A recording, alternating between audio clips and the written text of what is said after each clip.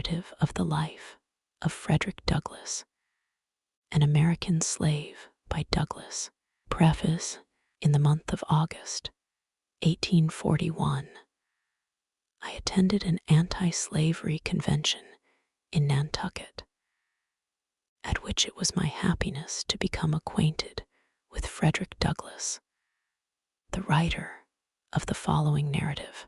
He was a stranger to nearly every member of that body, but having recently made his escape from the southern prison house of bondage, and feeling his curiosity, excited to ascertain the principles and measures of the abolitionists, of whom he had heard a somewhat vague description while he was a slave, he was induced to give his attendance on the occasion alluded to, though at that time a resident in New Bedford. Fortunate, most fortunate occurrence, fortunate for the millions of his manacled brethren, yet panting for deliverance from their awful thraldom. Fortunate for the cause of Negro emancipation and of universal liberty.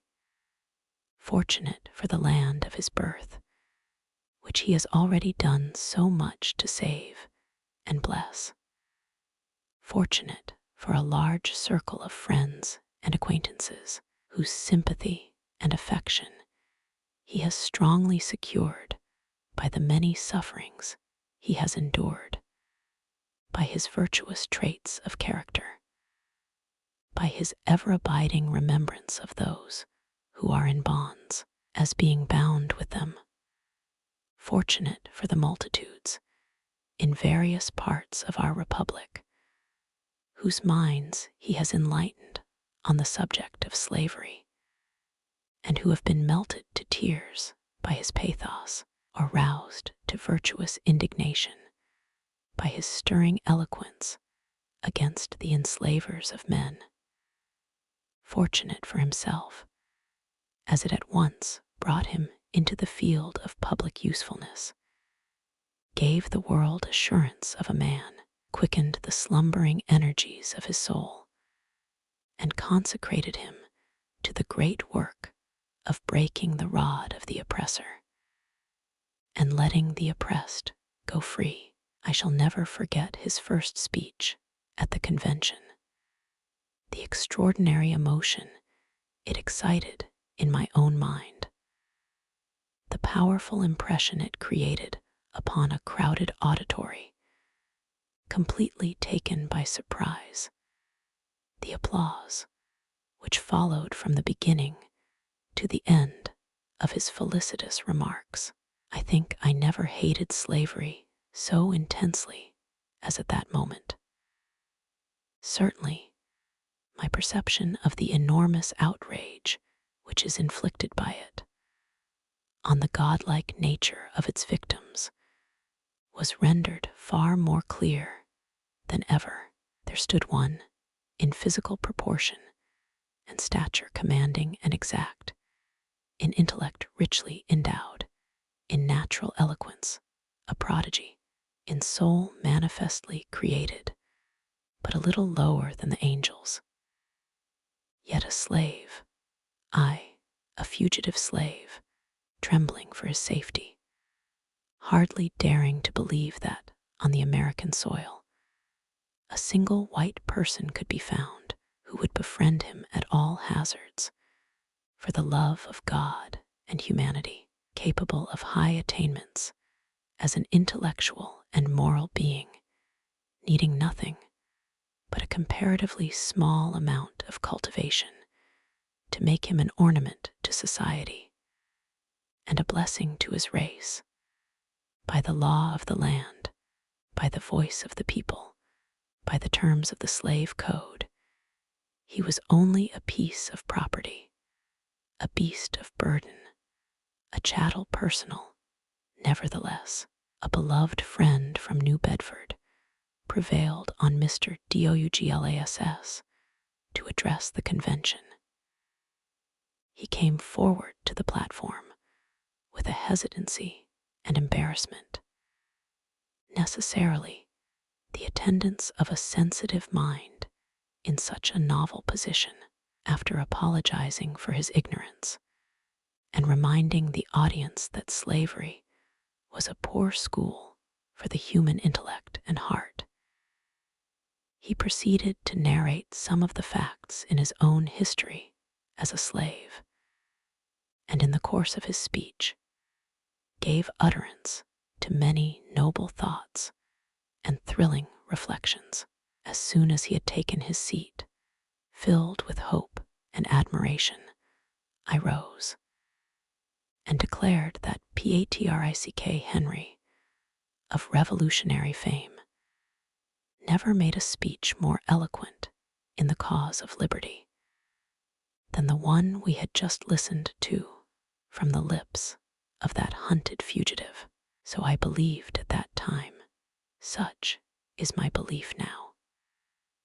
I reminded the audience of the peril which surrounded this self-emancipated young man at the North, even in Massachusetts, on the soil of the Pilgrim Fathers, among the descendants of revolutionary sires, and I appealed to them whether they would ever allow him to be carried back into slavery, law or no law, constitution or no constitution.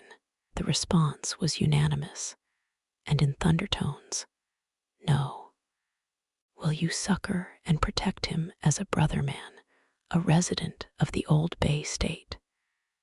"Yes," shouted the whole mass, with an energy so startling that the ruthless tyrants south of Mason and Dixon's line might almost have heard the mighty burst of feeling and recognized it as the pledge of an invincible determination on the part of those who gave it, never to betray him that wanders, but to hide the outcast, and firmly to abide the consequences. It was at once deeply impressed upon my mind that if Mr. Douglass could be persuaded to consecrate his time and talents to the promotion of the anti-slavery enterprise, a powerful impetus would be given to it, and a stunning blow at the same time inflicted on Northern prejudice against a colored complexion. I therefore endeavored to instill hope and courage into his mind, in order that he might dare to engage in a vocation so anomalous and responsible for a person in his situation. And I was seconded in this effort by warm-hearted friends, especially by the late general agent of the Massachusetts Anti-Slavery Society, Mr. John A. Collins, whose judgment in this instance entirely coincided with my own. At first, he could give no encouragement.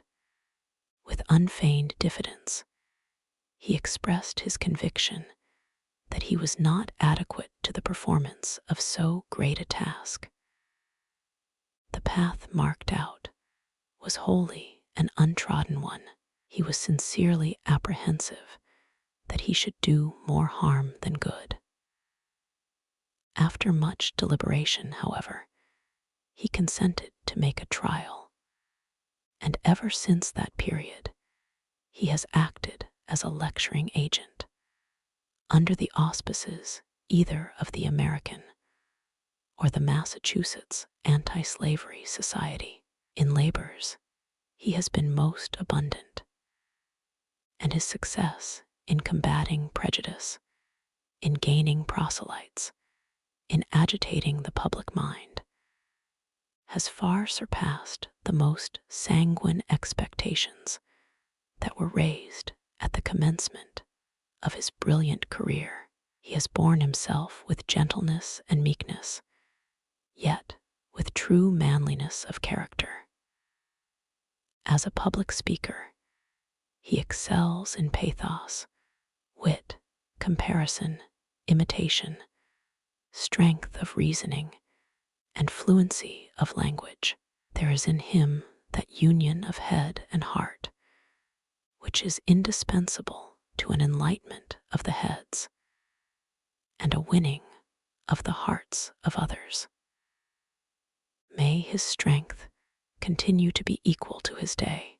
May he continue to grow in grace and in the knowledge of God, that he may be increasingly serviceable in the cause of bleeding humanity, whether at home or abroad.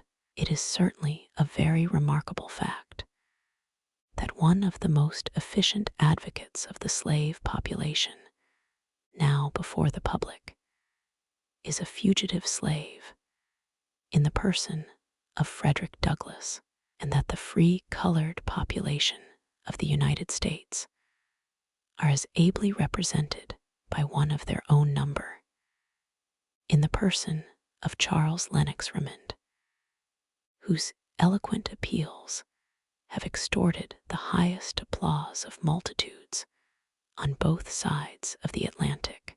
Let the calumniators of the colored race despise themselves for their baseness and illiberality of spirit, and henceforth cease to talk of the natural inferiority of those who require nothing but time and opportunity to attain to the highest point of human excellence.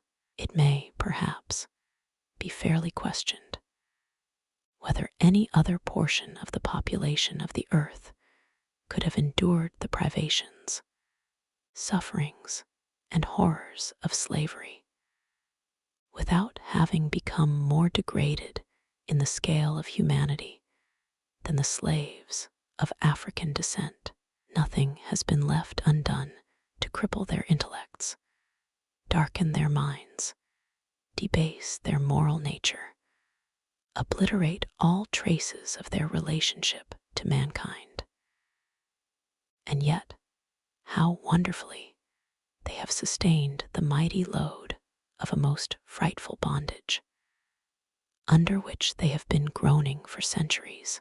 To illustrate the effect of slavery on the white man, to show that he has no powers of endurance in such a condition superior to those of his black brother, Daniel O'Connell, the distinguished advocate of universal emancipation and the mightiest champion of prostrate but not conquered Ireland, relates the following anecdote in a speech delivered by him in the Conciliation Hall, Dublin, before the Loyal National Repeal Association, March 31, 1845. "No matter," said Mr. O'Connell, "under what specious term it may disguise itself, slavery is still hideous. It has a natural, an inevitable tendency to brutalize every noble faculty of man. An American sailor who was cast away on the shore of Africa, where he was kept in slavery for 3 years, was, at the expiration of that period, found to be imbruted and stultified. He had lost all reasoning power, and having forgotten his native language, could only utter some savage gibberish between Arabic and English, which nobody could understand, and which even he himself found difficulty in pronouncing. So much for the humanizing influence of the domestic institution. Admitting this to have been an extraordinary case of mental deterioration, it proves at least that the white slave can sink as low in the scale of humanity as the black one. Mr. Douglass has very properly chosen to write his own narrative in his own style and according to the best of his ability, rather than to employ someone else.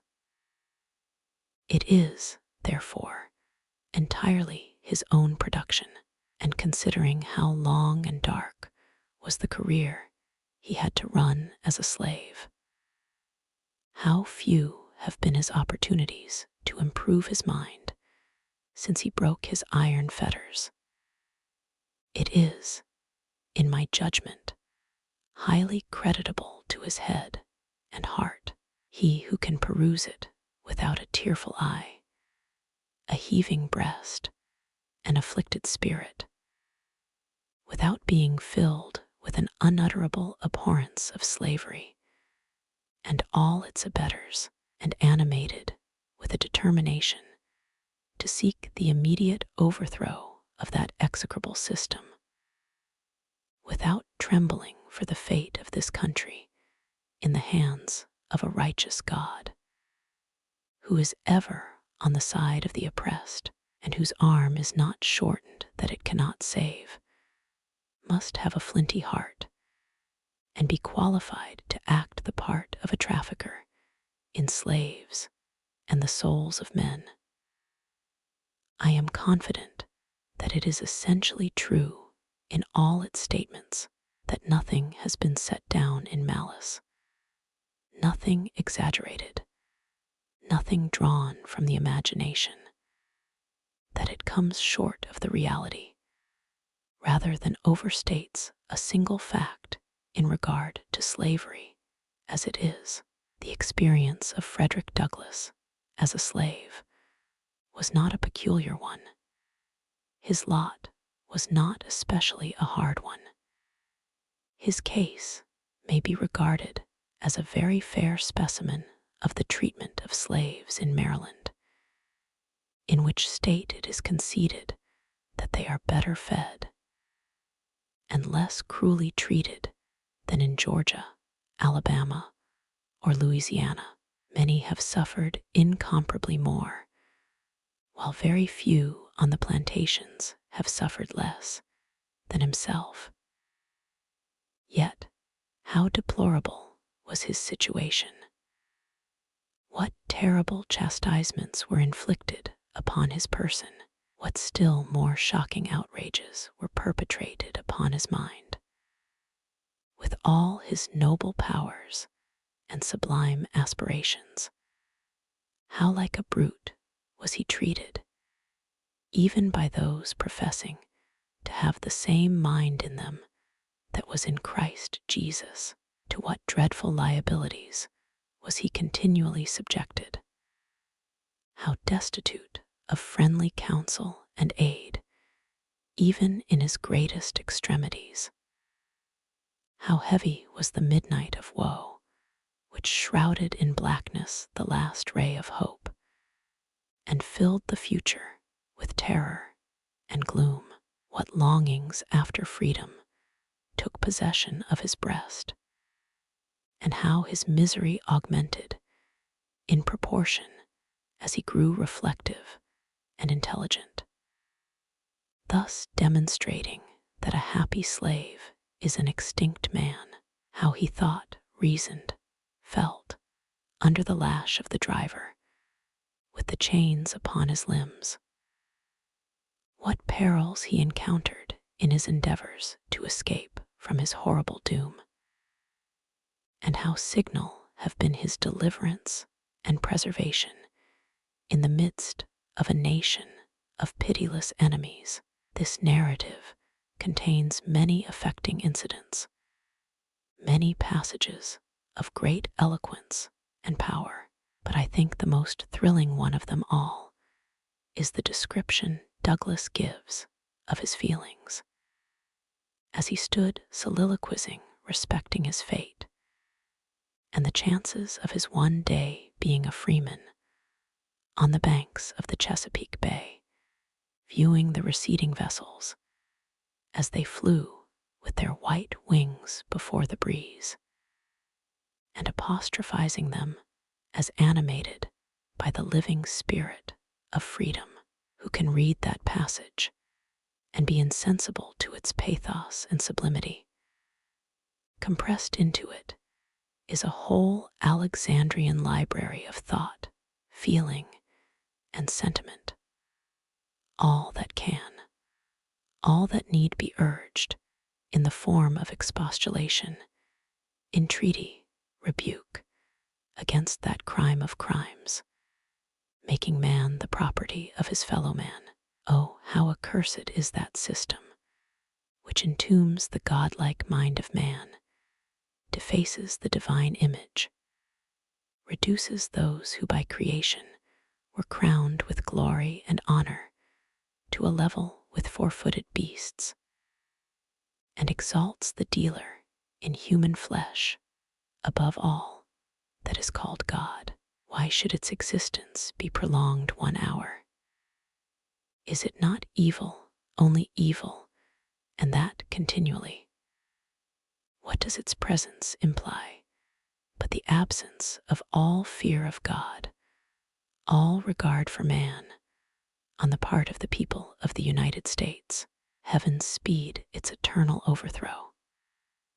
So profoundly ignorant of the nature of slavery are many persons that they are stubbornly incredulous whenever they read or listen to any recital of the cruelties which are daily inflicted on its victims. They do not deny that the slaves are held as property, but that terrible fact seems to convey to their minds no idea of injustice, exposure to outrage, or savage barbarity. Tell them of cruel scourgings, of mutilations and brandings, of scenes of pollution and blood, of the banishment of all light and knowledge, and they affect to be greatly indignant at such enormous exaggerations, such wholesale misstatements, such abominable libels on the character of the Southern planters, as if all these direful outrages were not the natural results of slavery, as if it were less cruel to reduce a human being to the condition of a thing than to give him a severe flagellation, or to deprive him of necessary food and clothing, as if whips, chains, thumbscrews, paddles, bloodhounds, overseers, drivers, patrols were not all indispensable to keep the slaves down and to give protection to their ruthless oppressors, as if, when the marriage institution is abolished, concubinage, adultery, and incest must not necessarily abound. When all the rights of humanity are annihilated, any barrier remains to protect the victim from the fury of the spoiler. When absolute power is assumed over life and liberty, it will not be wielded with destructive sway. Skeptics of this character abound in society. In some few instances, their incredulity arises from a want of reflection, but generally it indicates a hatred of the light, a desire to shield slavery from the assaults of its foes, a contempt of the colored race, whether bond or free. Such will try to discredit the shocking tales of slave-holding cruelty which are recorded in this truthful narrative, but they will labor in vain. Mr. Douglass has frankly disclosed the place of his birth, the names of those who claimed ownership in his body and soul, and the names also of those who committed the crimes which he has alleged against them. His statements, therefore, may easily be disproved if they are untrue.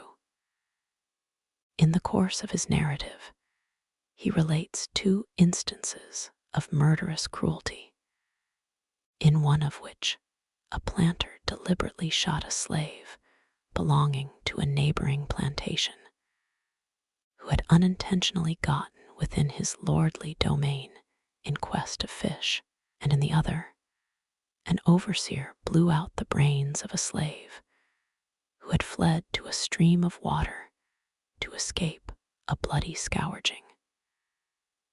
Mr. Douglass states that in neither of these instances was anything done by way of legal arrest or judicial investigation.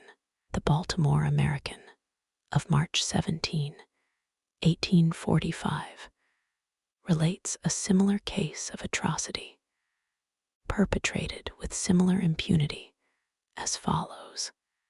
Shooting a slave.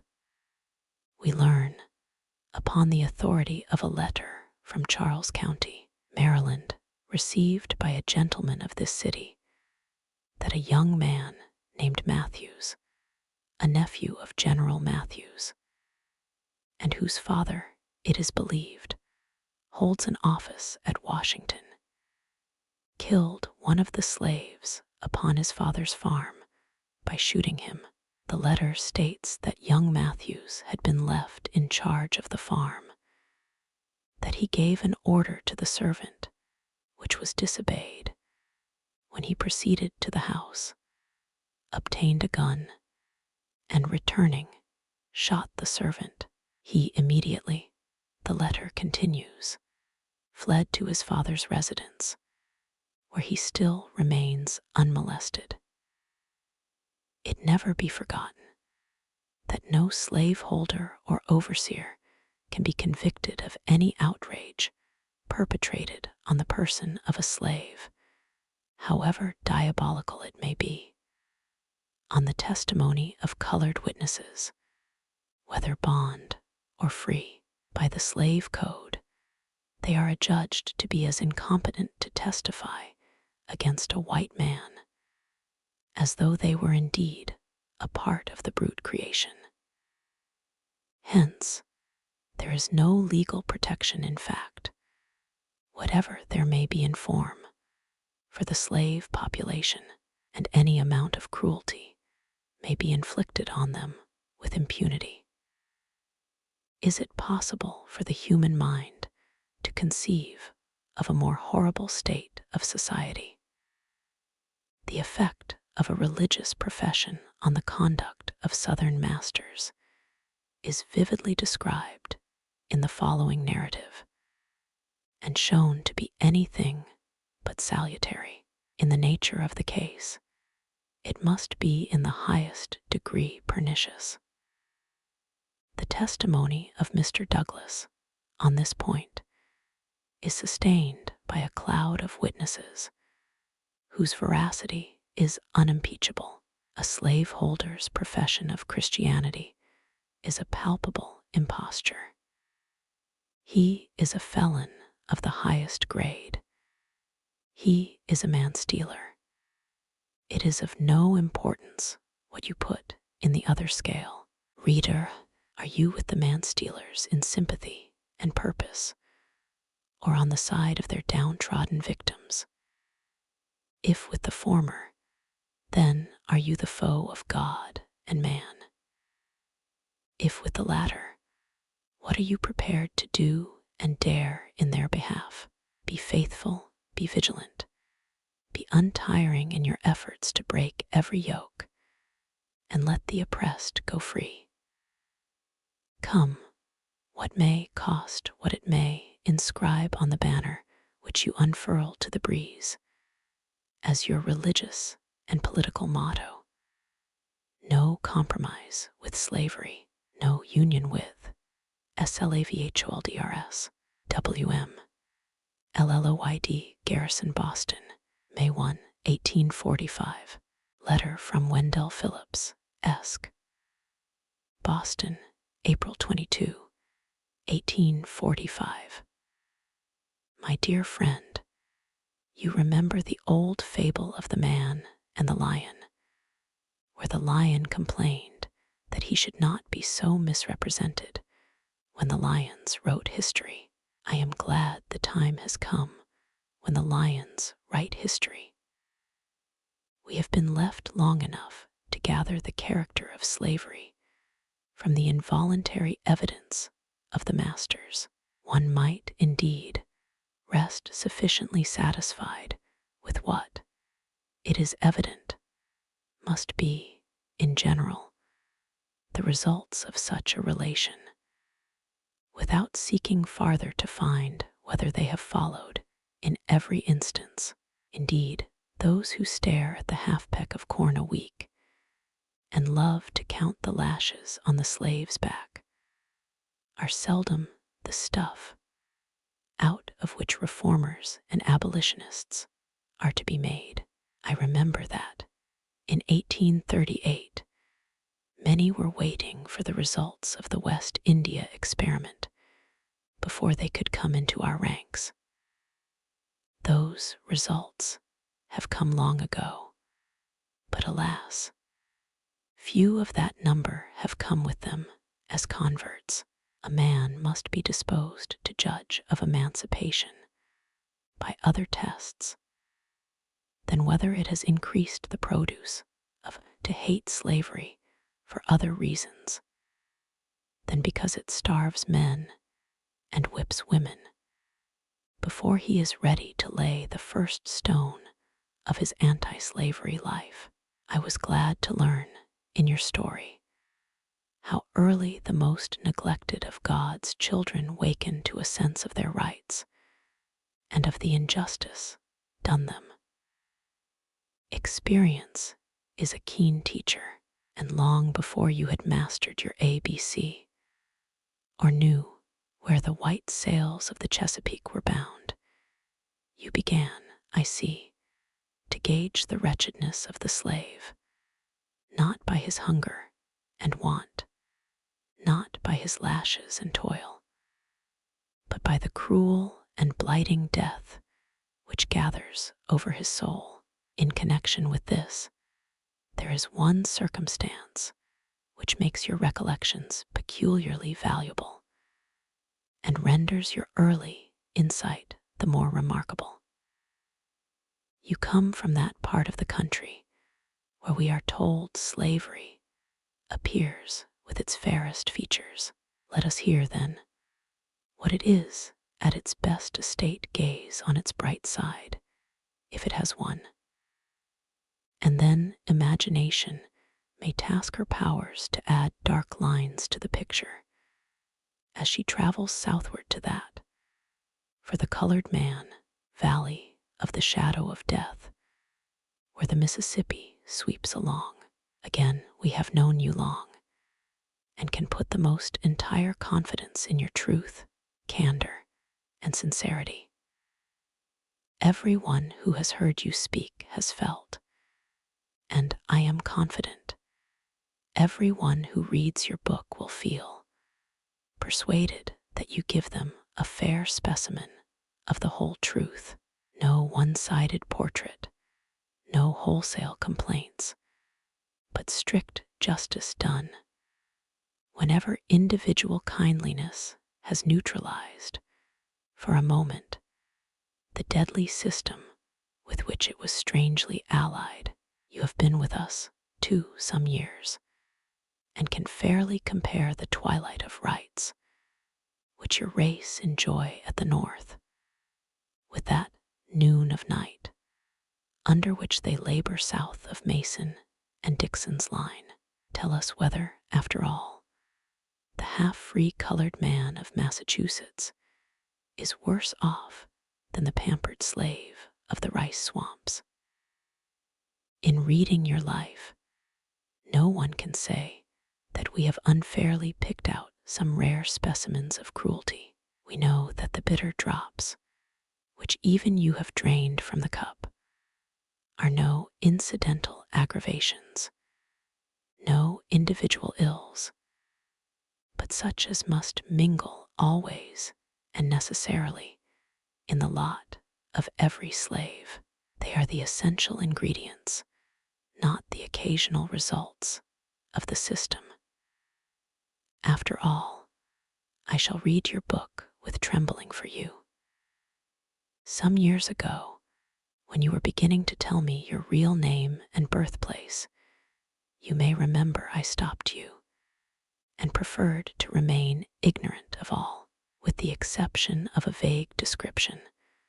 So I continued till the other day, when you read me your memoirs. I hardly knew at the time whether to thank you or not for the sight of them, when I reflected that it was still dangerous in Massachusetts for honest men to tell their names. They say the fathers, in 1776, signed the Declaration of Independence with the halter about their necks. You, too, publish your Declaration of Freedom with danger compassing you around in all the broad lands which the Constitution of the United States overshadows. There is no single spot, however narrow or desolate, where a fugitive slave can plant himself and say, I am safe. The whole armory of Northern law has no shield for you. I am free to say that, in your place, I should throw the MS into the fire. You, perhaps, may tell your story in safety, endeared as you are to so many warm hearts by rare gifts, and a still rarer devotion of them to the service of others.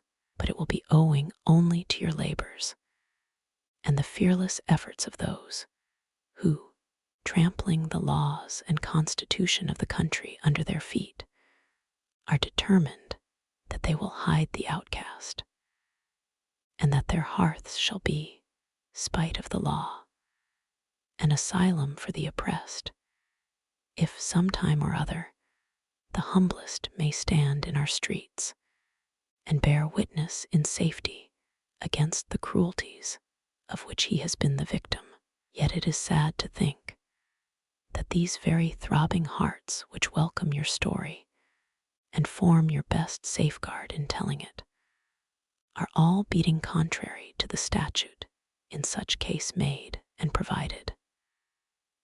Go on, my dear friend, till you, and those who, like you, have been saved, so as by fire from the dark prison house, shall stereotype these free, illegal pulses into statutes, and New England, cutting loose from a blood-stained union, shall glory in being the house of refuge for the oppressed, till we no longer merely hide the outcast, or make a merit of standing idly by while he is hunted in our midst, but consecrating anew the soil of the pilgrims as an asylum for the oppressed, proclaim our welcome to the slave so loudly that the tones shall reach every hut in the Carolinas, and make the broken-hearted bondman leap up at the thought of old Massachusetts.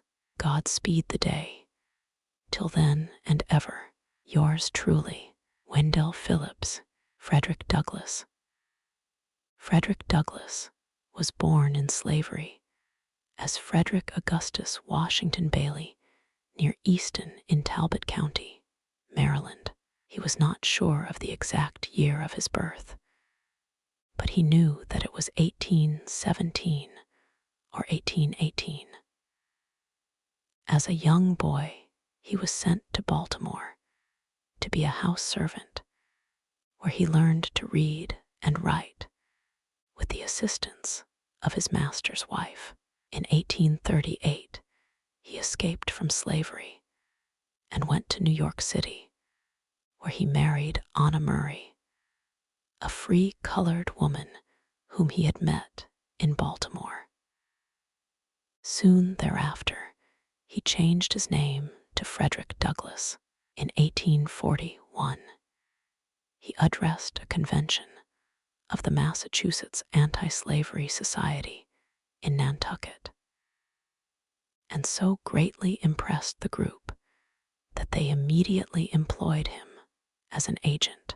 He was such an impressive orator that numerous persons doubted if he had ever been a slave. So he wrote narrative of the life of Frederick Douglass. During the Civil War, he assisted in the recruiting of colored men for the 54th and 55th Massachusetts regiments, and consistently argued for the emancipation of slaves. After the war, he was active in securing and protecting the rights of the freemen. In his later years, at different times, he was secretary of the Santo Domingo Commission, marshal and recorder of deeds of the District of Columbia, and United States minister to Haiti. His other autobiographical works are My Bondage and My Freedom and Life and Times of Frederick Douglass, published in 1855 and 1881, respectively. He died in 1895. Chapter 1. I was born in Tuckahoe, near Hillsborough, and about 12 miles from Easton, in Talbot County, Maryland. I have no accurate knowledge of my age, never having seen any authentic record containing it. By far the larger part of the slaves know as little of their ages as horses know of theirs, and it is the wish of most masters within my knowledge to keep their slaves thus ignorant. I do not remember to have ever met a slave who could tell of his birthday. They seldom come nearer to it than planting time, harvest time, cherry time, springtime, or fall time. A want of information concerning my own was a source of unhappiness to me, even during childhood. The white children could tell their ages. I could not tell why I ought to be deprived of the same privilege. I was not allowed to make any inquiries of my master concerning it. He deemed all such inquiries on the part of a slave improper and impertinent, and evidence of a restless spirit. The nearest estimate I can give makes me now between 27 and 28 years of age. I come to this from hearing my master say, sometime during 1835, I was about 17 years old. My mother was named Harriet Bailey. She was the daughter of Isaac and Betsy Bailey, both colored and quite dark. My mother was of a darker complexion than either my grandmother or grandfather. My father was a white man. He was admitted to be such by all I ever heard speak of my parentage. The opinion was also whispered that my master was my father, but of the correctness of this opinion I know nothing. The means of knowing was withheld from me. My mother and I were separated when I was but an infant, before I knew her as my mother. It is a common custom, in the part of Maryland from which I ran away, to part children from their mothers at a very early age. Frequently, before the child has reached its 12th month, its mother is taken from it and hired out on some farm a considerable distance off, and the child is placed under the care of an old woman, too old for field labor. For what this separation is done, I do not know, unless it be to hinder the development of the child's affection toward its mother, and to blunt and destroy the natural affection of the mother for the child. This is the inevitable result. I never saw my mother, to know her as such, more than 4 or 5 times in my life, and each of these times was very short in duration, and at night. She was hired by a Mr. Stewart, who lived about 12 miles from my home. She made her journeys to see me in the night, traveling the whole distance on foot after the performance of her day's work. She was a field hand, and a whipping is the penalty of not being in the field at sunrise.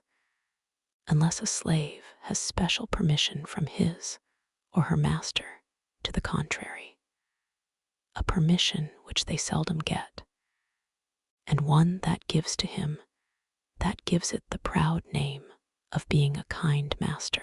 I do not recollect of ever seeing my mother by the light of day. She was with me in the night. She would lie down with me and get me to sleep, but long before I waked, she was gone. Very little communication ever took place between us. Death soon ended what little we could have while she lived, and with it her hardships and suffering. She died when I was about 7 years old on one of my master's farms near Lee's Mill. I was not allowed to be present during her illness, at her death, or burial.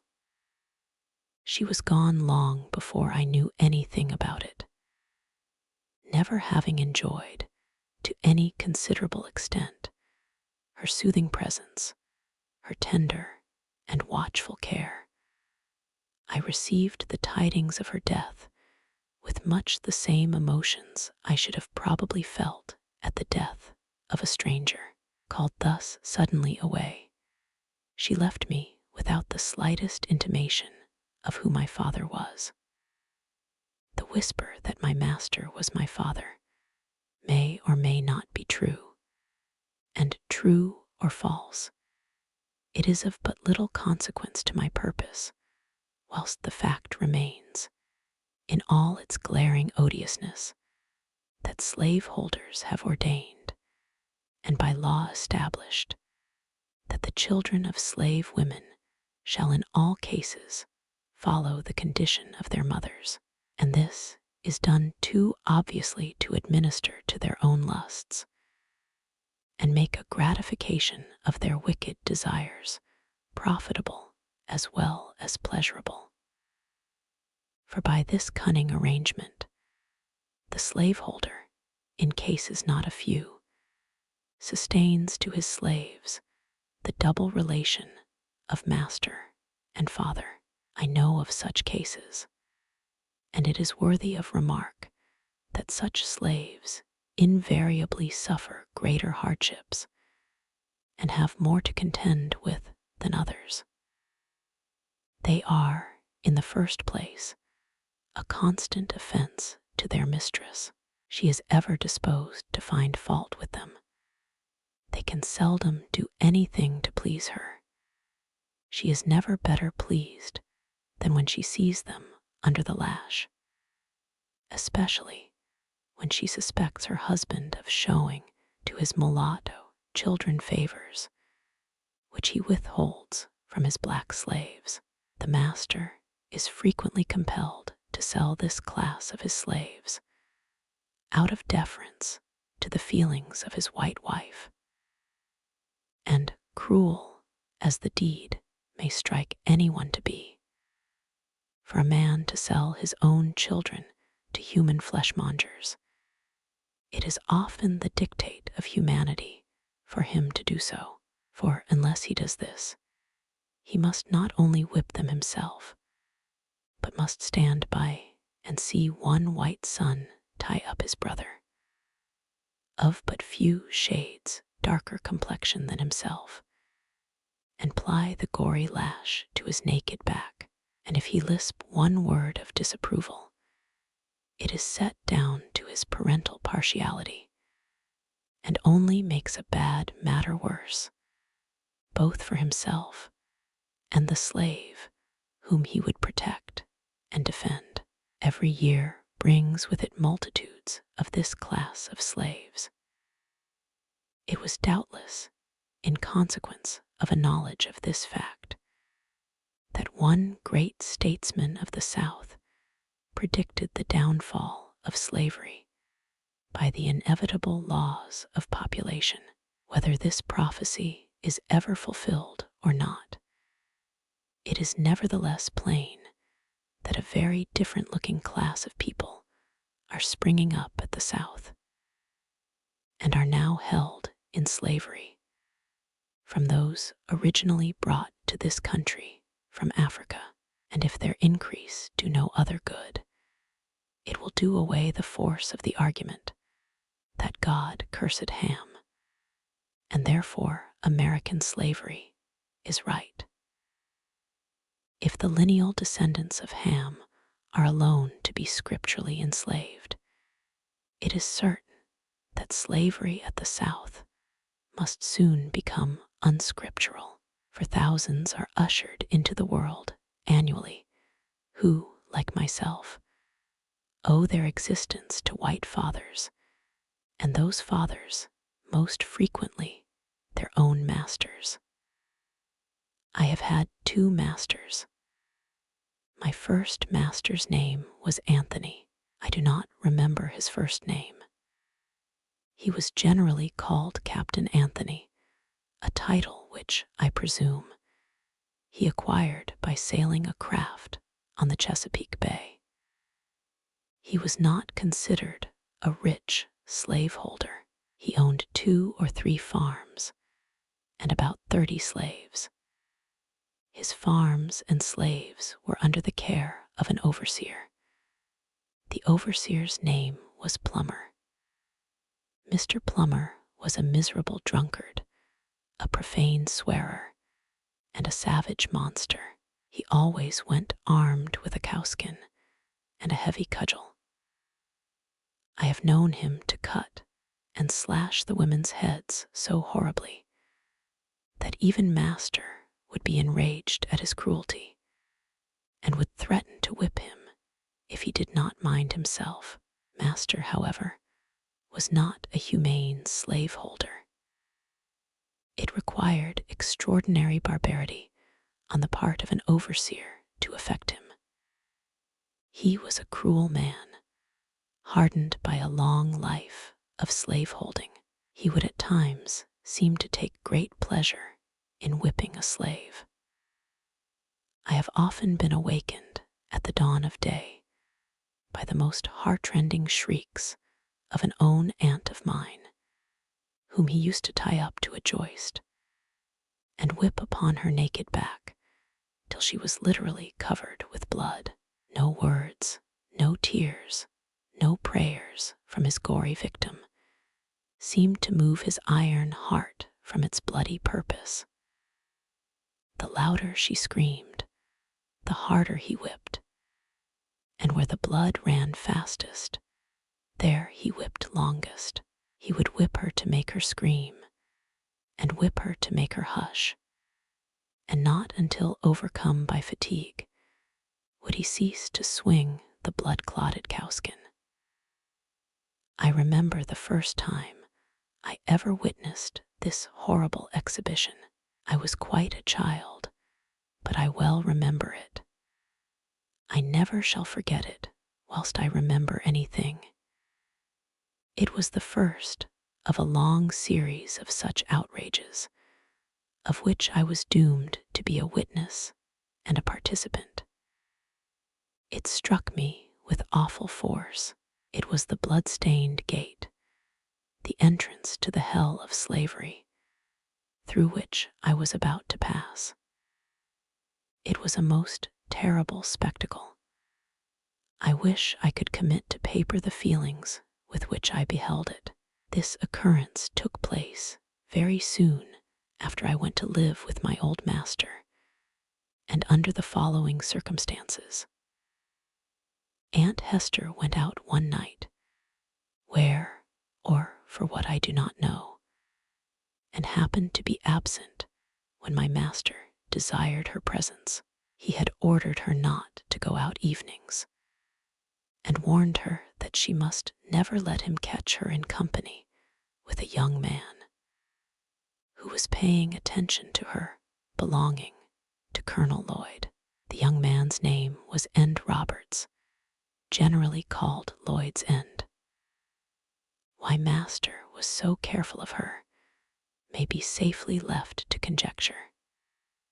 She was a woman of noble form and of graceful proportions, having very few equals and fewer superiors in personal appearance among the colored or white women of our neighborhood.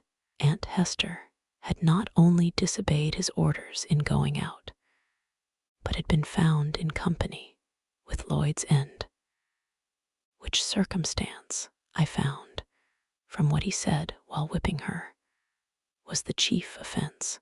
Had he been a man of pure morals himself, he might have been thought interested in protecting the innocence of my aunt.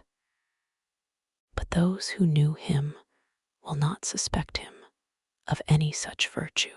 Before he commenced whipping Aunt Hester, he took her into the kitchen and stripped her from neck to waist, leaving her neck, shoulders, and back entirely naked. He then told her to cross her hands, calling her at the same time a DBH. After crossing her hands, he tied them with a strong rope and led her to a stool under a large hook in the joist, put in for the purpose. He made her get upon the stool and tied her hands to the hook. She now stood fair for his infernal purpose. Her arms were stretched up at their full length, so that she stood upon the ends of her toes. He then said to her, "Now, you DBH, I'll learn you how to disobey my orders."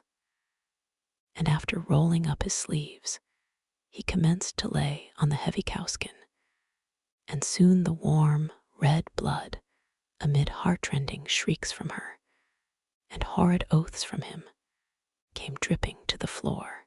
I was so terrified and horror-stricken at the sight that I hid myself in a closet and dared not venture out till long after the bloody transaction was over.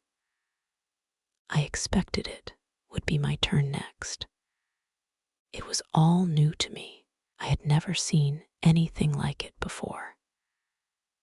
I had always lived with my grandmother on the outskirts of the plantation, where she was put to raise the children of the younger women. I had therefore been, until now, out of the way of the bloody scenes that often occurred on the plantation.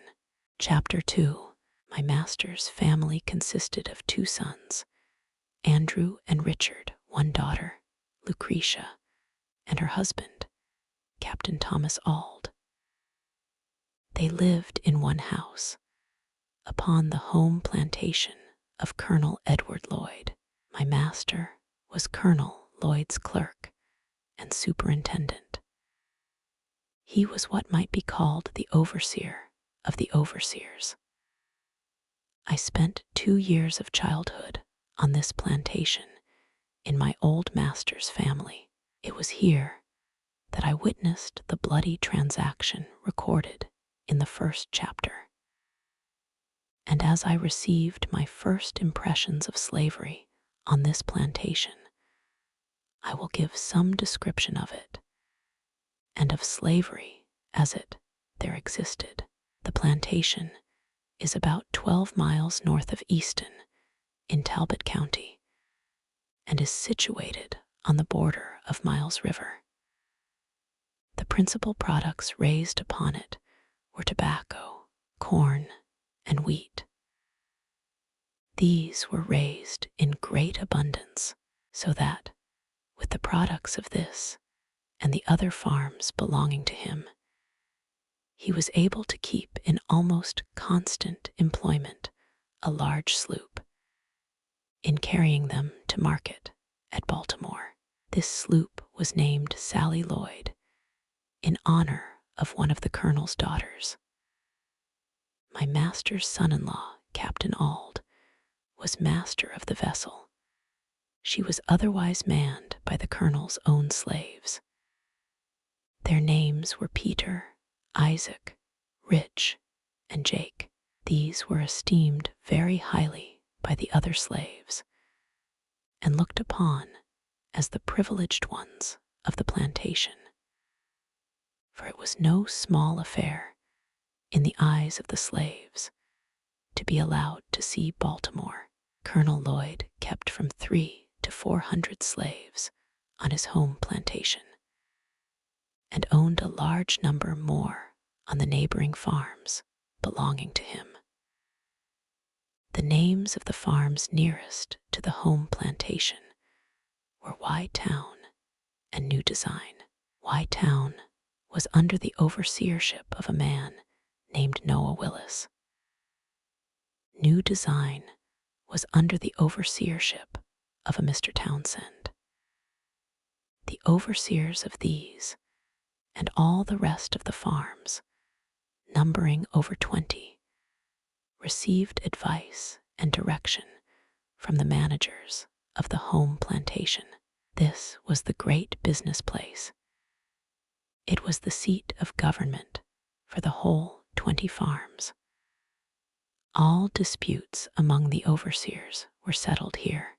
If a slave was convicted of any high misdemeanor, became unmanageable, or evinced a determination to run away, he was brought immediately here, severely whipped, put on board the sloop, carried to Baltimore, and sold to Austin Woolfolk or some other slave trader as a warning to the slaves remaining.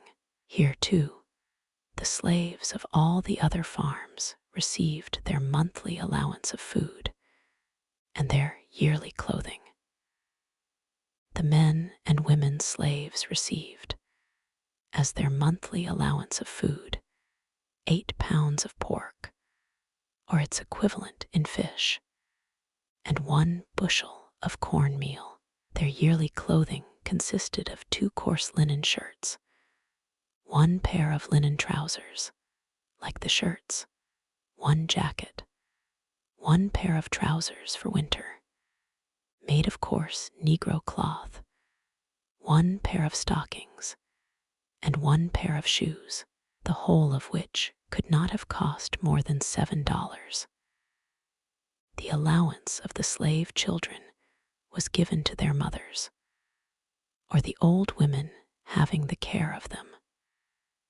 The children unable to work in the field had neither shoes, stockings, jackets, nor trousers given to them.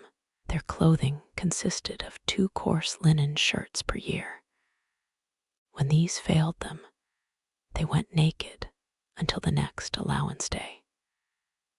Children from 7 to 10 years old, of both sexes, almost naked, might be seen at all seasons of the year. There were no beds given the slaves, unless 1 coarse blanket be considered such, and none but the men and women had these. This, however, is not considered a very great privation. They find less difficulty from the want of beds than from the want of time to sleep. For when their day's work in the field is done, the most of them having their washing, mending, and cooking to do, and having few or none of the ordinary facilities for doing either of these, very many of their sleeping hours are consumed in preparing for the field the coming day. And when this is done, old and young, male and female, married and single, drop down side by side on 1 common bed, the cold, damp floor, each covering himself or herself with their miserable blankets, and here they sleep till they are summoned to the field by the driver's horn. At the sound of this, all must rise and be off to the field. There must be no halting. Every one must be at his or her post, and woe betides them who hear not this morning summons to the field. For if they are not awakened by the sense of hearing, they are by the sense of feeling. No age nor sex finds any favor. Mr. Severe, the overseer, used to stand by the door of the quarter, armed with a large hickory stick and heavy cowskin, ready to whip anyone who was so unfortunate as not to hear, or from any other cause, was prevented from being ready to start for the field at the sound of the horn. Mr. Severe was rightly named. He was a cruel man. I have seen him whip a woman, causing the blood to run half an hour at the time. And this, too, in the midst of her crying children, pleading for their mother's release. He seemed to take pleasure in manifesting his fiendish barbarity. Added to his cruelty, he was a profane swearer. It was enough to chill the blood and stiffen the hair of an ordinary man to hear him talk. Scarce a sentence escaped him, but that was commenced or concluded by some horrid oath. The field was the place to witness his cruelty and profanity. His presence made it both the field of blood and of blasphemy. From the rising till the going down of the sun, he was cursing, raving, cutting, and slashing among the slaves of the field in the most frightful manner. His career was short. He died very soon after I went to Colonel Lloyd's, and he died as he lived, uttering, with his dying groans, bitter curses and horrid oaths. His death was regarded by the slaves as the result of a merciful providence. Mr. Severe's place was filled by a Mr. Hopkins. He was a very different man. He was less cruel, less profane, and made less noise than Mr. Severe. His course was characterized by no extraordinary demonstrations of cruelty.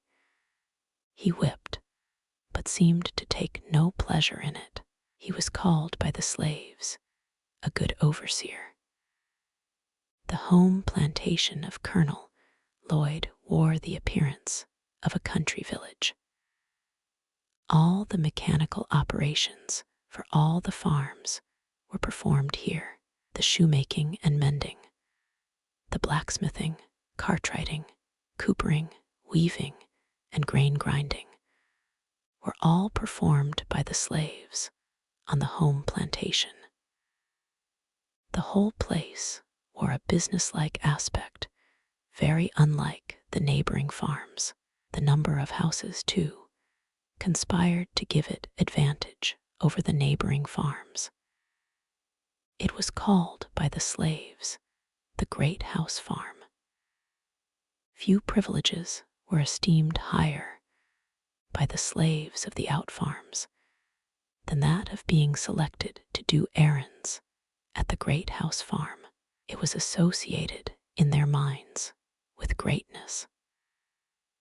A representative could not be prouder of his election to a seat in the American Congress than a slave on one of the out farms would be of his election to do errands at the Great House Farm.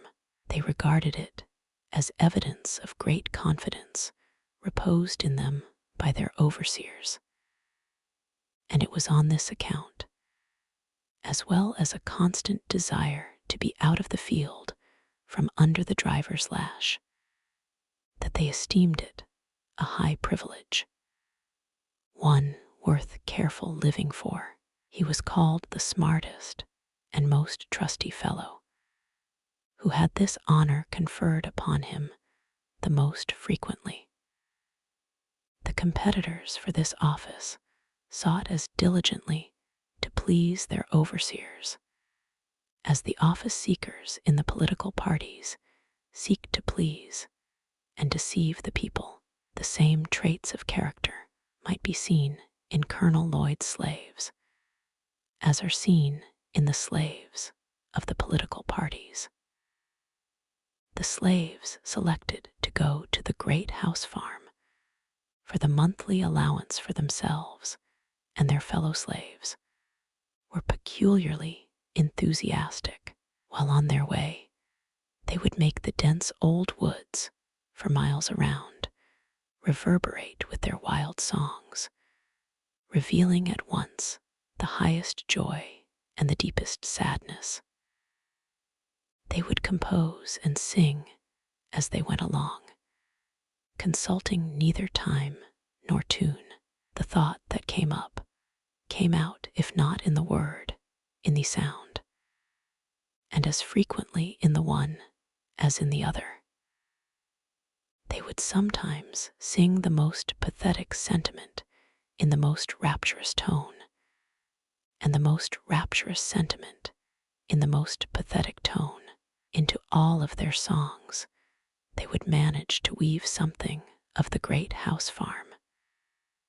Especially would they do this when leaving home. They would then sing most exultingly the following words: "I am going away to the great house farm. Oh yeah, oh yeah, oh." This they would sing as a chorus to words which to many would seem unmeaning jargon, but which, nevertheless, were full of meaning to themselves. I have sometimes thought that the mere hearing of those songs would do more to impress some minds with the horrible character of slavery than the reading of whole volumes of philosophy on the subject could do. I did not, when a slave, understand the deep meaning of those rude and apparently incoherent songs. I was myself within the circle, so that I neither saw nor heard as those without might see and hear.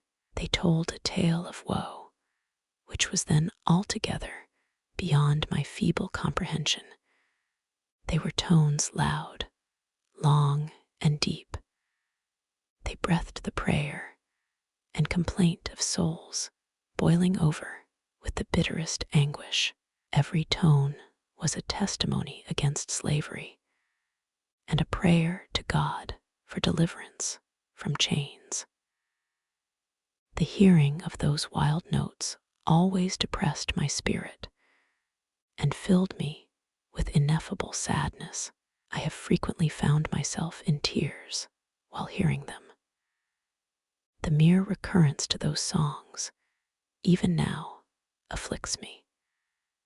And while I am writing these lines, an expression of feeling has already found its way down my cheek.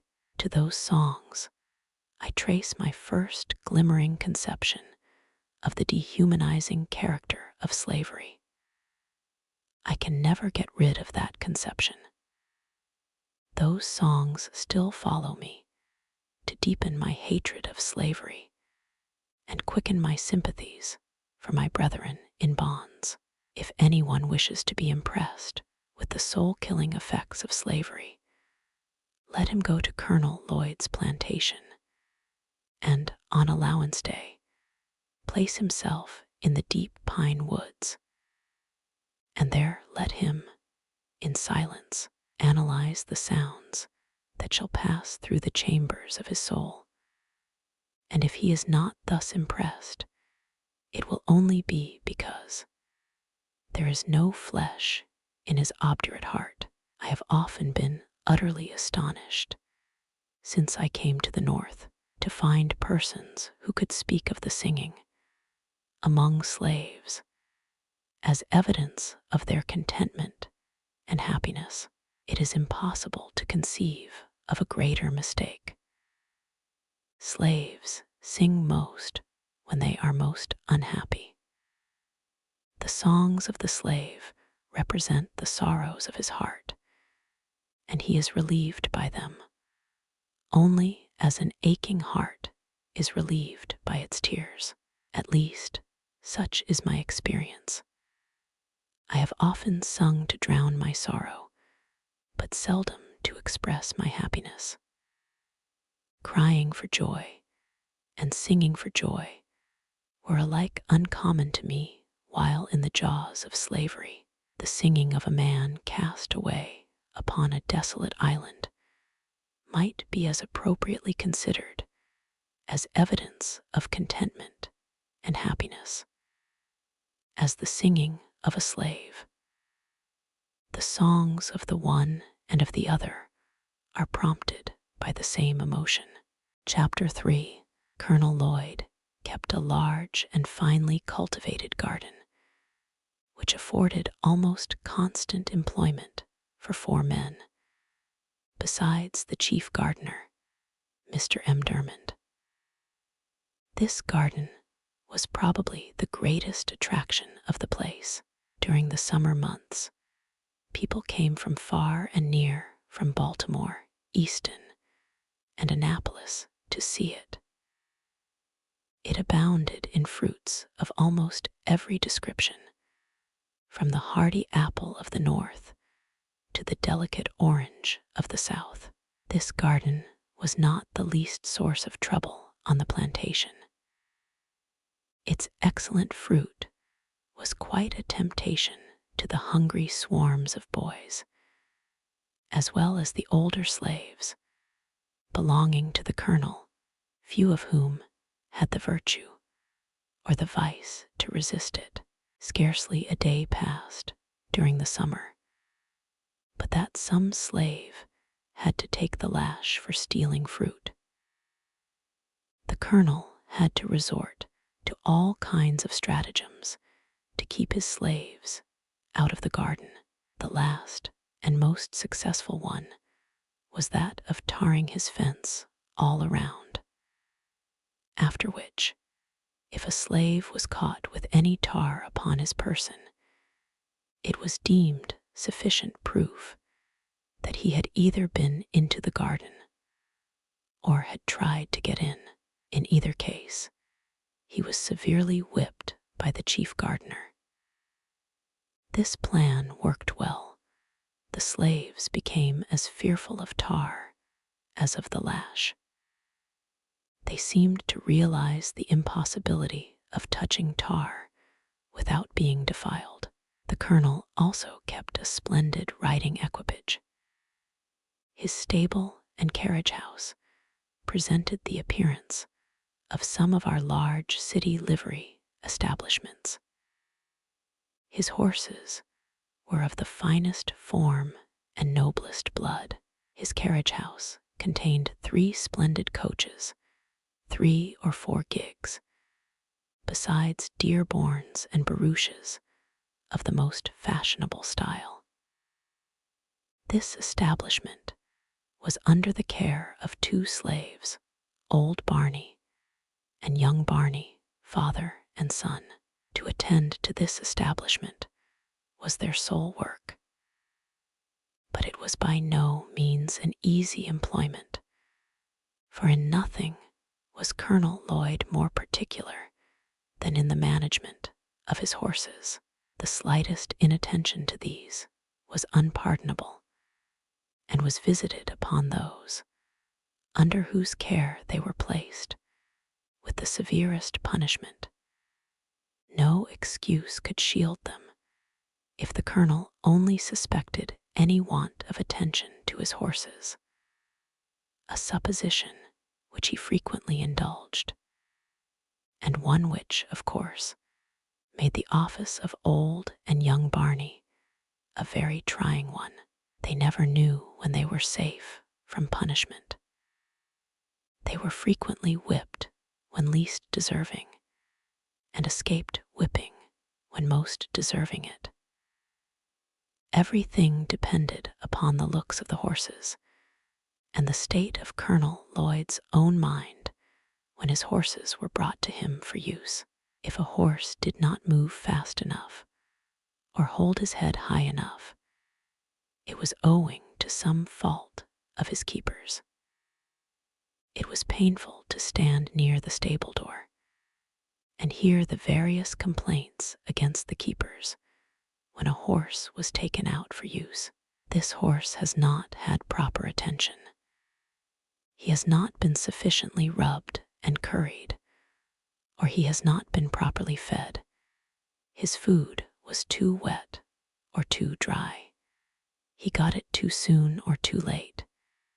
He was too hot or too cold.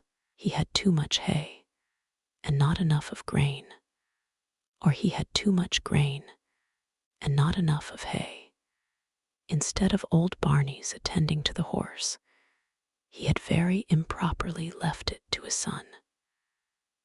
To all these complaints, no matter how unjust, the slave must answer never a word.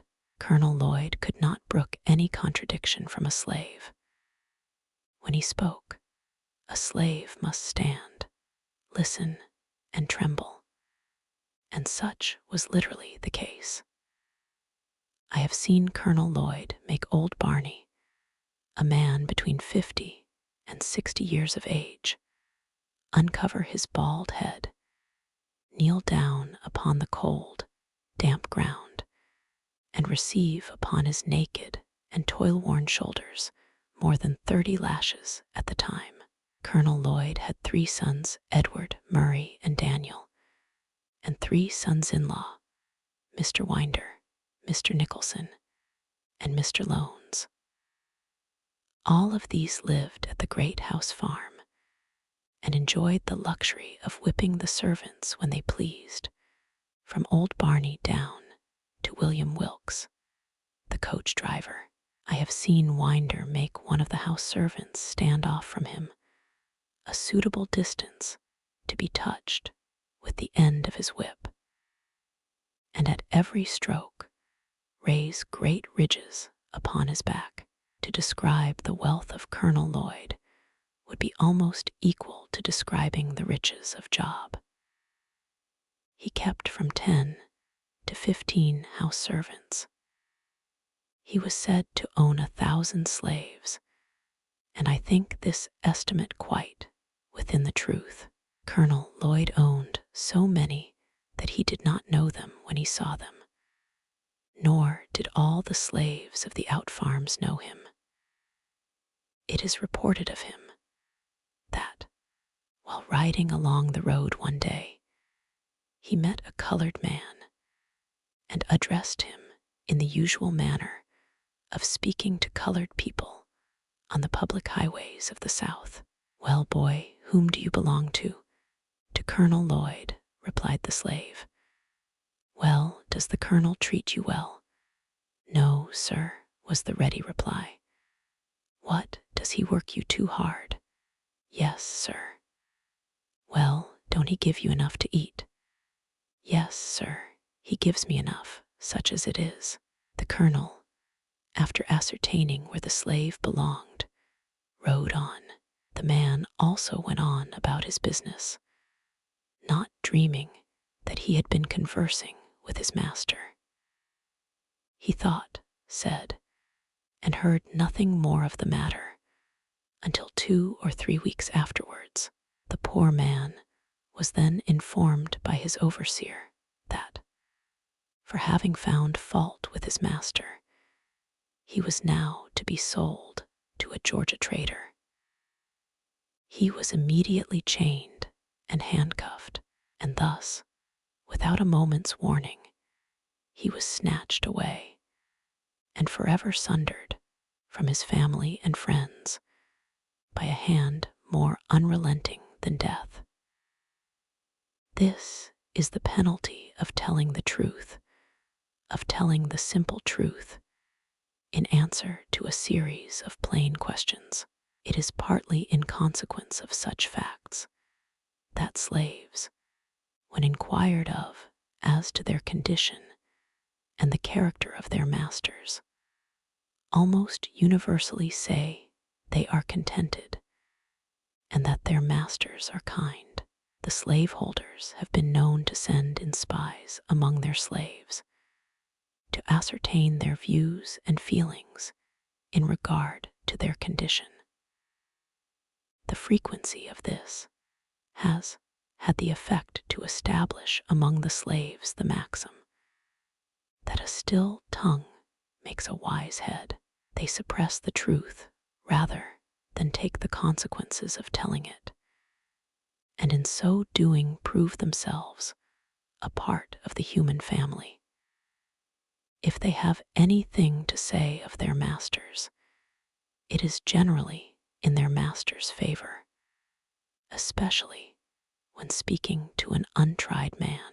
I have been frequently asked, when a slave, if I had a kind master, and do not remember ever to have given a negative answer. Nor did I, in pursuing this course, consider myself as uttering what was absolutely false, for I always measured the kindness of my master by the standard of kindness set up among slaveholders around us. Moreover, slaves are like other people and imbibe prejudices quite common to others. They think their own better than that of others. Many, under the influence of this prejudice, think their own masters are better than the masters of other slaves. And this, too, in some cases, when the very reverse is true. Indeed, it is not uncommon for slaves even to fall out and quarrel among themselves about the relative goodness of their masters, each contending for the superior goodness of his own over that of the others. At the very same time, they mutually execrate their masters when viewed separately. It was so on our plantation. When Colonel Lloyd's slaves met the slaves of Jacob Jepson, they seldom parted without a quarrel about their masters. Colonel Lloyd's slaves contending that he was the richest, and Mr. Jepson's slaves that he was the smartest and most of a man. Colonel Lloyd's slaves would boast his ability to buy and sell Jacob Jepson. Mr. Jepson's slaves would boast his ability to whip Colonel Lloyd. These quarrels would almost always end in a fight between the parties, and those that whipped were supposed to have gained the point at issue. They seemed to think that the greatness of their masters was transferable to themselves. It was considered as being bad enough to be a slave, but to be a poor man's slave was deemed a disgrace indeed. Chapter 4. Mr. Hopkins remained but a short time in the office of overseer. Why his career was so short, I do not know, but suppose he lacked the necessary severity to suit Colonel Lloyd. Mr. Hopkins was succeeded by Mr. Austin Gore, a man possessing, in an eminent degree, all those traits of character indispensable to what is called a first-rate overseer. Mr. Gore had served Colonel Lloyd in the capacity of overseer upon one of the out-farms, and had shown himself worthy of the high station of overseer upon the home or great house farm. Mr. Gore was proud, ambitious, and persevering. He was artful, cruel, and obdurate. He was just the man for such a place, and it was just the place for such a man. It afforded scope for the full exercise of all his powers, and he seemed to be perfectly at home in it. He was one of those who could torture the slightest look, word, or gesture on the part of the slave into impudence, and would treat it accordingly. There must be no answering back to him. No explanation was allowed a slave, showing himself to have been wrongfully accused. Mr. Gore acted fully up to the maxim laid down by slaveholders. It is better that a dozen slaves should suffer under the lash than that the overseer should be convicted, in the presence of the slaves, of having been at fault. No matter how innocent a slave might be, it availed him nothing, when accused by Mr. Gore of any misdemeanor. To be accused was to be convicted, and to be convicted was to be punished. The one always following the other with immutable certainty. To escape punishment was to escape accusation, and few slaves had the fortune to do either. Under the overseership of Mr. Gore, he was just proud enough to demand the most debasing homage of the slave, and quite servile enough to crouch, himself, at the feet of the master. He was ambitious enough to be contented with nothing short of the highest rank of overseers, and persevering enough to reach the height of his ambition. He was cruel enough to inflict the severest punishment, artful enough to descend to the lowest trickery, and obdurate enough to be insensible to the voice of a reproving conscience. He was, of all the overseers, the most dreaded by the slaves. His presence was painful, his eye flashed confusion, and seldom was his sharp, shrill voice heard without producing horror and trembling in their ranks. Mr. Gore was a grave man, and though a young man, he indulged in no jokes, said no funny words, seldom smiled. His words were in perfect keeping with his looks, and his looks were in perfect keeping with his words. Overseers will sometimes indulge in a witty word, even with the slaves. Not so with Mr. Gore. He spoke but to command, and commanded but to be obeyed. He dealt sparingly with his words, and bountifully with his whip, never using the former where the latter would answer as well. When he whipped, he seemed to do so from a sense of duty, and feared no consequences. He did nothing reluctantly, no matter how disagreeable, always at his post, never inconsistent. He never promised but to fulfill. He was, in a word, a man of the most inflexible firmness and stone-like coolness.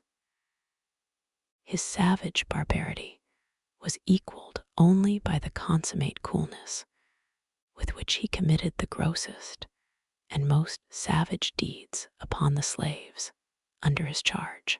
Mr. Gore once undertook to whip one of Colonel Lloyd's slaves by the name of Demby. He had given Demby but few stripes when, to get rid of the scourging, he ran and plunged himself into a creek and stood there at the depth of his shoulders, refusing to come out.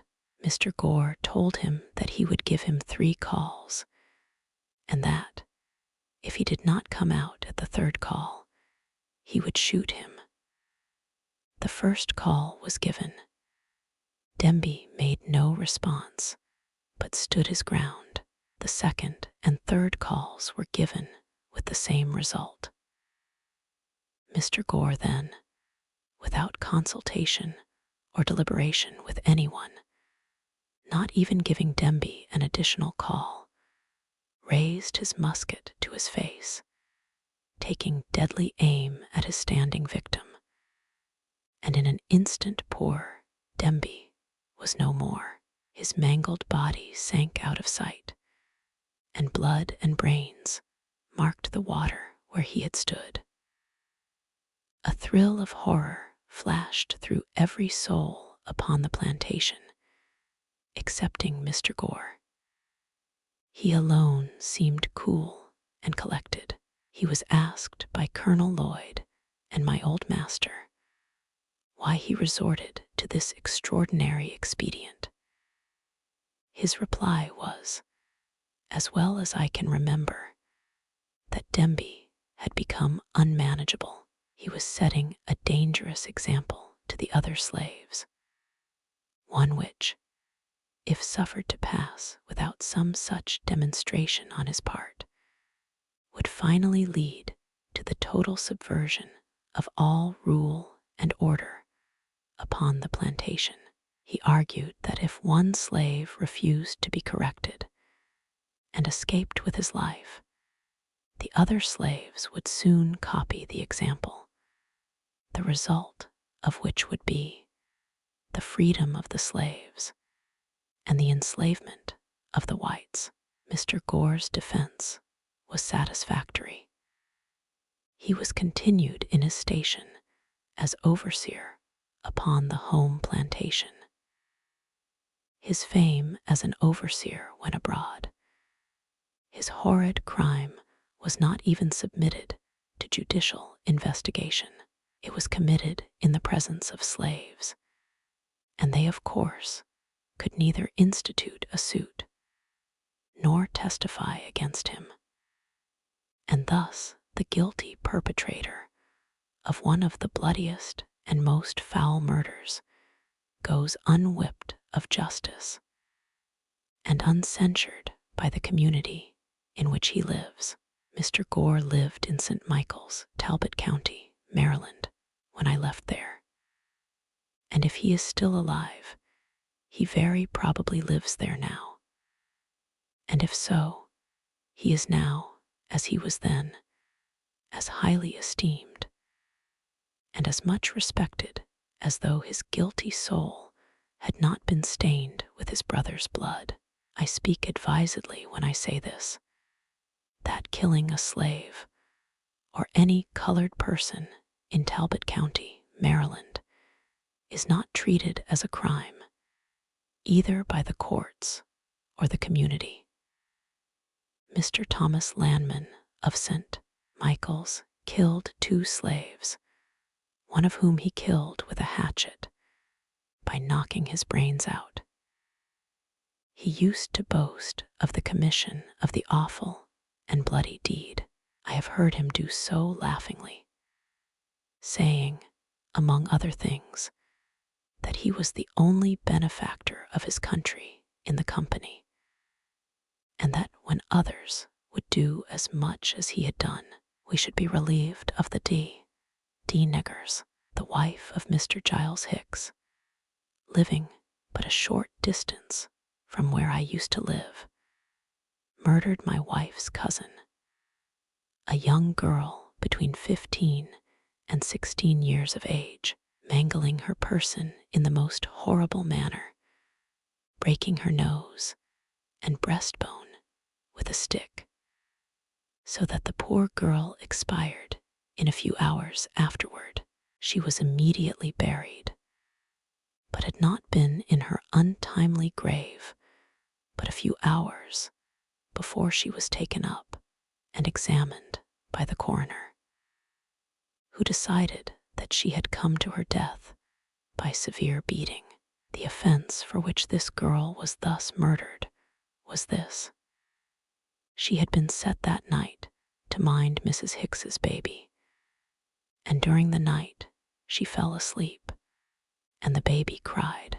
She, having lost her rest for several nights previous, did not hear the crying. They were both in the room with Mrs. Hicks. Mrs. Hicks, finding the girl slow to move, jumped from her bed, seized an oak stick of wood by the fireplace, and with it broke the girl's nose and breastbone, and thus ended her life. I will not say that this most horrid murder produced no sensation in the community. It did produce sensation, but not enough to bring the murderess to punishment. There was a warrant issued for her arrest, but it was never served.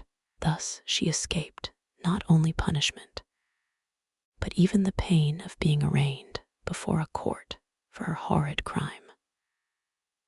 Whilst I am detailing bloody deeds which took place during my stay on Colonel Lloyd's plantation, I will briefly narrate another, which occurred about the same time as the murder of Demby by Mr. Gore. Colonel Lloyd's slaves were in the habit of spending a part of their nights and Sundays in fishing for oysters, and in this way made up the deficiency of their scanty allowance. An old man belonging to Colonel Lloyd, while thus engaged, happened to get beyond the limits of Colonel Lloyd's and on the premises of Mr. Beale Bonley. At this trespass, Mr. Bonley took offense, and with his musket came down to the shore and blew its deadly contents into the poor old man. Mr. Bonley came over to see Colonel Lloyd the next day, whether to pay him for his property or to justify himself in what he had done, I know not. At any rate, this whole fiendish transaction was soon hushed up. There was very little said about it at all, and nothing done. It was a common saying, even among little white boys, that it was worth a half-cent to kill a nigger and a half-cent to bury one. Chapter 5. As to my own treatment while I lived on Colonel Lloyd's plantation, it was very similar to that of the other slave children. I was not old enough to work in the field, and there being little else than field work to do, I had a great deal of leisure time. The most I had to do was to drive up the cows at evening, keep the fowls out of the garden, keep the front yard clean, and run of errands for my old master's daughter, Mrs. Lucretia Auld. The most of my leisure time I spent in helping Master Daniel Lloyd in finding his birds after he had shot them. My connection with Master Daniel was of some advantage to me. He became quite attached to me and was a sort of protector of me. He would not allow the older boys to impose upon me and would divide his cakes with me. I was seldom whipped by my old master and suffered little from anything else than hunger and cold. I suffered much from hunger, but much more from cold. In hottest summer and coldest winter, I was kept almost naked, no shoes, no stockings, no jacket, no trousers, nothing on but a coarse tow linen shirt, reaching only to my knees. I had no bed. I must have perished with cold, but that, the coldest nights, I used to steal a bag which was used for carrying corn to the mill. I would crawl into this bag, and there sleep on the cold, damp, clay floor, with my head in and feet out. My feet have been so cracked with the frost that the pen with which I am writing might be laid in the gashes. We were not regularly allowanced. Our food was coarse cornmeal boiled. This was called mush. It was put into a large wooden tray or trough and set down upon the ground. The children were then called, like so many pigs, and like so many pigs, they would come and devour the mush, some with oyster shells, others with pieces of shingle, some with naked hands, and none with spoons. He that ate fastest got most. He that was strongest secured the best place, and few left the trough satisfied. I was probably between 7 and 8 years old when I left Colonel Lloyd's plantation. I left it with joy. I shall never forget the ecstasy with which I received the intelligence that my old master, Anthony, had determined to let me go to Baltimore, to live with Mr. Hugh Auld, brother to my old master's son-in-law, Captain Thomas Auld. I received this information about 3 days before my departure. They were 3 of the happiest days I ever enjoyed. I spent the most part of all these 3 days in the creek, washing off the plantation scurf and preparing myself for my departure. The pride of appearance which this would indicate was not my own. I spent the time in washing, not so much because I wished to, but because Mrs. Lucretia had told me I must get all the dead skin off my feet and knees before I could go to Baltimore, for the people in Baltimore were very cleanly and would laugh at me if I looked dirty. Besides, she was going to give me a pair of trousers, which I should not put on unless I got all the dirt off me. The thought of owning a pair of trousers was great indeed. It was almost a sufficient motive, not only to make me take off what would be called by pig drovers the mange, but the skin itself. I went at it in good earnest, working for the first time with the hope of reward. The ties that ordinarily bind children to their homes were all suspended in my case. I found no severe trial in my departure. My home was charmless. It was not home to me. On parting from it, I could not feel that I was leaving anything which I could have enjoyed by staying. My mother was dead. My grandmother lived far off, so that I seldom saw her. I had 2 sisters and 1 brother that lived in the same house with me. But the early separation of us from our mother had well nigh blotted the fact of our relationship from our memories. I looked for home elsewhere, and was confident of finding none which I should relish less than the one which I was leaving. If, however, I found in my new home hardship, hunger, whipping, and nakedness, I had the consolation that I should not have escaped any one of them by staying, having already had more than a taste of them in the house of my old master, and having endured them there, I very naturally inferred my ability to endure them elsewhere, and especially at Baltimore, for I had something of the feeling about Baltimore that is expressed in the proverb, that being hanged in England is preferable to dying a natural death in Ireland. I had the strongest desire to see Baltimore. Cousin Tom, though not fluent in speech, had inspired me with that desire by his eloquent description of the place.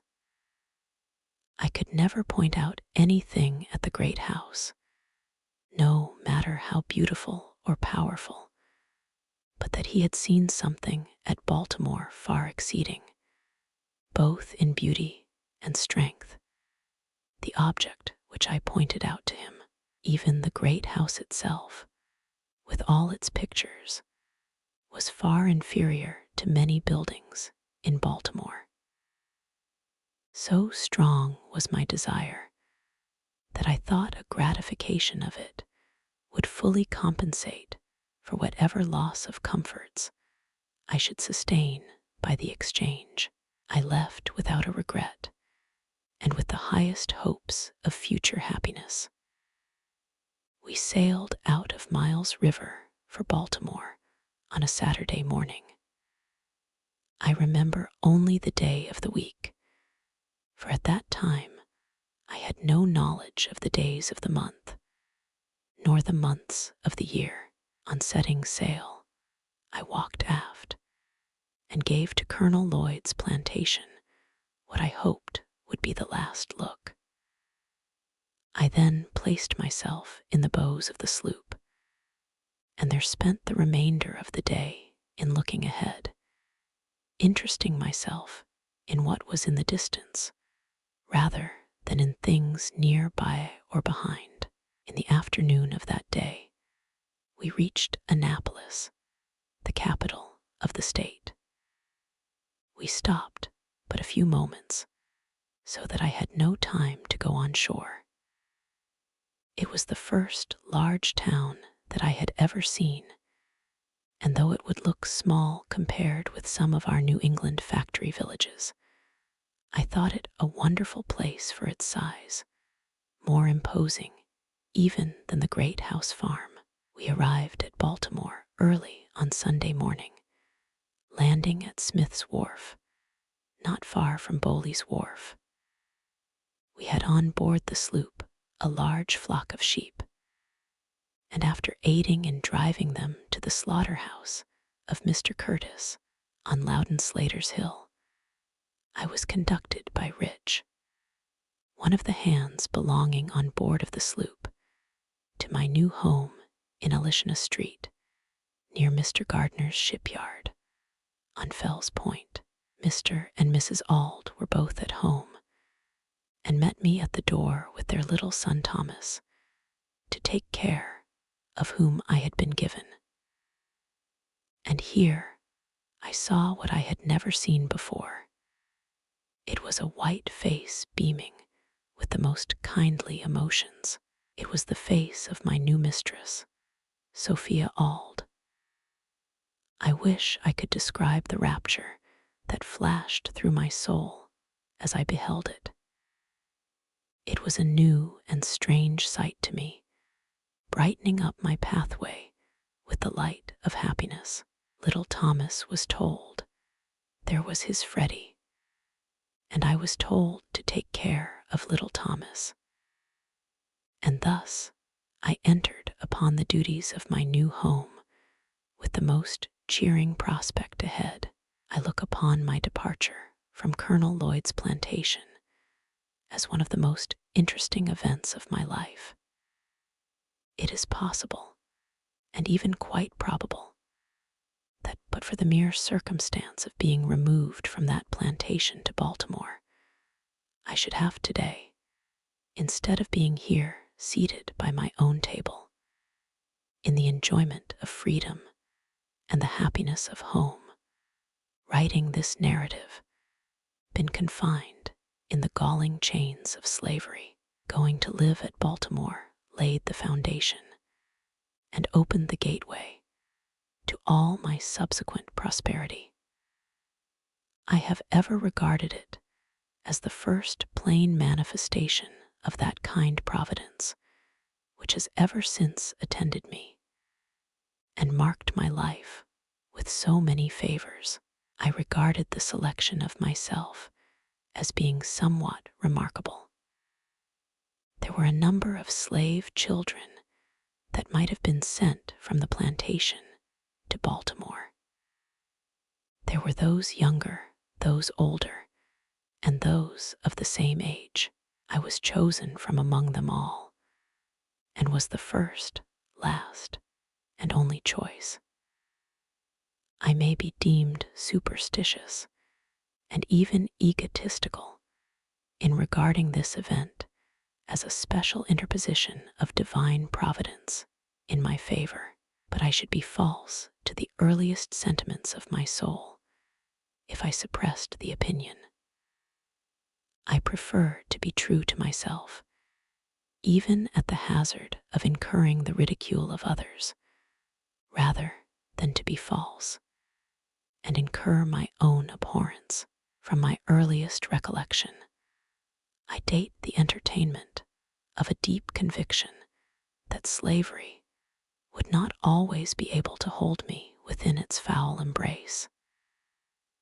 And in the darkest hours of my career in slavery, this living word of faith and spirit of hope departed not from me, but remained like ministering angels to cheer me through the gloom. This good spirit was from God, and to him I offer thanksgiving and praise. Chapter 6. My new mistress proved to be all she appeared when I first met her at the door, a woman of the kindest heart and finest feelings. She had never had a slave under her control previously to myself, and prior to her marriage, she had been dependent upon her own industry for a living. She was by trade a weaver, and by constant application to her business, she had been in a good degree preserved from the blighting and dehumanizing effects of slavery. I was utterly astonished at her goodness. I scarcely knew how to behave towards her. She was entirely unlike any other white woman I had ever seen.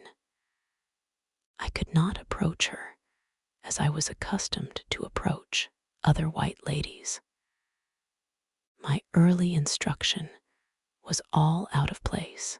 The crouching servility, usually so acceptable a quality in a slave, did not answer when manifested toward her. Her favor was not gained by it.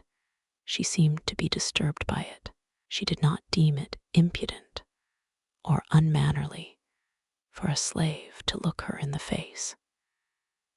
The meanest slave was put fully at ease in her presence, and none left without feeling better for having seen her.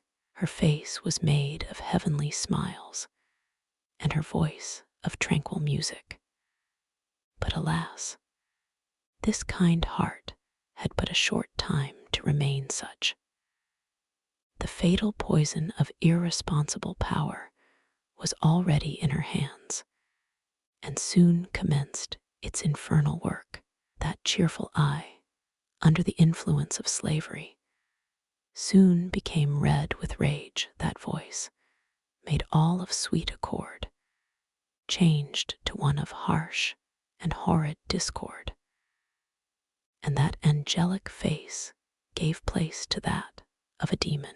Very soon after I went to live with Mr. and Mrs. Auld, she very kindly commenced to teach me the A, B, C. After I had learned this, she assisted me in learning to spell words of 3 or 4 letters. Just at this point of my progress, Mr. Auld found out what was going on, and at once forbade Mrs. Auld to instruct me further, telling her, among other things, that it was unlawful as well as unsafe to teach a slave to read. To use his own words further, he said, "If you give a nigger an inch, he will take an ell. A nigger should know nothing but to obey his master, to do as he is told to do.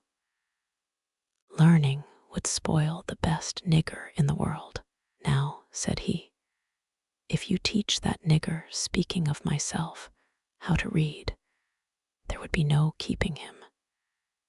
It would forever unfit him to be a slave. He would at once become unmanageable and of no value to his master.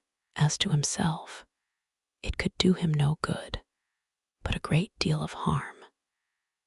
It would make him discontented and unhappy."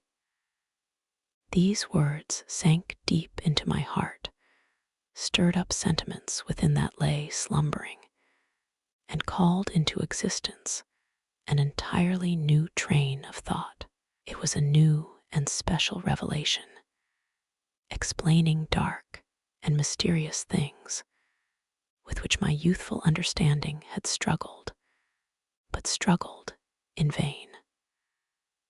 I now understood what had been to me a most perplexing difficulty, to wit, the white man's power to enslave the black man.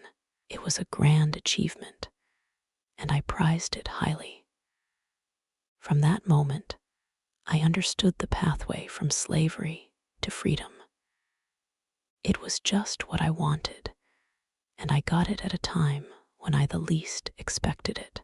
Whilst I was saddened by the thought of losing the aid of my kind mistress, I was gladdened by the invaluable instruction which, by the merest accident, I had gained from my master. Though conscious of the difficulty of learning without a teacher, I set out with high hope and a fixed purpose, at whatever cost of trouble, to learn how to read. The very decided manner with which he spoke, and strove to impress his wife with the evil consequences of giving me instruction, served to convince me that he was deeply sensible of the truths he was uttering. It gave me the best assurance that I might rely with the utmost confidence on the results which, he said, would flow from teaching me to read. What he most dreaded, that I most desired. What he most loved, that I most hated. That which to him was a great evil to be carefully shunned, was to me a great good to be diligently sought.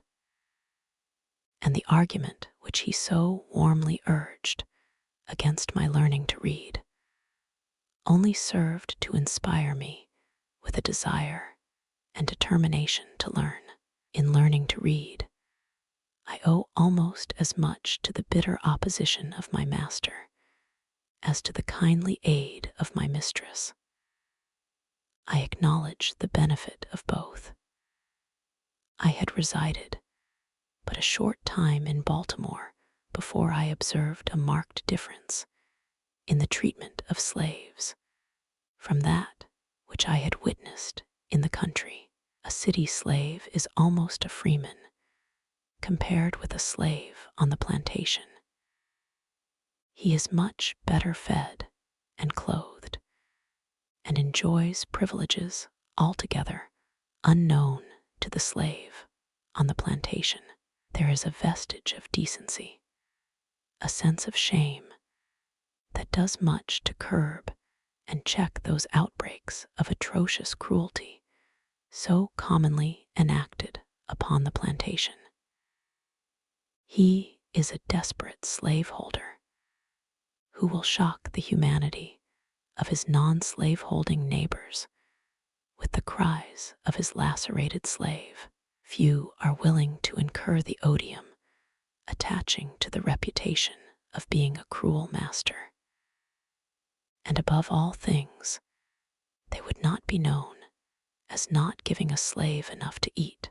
Every city slaveholder is anxious to have it known of him that he feeds his slaves well, and it is due to them to say that most of them do give their slaves enough to eat. There are, however, some painful exceptions to this rule. Directly opposite to us, on Philpott Street, lived Mr. Thomas Hamilton. He owned 2 slaves. Their names were Henrietta and Mary. Henrietta was about 22 years of age. Mary was about 14. And of all the mangled and emaciated creatures I ever looked upon, these 2 were the most so. His heart must be harder than stone that could look upon these unmoved. The head, neck, and shoulders of Mary were literally cut to pieces.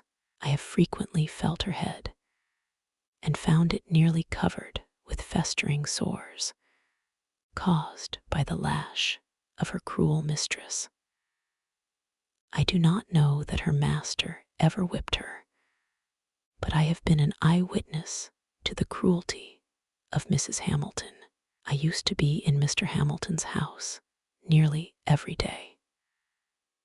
Mrs. Hamilton used to sit in a large chair in the middle of the room, with a heavy cowskin always by her side, and scarce an hour passed during the day but was marked by the blood of one of these slaves. The girls seldom passed her without her saying, "Move faster, you black gyp," at the same time giving them a blow with the cowskin over the head or shoulders, often drawing the blood. She would then say, "Take that, you black gyp," continuing, "If you don't move faster, I'll move you." Added to the cruel lashings to which these slaves were subjected, they were kept nearly half-starved. They seldom knew what it was to eat a full meal. I have seen Mary contending with the pigs for the offal thrown into the street. So much was Mary kicked and cut to pieces that she was oftener called pecked than by her name. Chapter 7. I lived in Master Hugh's family about 7 years. During this time, I succeeded in learning to read and write. In accomplishing this, I was compelled to resort to various stratagems. I had no regular teacher. My mistress, who had kindly commenced to instruct me, had, in compliance with the advice and direction of her husband, not only ceased to instruct, but had set her face against my being instructed by anyone else. It is due, however, to my mistress to say of her that she did not adopt this course of treatment immediately. She at first lacked the depravity indispensable to shutting me up in mental darkness. It was at least necessary for her to have some training in the exercise of irresponsible power, to make her equal to the task of treating me as though I were a brute. My mistress was, as I have said, a kind and tender-hearted woman, and in the simplicity of her soul she commenced, when I first went to live with her, to treat me as she supposed one human being ought to treat another. In entering upon the duties of a slaveholder, she did not seem to perceive that I sustained to her the relation of a mere chattel, and that for her to treat me as a human being was not only wrong, but dangerously so. Slavery proved as injurious to her as it did to me. When I went there, she was a pious, warm, and tender-hearted woman. There was no sorrow or suffering for which she had not a tear. She had bread for the hungry, clothes for the naked, and comfort for every mourner that came within her reach. Slavery soon proved its ability to divest her of these heavenly qualities. Under its influence, the tender heart became stone, and the lamb-like disposition gave way to one of tiger-like fierceness. The first step in her downward course was in her ceasing to instruct me. She now commenced to practice her husband's precepts. She finally became even more violent in her opposition than her husband himself. She was not satisfied with simply doing as well as he had commanded. She seemed anxious to do better. Nothing seemed to make her more angry than to see me with a newspaper. She seemed to think that here lay the danger. I have had her rush at me with a face made all up of fury, and snatch from me a newspaper in a manner that fully revealed her apprehension. She was an apt woman, and a little experience soon demonstrated to her satisfaction that education and slavery were incompatible with each other. From this time, I was most narrowly watched. If I was in a separate room any considerable length of time, I was sure to be suspected of having a book, and was at once called to give an account of myself. All this, however, was too late. The first step had been taken. Mistress, in teaching me the alphabet, had given me the inch, and no precaution could prevent me from taking the L. The plan which I adopted, and the one by which I was most successful, was that of making friends of all the little white boys whom I met in the street. As many of these as I could, I converted into teachers. With their kindly aid, obtained at different times and in different places, I finally succeeded in learning to read. When I was sent of errands, I always took my book with me, and by going one part of my errand quickly, I found time to get a lesson before my return. I used also to carry bread with me, enough of which was always in the house, and to which I was always welcome, for I was much better off in this regard than many of the poor white children in our neighborhood. This bread I used to bestow upon the hungry little urchins, who, in return, would give me that more valuable bread of knowledge. I am strongly tempted to give the names of 2 or 3 of those little boys as a testimonial of the gratitude and affection I bear them. But prudence forbids, not that it would injure me, but it might embarrass them, for it is almost an unpardonable offense to teach slaves to read in this Christian country. It is enough to say of the dear little fellows that they lived on Philpot Street, very near Durgin and Bailey's shipyard. I used to talk this matter of slavery over with them. I would sometimes say to them, I wished I could be as free as they would be when they got to be men. You will be free as soon as you are 21, but I am a slave for life. Have not I as good a right to be free as you have? These words used to trouble them. They would express for me the liveliest sympathy and console me with the hope that something would occur by which I might be free. I was now about 12 years old, and the thought of being a slave for life began to bear heavily upon my heart. Just about this time, I got hold of a book entitled The Columbian Orator. Every opportunity I got, I used to read this book. Among much of other interesting matter, I found in it a dialogue between a master and his slave. The slave was represented as having run away from his master 3 times. The dialogue represented the conversation which took place between them when the slave was retaken the 3rd time. In this dialogue, the whole argument in behalf of slavery was brought forward by the master, all of which was disposed of by the slave. The slave was made to say some very smart as well as impressive things in reply to his master, things which had the desired though unexpected effect. For the conversation resulted in the voluntary emancipation of the slave on the part of the master. In the same book, I met with one of Sheridan's mighty speeches on and in behalf of Catholic emancipation. These were choice documents to me.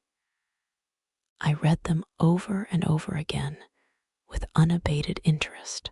They gave tongue to interesting thoughts of my own soul, which had frequently flashed through my mind and died away for want of utterance. The moral which I gained from the dialogue was the power of truth over the conscience of even a slaveholder. What I got from Sheridan was a bold denunciation of slavery and a powerful vindication of human rights. The reading of these documents enabled me to utter my thoughts and to meet the arguments brought forward to sustain slavery. But while they relieved me of one difficulty, they brought on another even more painful than the one of which I was relieved. The more I read, the more I was led to abhor and detest my enslavers. I could regard them in no other light than a band of successful robbers who had left their homes and gone to Africa and stolen us from our homes, and in a strange land reduced us to slavery. I loathed them as being the meanest, as well as the most wicked of men. As I read and contemplated the subject, behold, that very discontentment which Master Hugh had predicted would follow my learning to read had already come, to torment and sting my soul to unutterable anguish. As I writhed under it, I would at times feel that learning to read had been a curse rather than a blessing. It had given me a view of my wretched condition without the remedy. It opened my eyes to the horrible pit, but to no ladder upon which to get out. In moments of agony, I envied my fellow slaves for their stupidity. I have often wished myself a beast. I preferred the condition of the meanest reptile to my own. Anything, no matter what, to get rid of thinking.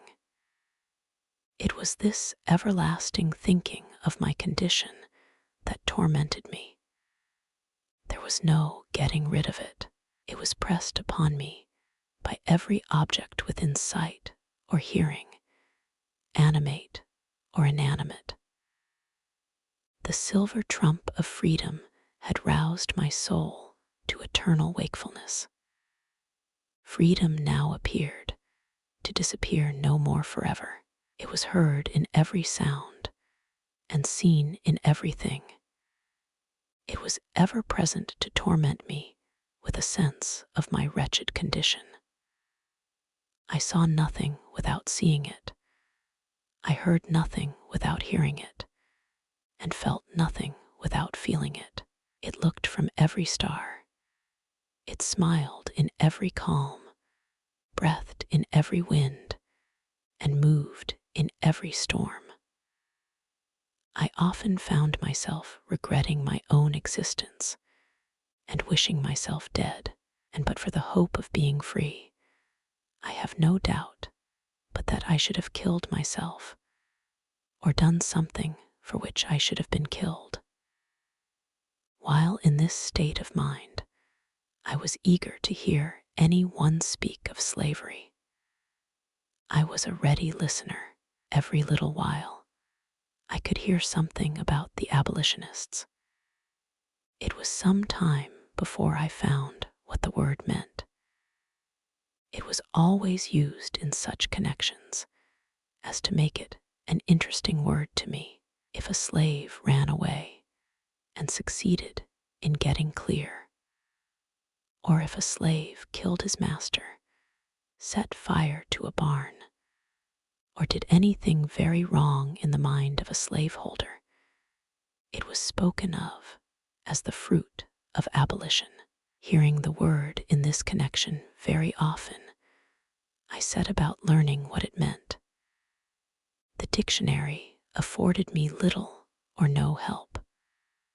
I found it was the act of abolishing, but then I did not know what was to be abolished. Here I was perplexed. I did not dare to ask anyone about its meaning, for I was satisfied that it was something they wanted me to know very little about. After a patient waiting, I got one of our city papers containing an account of the number of petitions from the North, praying for the abolition of slavery in the District of Columbia, and of the slave trade between the states. From this time, I understood the words abolition and abolitionist, and always drew near when that word was spoken, expecting to hear something of importance to myself and fellow slaves.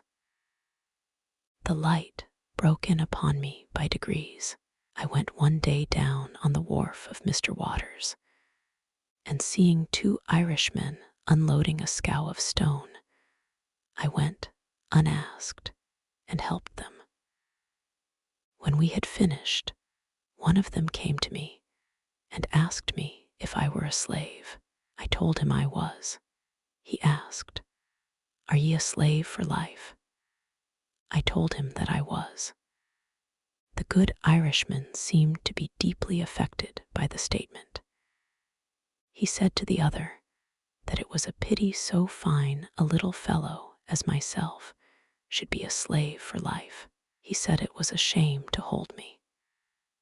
They both advised me to run away to the north, that I should find friends there, and that I should be free. I pretended not to be interested in what they said, and treated them as if I did not understand them, for I feared they might be treacherous. White men have been known to encourage slaves to escape, and then, to get the reward, catch them and return them to their masters.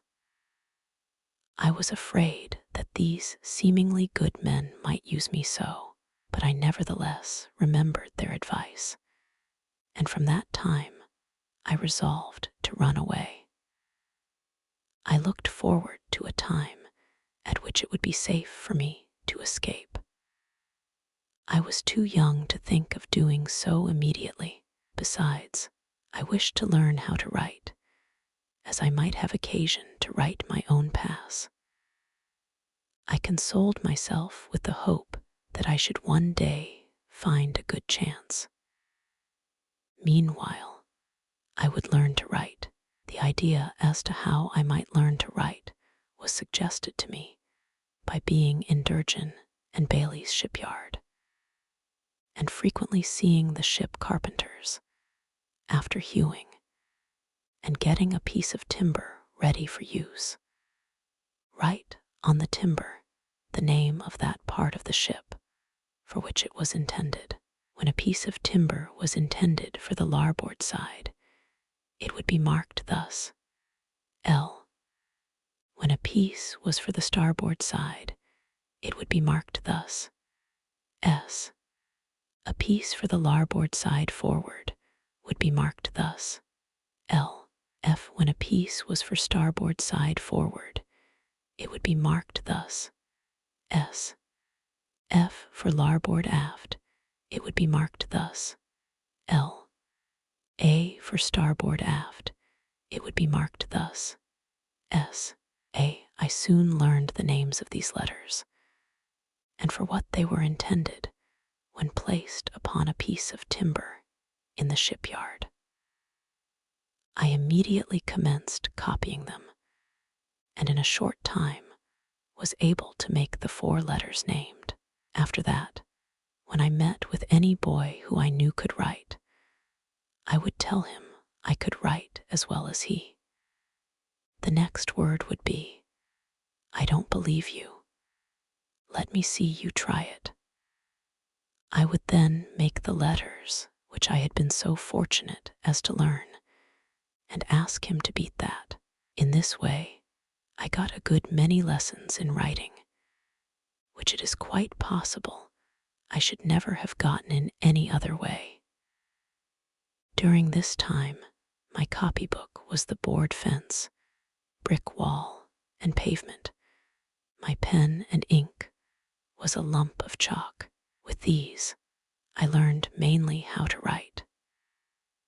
I then commenced and continued copying the italics in Webster's spelling book until I could make them all without looking on the book. By this time, my little master Thomas had gone to school and learned how to write, and had written over a number of copybooks. These had been brought home and shown to some of our near neighbors, and then laid aside. My mistress used to go to class meeting at the Wilk Street meeting house every Monday afternoon, and leave me to take care of the house. When left thus, I used to spend the time in writing in the spaces left in Master Thomas's copybook, copying what he had written. I continued to do this until I could write a hand very similar to that of Master Thomas. Thus, after a long, tedious effort for years, I finally succeeded in learning how to write. Chapter 8. In a very short time after I went to live at Baltimore, my old master's youngest son, Richard, died. And in about 3 years and 6 months after his death, my old master, Captain Anthony, died, leaving only his son, Andrew, and daughter, Lucretia, to share his estate. He died while on a visit to see his daughter at Hillsborough. Cut off thus unexpectedly, he left no will as to the disposal of his property. It was therefore necessary to have a valuation of the property, that it might be equally divided between Mrs. Lucretia and Master Andrew. I was immediately sent for to be valued with the other property. Here again, my feelings rose up in detestation of slavery. I had now a new conception of my degraded condition. Prior to this, I had become, if not insensible to my lot, at least partly so. I left Baltimore with a young heart overborne with sadness and a soul full of apprehension. I took passage with Captain Rowe in the schooner Wildcat, and after a sail of about 24 hours, I found myself near the place of my birth. I had now been absent from it almost, if not quite, 5 years. I, however, remembered the place very well. I was only about 5 years old when I left it, to go and live with my old master on Colonel Lloyd's plantation, so that I was now between 10 and 11 years old. We were all ranked together at the valuation. Men and women, old and young, married and single, were ranked with horses, sheep, and swine. There were horses and men, cattle and women, pigs and children, all holding the same rank in the scale of being, and were all subjected to the same narrow examination. Silvery-headed age and sprightly youth, maids and matrons, had to undergo the same indelicate inspection. At this moment, I saw more clearly than ever the brutalizing effects of slavery upon both slave and slaveholder. After the valuation, then came the division. I have no language to express the high excitement and deep anxiety which were felt among us poor slaves during this time. Our fate for life was now to be decided. We had no more voice in that decision than the brutes among whom we were ranked. A single word from the white men was enough, against all our wishes, prayers, and entreaties, to sunder forever the dearest friends, dearest kindred, and strongest ties known to human beings. In addition to the pain of separation, there was the horrid dread of falling into the hands of Master Andrew. He was known to us all as being a most cruel wretch, a common drunkard, who had, by his reckless mismanagement and profligate dissipation, already wasted a large portion of his father's property. We all felt that we might as well be sold at once to the Georgia traders as to pass into his hands, for we knew that that would be our inevitable condition, a condition held by us all in the utmost horror and dread. I suffered more anxiety than most of my fellow slaves. I had known what it was to be kindly treated. They had known nothing of the kind. They had seen little or nothing of the world. They were in very deed men and women of sorrow, and acquainted with grief. Their backs had been made familiar with the bloody lash, so that they had become callous.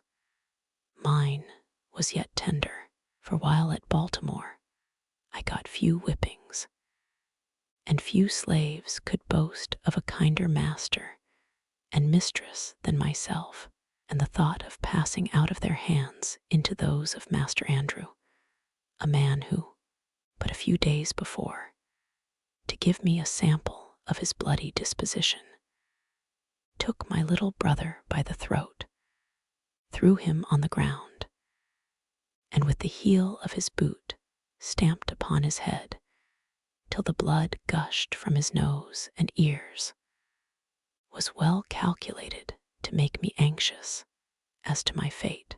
After he had committed this savage outrage upon my brother, he turned to me and said that was the way he meant to serve me one of these days, meaning, I suppose, when I came into his possession.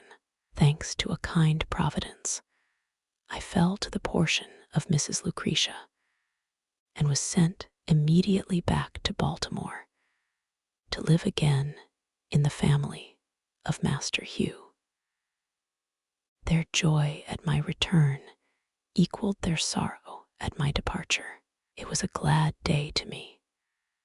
I had escaped a worse than lion's jaws.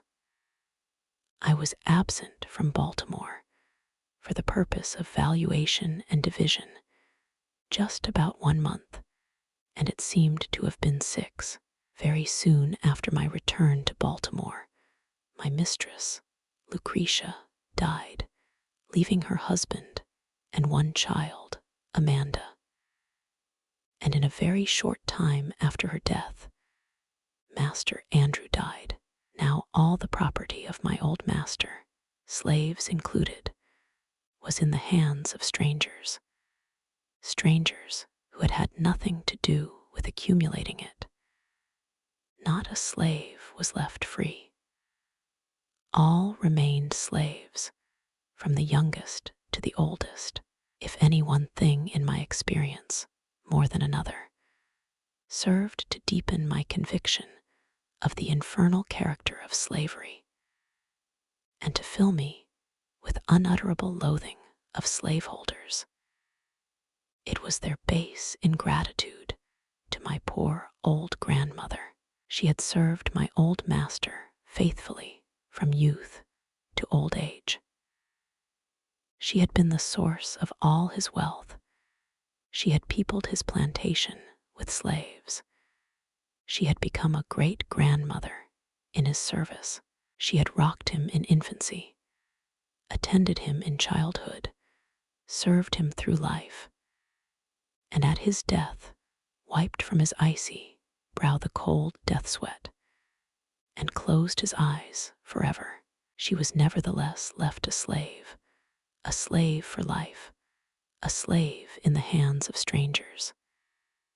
And in their hands she saw her children, her grandchildren, and her great-grandchildren, divided like so many sheep, without being gratified with the small privilege of a single word as to their or her own destiny. And to cap the climax of their base ingratitude and fiendish barbarity, my grandmother, who was now very old, having outlived my old master and all his children, having seen the beginning and end of all of them, and her present owners finding she was of but little value, her frame already racked with the pains of old age, and complete helplessness fast stealing over her once active limbs, they took her to the woods, built her a little hut, put up a little mud chimney, and then made her welcome to the privilege of supporting herself there in perfect loneliness, thus virtually turning her out to die. If my poor old grandmother now lives, she lives to suffer in utter loneliness. She lives to remember and mourn over the loss of children, the loss of grandchildren, and the loss of great-grandchildren. They are, in the language of the slave's poet, Whittier, gone, gone, sold and gone, to the rice swamp dank and lone, where the slave whip ceaseless swings, where the noisome insect stings, where the fever demon strews poison with the falling dews, where the sickly sunbeams glare through the hot and misty air. Gone, gone, sold and gone, to the rice swamp dank and lone, from Virginia hills and waters. Woe is me, my stolen daughters. The hearth is desolate. The children, the unconscious children, who once sang and danced in her presence, are gone. She gropes her way in the darkness of age for a drink of water. Instead of the voices of her children, she hears by day the moans of the dove, and by night the screams of the hideous owl. All is gloom. The grave is at the door, and now, when weighed down by the pains and aches of old age, when the head inclines to the feet, when the beginning and ending of human existence meet, and helpless infancy and painful old age combine together, at this time, this most needful time, the time for the exercise of that tenderness and affection which children only can exercise towards a declining parent. My poor old grandmother, the devoted mother of 12 children, is left all alone in yonder little hut before a few dim embers. She stands, she sits, she staggers, she falls, she groans, she dies.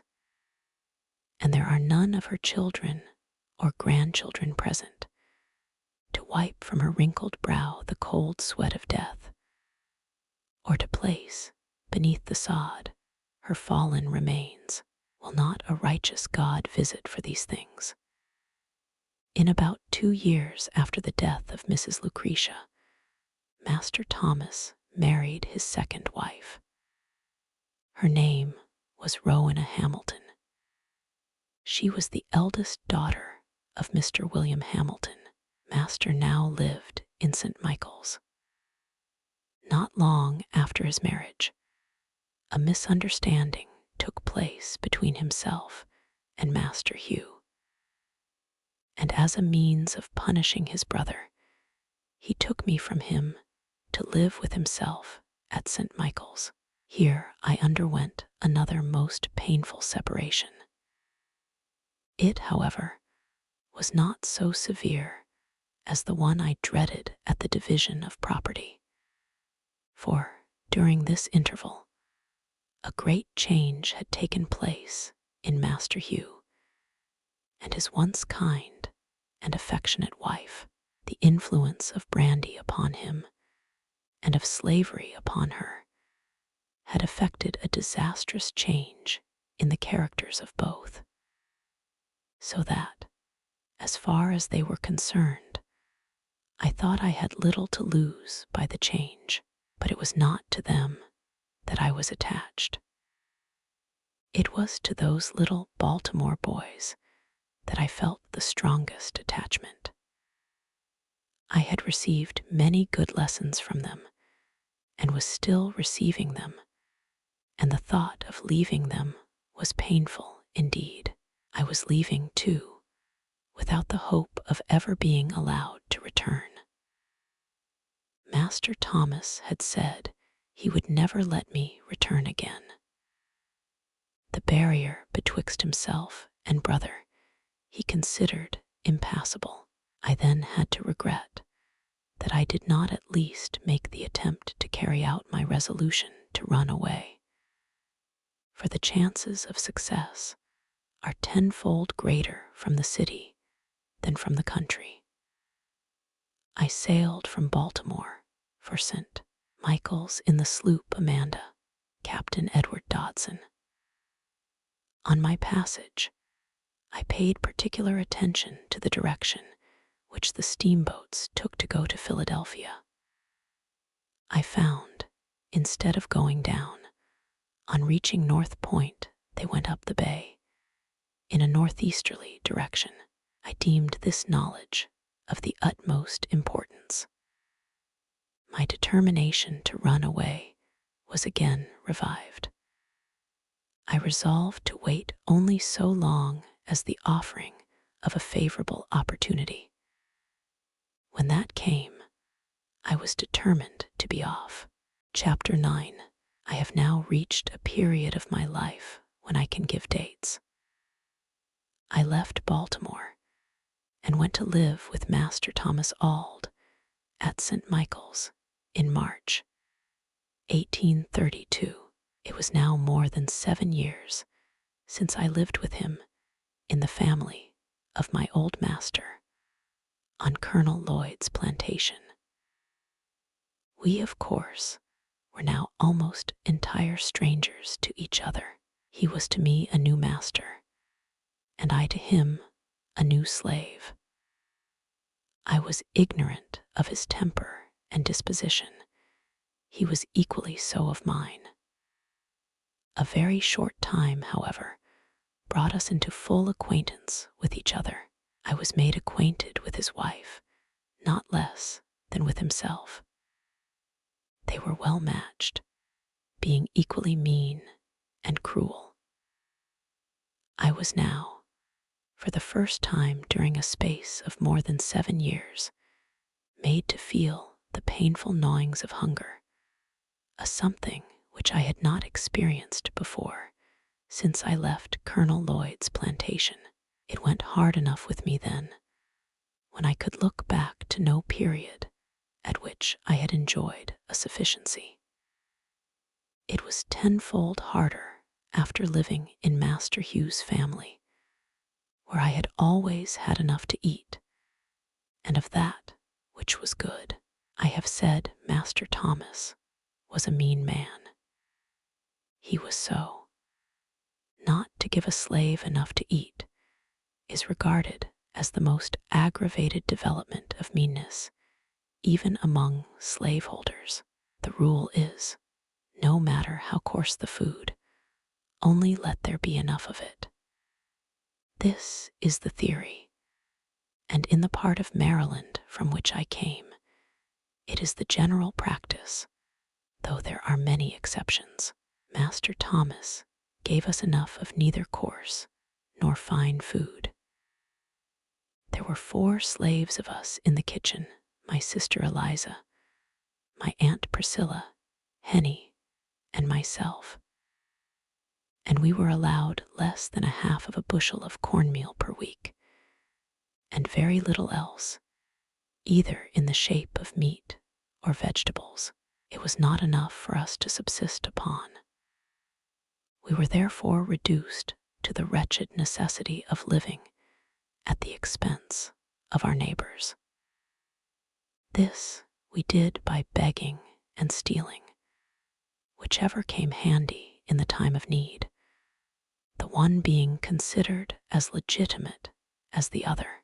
A great many times have we poor creatures been nearly perishing with hunger, when food in abundance lay mouldering in the safe and smokehouse, and our pious mistress was aware of the fact, and yet that mistress and her husband would kneel every morning and pray that God would bless them in basket and store. Bad as all slaveholders are, we seldom meet one destitute of every element of character commanding respect. My master was one of this rare sort. I do not know of one single noble act ever performed by him.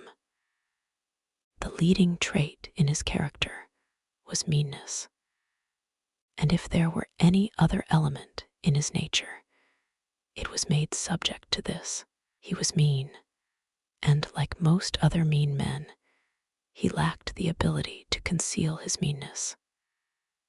Captain Auld was not born a slaveholder. He had been a poor man, master only of a bay craft. He came into possession of all his slaves by marriage, and of all men, Adopted slaveholders are the worst. He was cruel, but cowardly. He commanded without firmness in the enforcement of his rules. He was at times rigid and at times lax. At times, he spoke to his slaves with the firmness of Napoleon and the fury of a demon. At other times, he might well be mistaken for an inquirer who had lost his way. He did nothing of himself. He might have passed for a lion, but for his ears.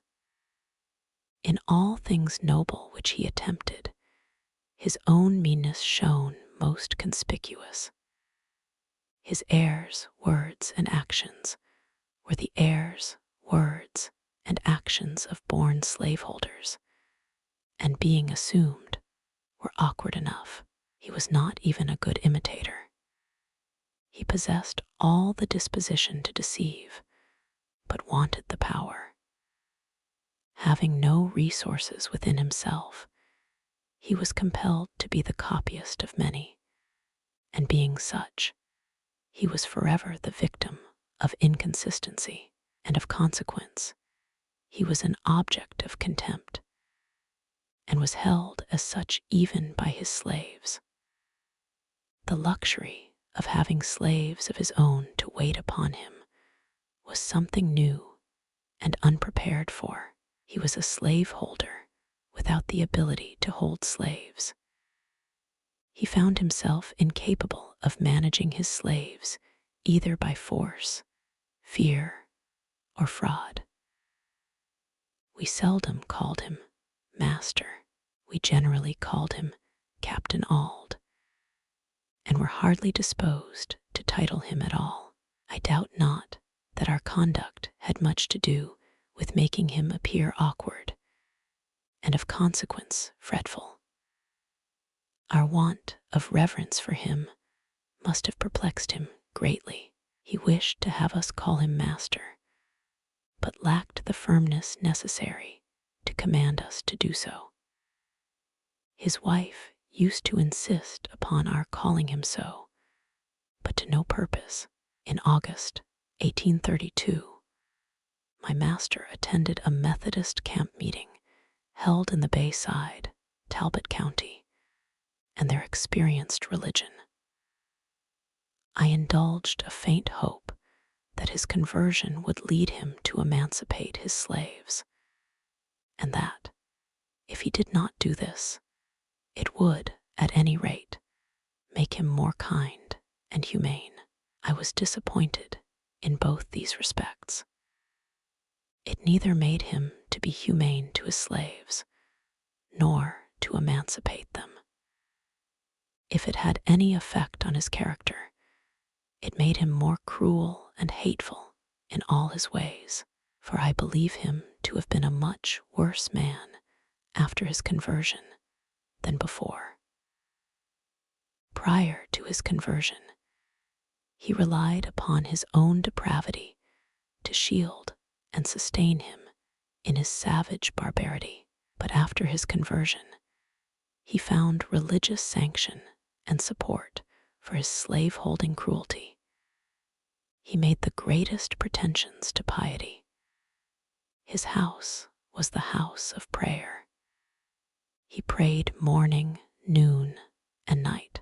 He very soon distinguished himself among his brethren, and was soon made a class leader and exhorter. His activity in revivals was great, and he proved himself an instrument in the hands of the church in converting many souls. His house was the preacher's home. They used to take great pleasure in coming there to put up, for while he starved us, he stuffed them. We have had 3 or 4 preachers there at a time. The names of those who used to come most frequently while I lived there were Mr. Storks, Mr. Ewery, Mr. Humphrey, and Mr. Hickey. I have also seen Mr. George Cookman at our house. We slaves loved Mr. Cookman. We believed him to be a good man. We thought him instrumental in getting Mr. Samuel Harrison, a very rich slaveholder, to emancipate his slaves, and by some means got the impression that he was laboring to effect the emancipation of all the slaves. When he was at our house, we were sure to be called in to prayers. When the others were there, we were sometimes called in and sometimes not. Mr. Cookman took more notice of us than either of the other ministers. He could not come among us without betraying his sympathy for us, and stupid as we were, we had the sagacity to see it. While I lived with my master in St. Michael's, there was a white young man, a Mr. Wilson, who proposed to keep a Sabbath school for the instruction of such slaves as might be disposed to learn to read the New Testament. We met but 3 times, when Mr. West and Mr. Fairbanks, both class leaders, with many others, came upon us with sticks and other missiles, drove us off, and forbade us to meet again. Thus ended our little Sabbath school in the pious town of St. Michael's. I have said my master found religious sanction for his cruelty.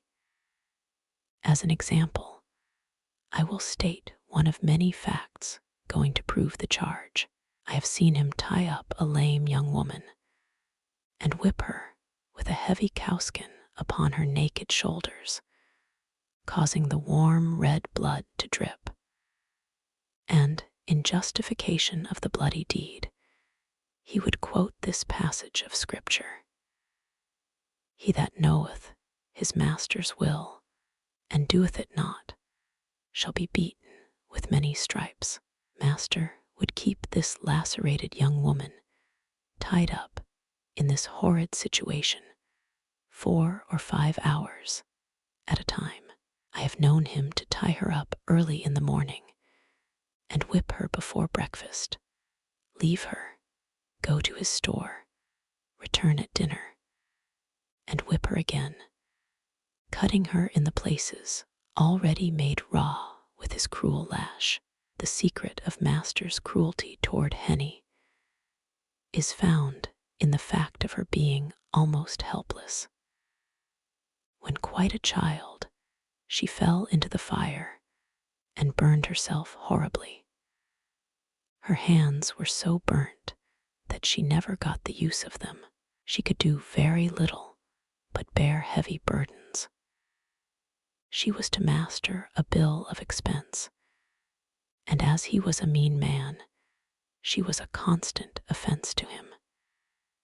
He seemed desirous of getting the poor girl out of existence.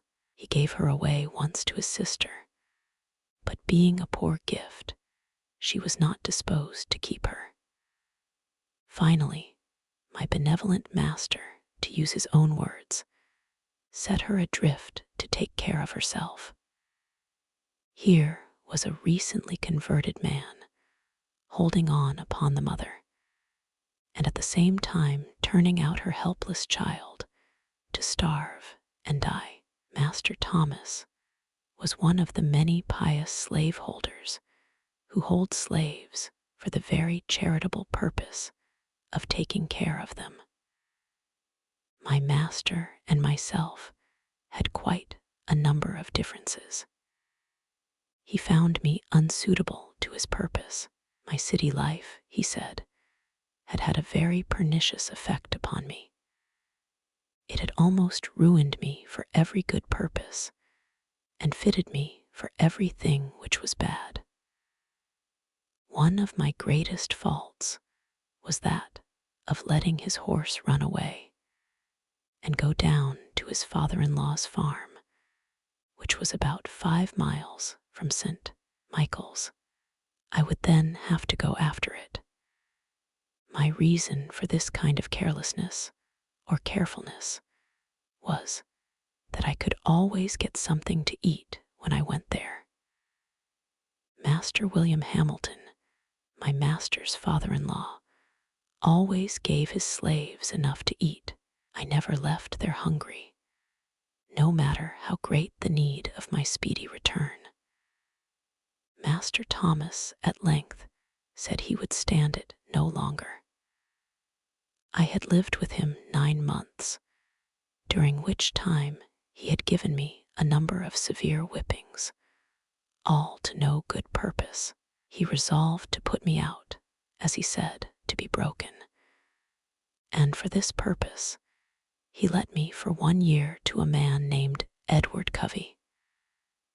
Mr. Covey was a poor man, a farm renter. He rented the place upon which he lived, as also the hands with which he tilled it. Mr. Covey had acquired a very high reputation for breaking young slaves, and this reputation was of immense value to him. It enabled him to get his farm tilled with much less expense to himself than he could have had it done without such a reputation. Some slaveholders thought it not much loss to allow Mr. Covey to have their slaves 1 year, for the sake of the training to which they were subjected, without any other compensation. He could hire young help with great ease in consequence of this reputation. Added to the natural good qualities of Mr. Covey, he was a professor of religion, a pious soul, a member, and a class leader in the Methodist Church. All of this added weight to his reputation as a nigger breaker. I was aware of all the facts, having been made acquainted with them by a young man who had lived there. I nevertheless made the change gladly, for I was sure of getting enough to eat, which is not the smallest consideration to a hungry man. Chapter 10. I had left Master Thomas's house and went to live with Mr. Covey on the 1st of January, 1833. I was now, for the first time in my life, a field hand. In my new employment, I found myself even more awkward than a country boy appeared to be in a large city. I had been at my new home but 1 week before Mr. Covey gave me a very severe whipping, cutting my back, causing the blood to run, and raising ridges on my flesh as large as my little finger. The details of this affair are as follows. Mr. Covey sent me, very early in the morning of one of our coldest days in the month of January, to the woods to get a load of wood. He gave me a team of unbroken oxen. He told me which was the in-hand ox and which the off-hand one. He then tied the end of a large rope around the horns of the in-hand ox and gave me the other end of it, and told me, if the oxen started to run, that I must hold on upon the rope. I had never driven oxen before, and of course I was very awkward. I, however, succeeded in getting to the edge of the woods with little difficulty, but I had got a very few rods into the woods when the oxen took fright and started full tilt, carrying the cart against trees and over stumps in the most frightful manner. I expected every moment that my brains would be dashed out against the trees. After running thus for a considerable distance, they finally upset the cart, dashing it with great force against a tree, and threw themselves into a dense thicket. How I escaped death, I do not know.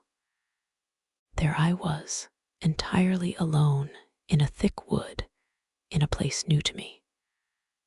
My cart was upset and shattered, My oxen were entangled among the young trees, and there was none to help me.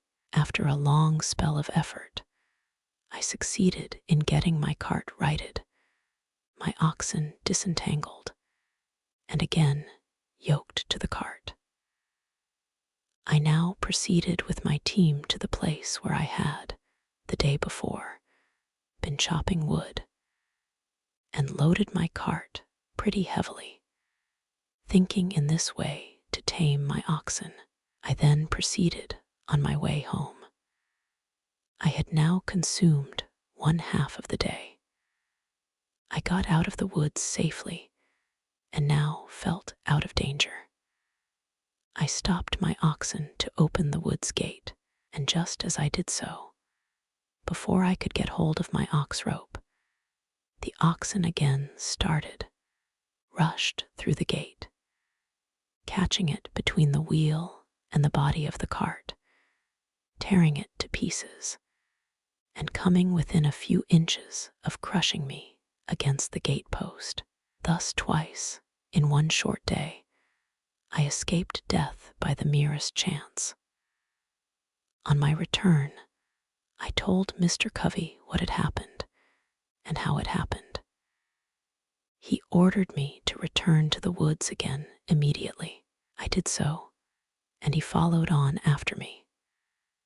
Just as I got into the woods, he came up and told me to stop my cart, and that he would teach me how to trifle away my time and break gates.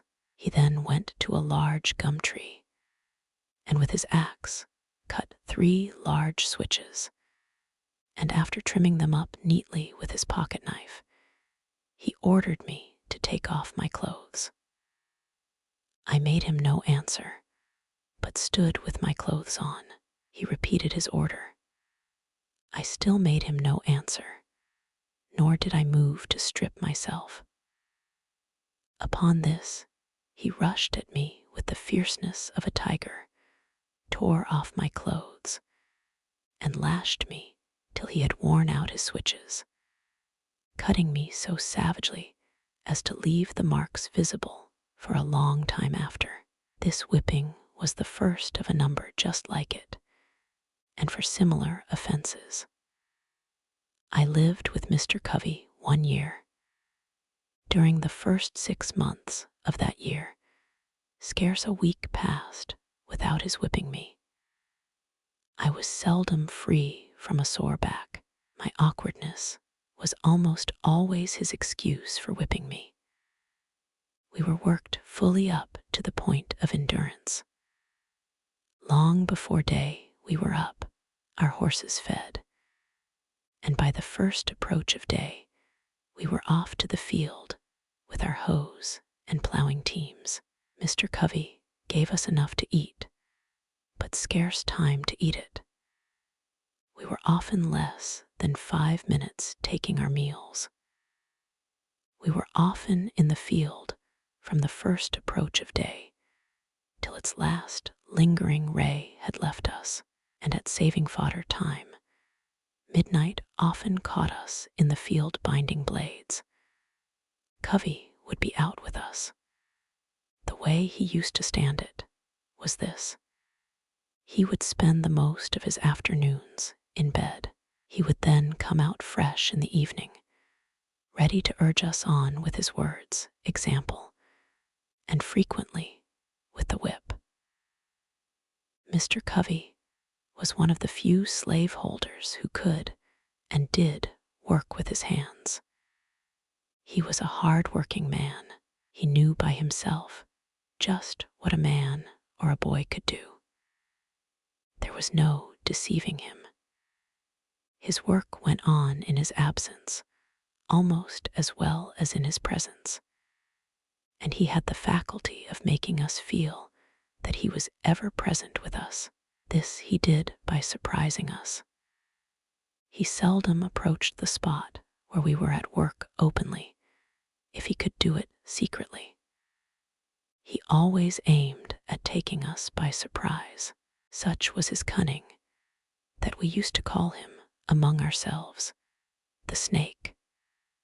When we were at work in the cornfield, he would sometimes crawl on his hands and knees to avoid detection, and all at once he would rise nearly in our midst and scream out, "Ha, ha, come, come, dash on, dash on."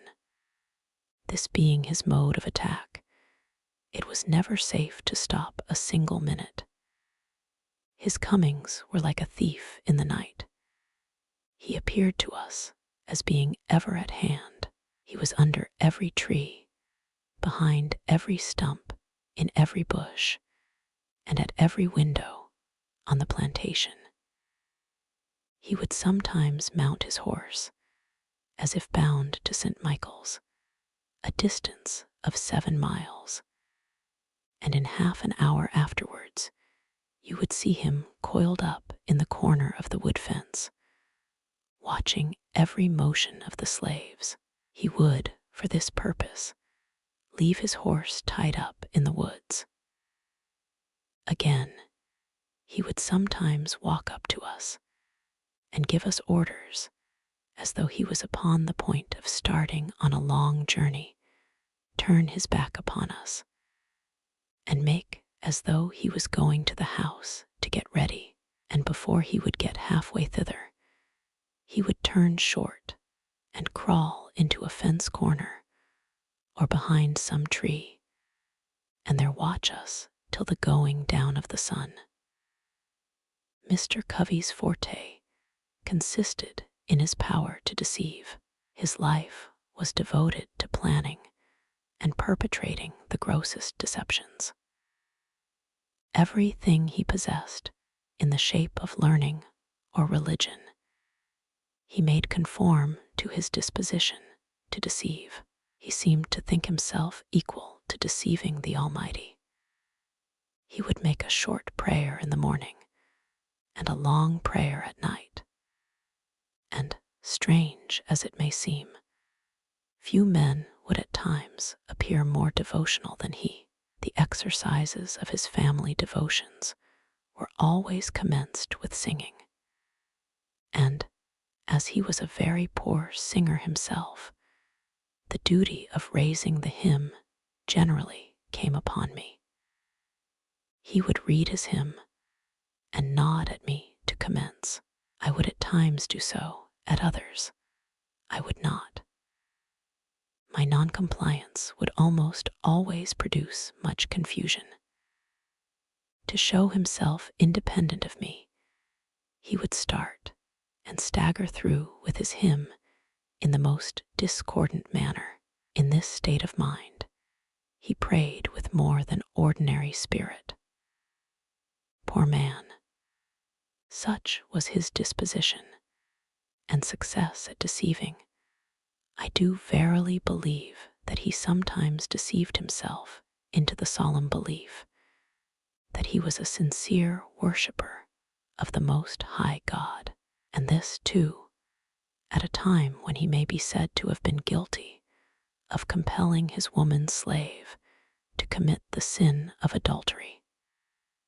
The facts in the case are these. Mr. Covey was a poor man. He was just commencing in life. He was only able to buy one slave, and shocking as is the fact, he bought her, as he said, for a breeder. This woman was named Caroline. Mr. Covey bought her from Mr. Thomas Lowe, about 6 miles from St. Michael's. She was a large, able-bodied woman, about 20 years old. She had already given birth to one child, which proved her to be just what he wanted. After buying her, he hired a married man of Mr. Samuel Harrison to live with him 1 year, and him he used to fasten up with her every night. The result was that, at the end of the year, the miserable woman gave birth to twins. At this result, Mr. Covey seemed to be highly pleased, both with the man and the wretched woman. Such was his joy, and that of his wife, that nothing they could do for Caroline during her confinement was too good or too hard to be done. The children were regarded as being quite an addition to his wealth. If at any one time of my life more than another I was made to drink the bitterest dregs of slavery, that time was during the first 6 months of my stay with Mr. Covey. We were worked in all weathers. It was never too hot or too cold. It could never rain, blow, hail, or snow. Too hard for us to work in the field. Work, work, work was scarcely more the order of the day than of the night. The longest days were too short for him, and the shortest nights too long for him. I was somewhat unmanageable when I first went there, but a few months of this discipline tamed me. Mr. Covey succeeded in breaking me. I was broken in body, soul, and spirit. My natural elasticity was crushed. My intellect languished. The disposition to read departed. The cheerful spark that lingered about my eye died. The dark night of slavery closed in upon me, and behold a man transformed into a brute. Sunday was my only leisure time. I spent this in a sort of beast-like stupor, between sleep and wake, under some large tree. At times I would rise up. A flash of energetic freedom would dart through my soul, accompanied with a faint beam of hope that flickered for a moment and then vanished. I sank down again, mourning over my wretched condition. I was sometimes prompted to take my life, and that of Covey, but was prevented by a combination of hope and fear. My sufferings on this plantation seem now like a dream rather than a stern reality. Our house stood within a few rods of the Chesapeake Bay, whose broad bosom was ever white with sails from every quarter of the habitable globe. Those beautiful vessels, robed in purest white, so delightful to the eye of freemen, were to me so many shrouded ghosts, to terrify and torment me with thoughts of my wretched condition. I have often, in the deep stillness of a summer's Sabbath, stood all alone upon the lofty banks of that noble bay, and traced, with saddened heart and tearful eye, the countless number of sails moving off to the mighty ocean. The sight of these always affected me powerfully. My thoughts would compel utterance, and there, with no audience but the Almighty, I would pour out my soul's complaint in my rude way, with an apostrophe to the moving multitude of ships. You are loosed from your moorings, and are free. I am fast in my chains, and am a slave. You move merrily before the gentle gale, and I sadly before the bloody whip. You are freedom's swift-winged angels that fly round the world. I am confined in bands of iron. Oh, that I were free! Oh, that I were on one of your gallant decks, and under your protecting wing. Alas, betwixt me and you the turbid waters roll. Go on, go on. Oh, that I could also go. Could I but swim, if I could fly.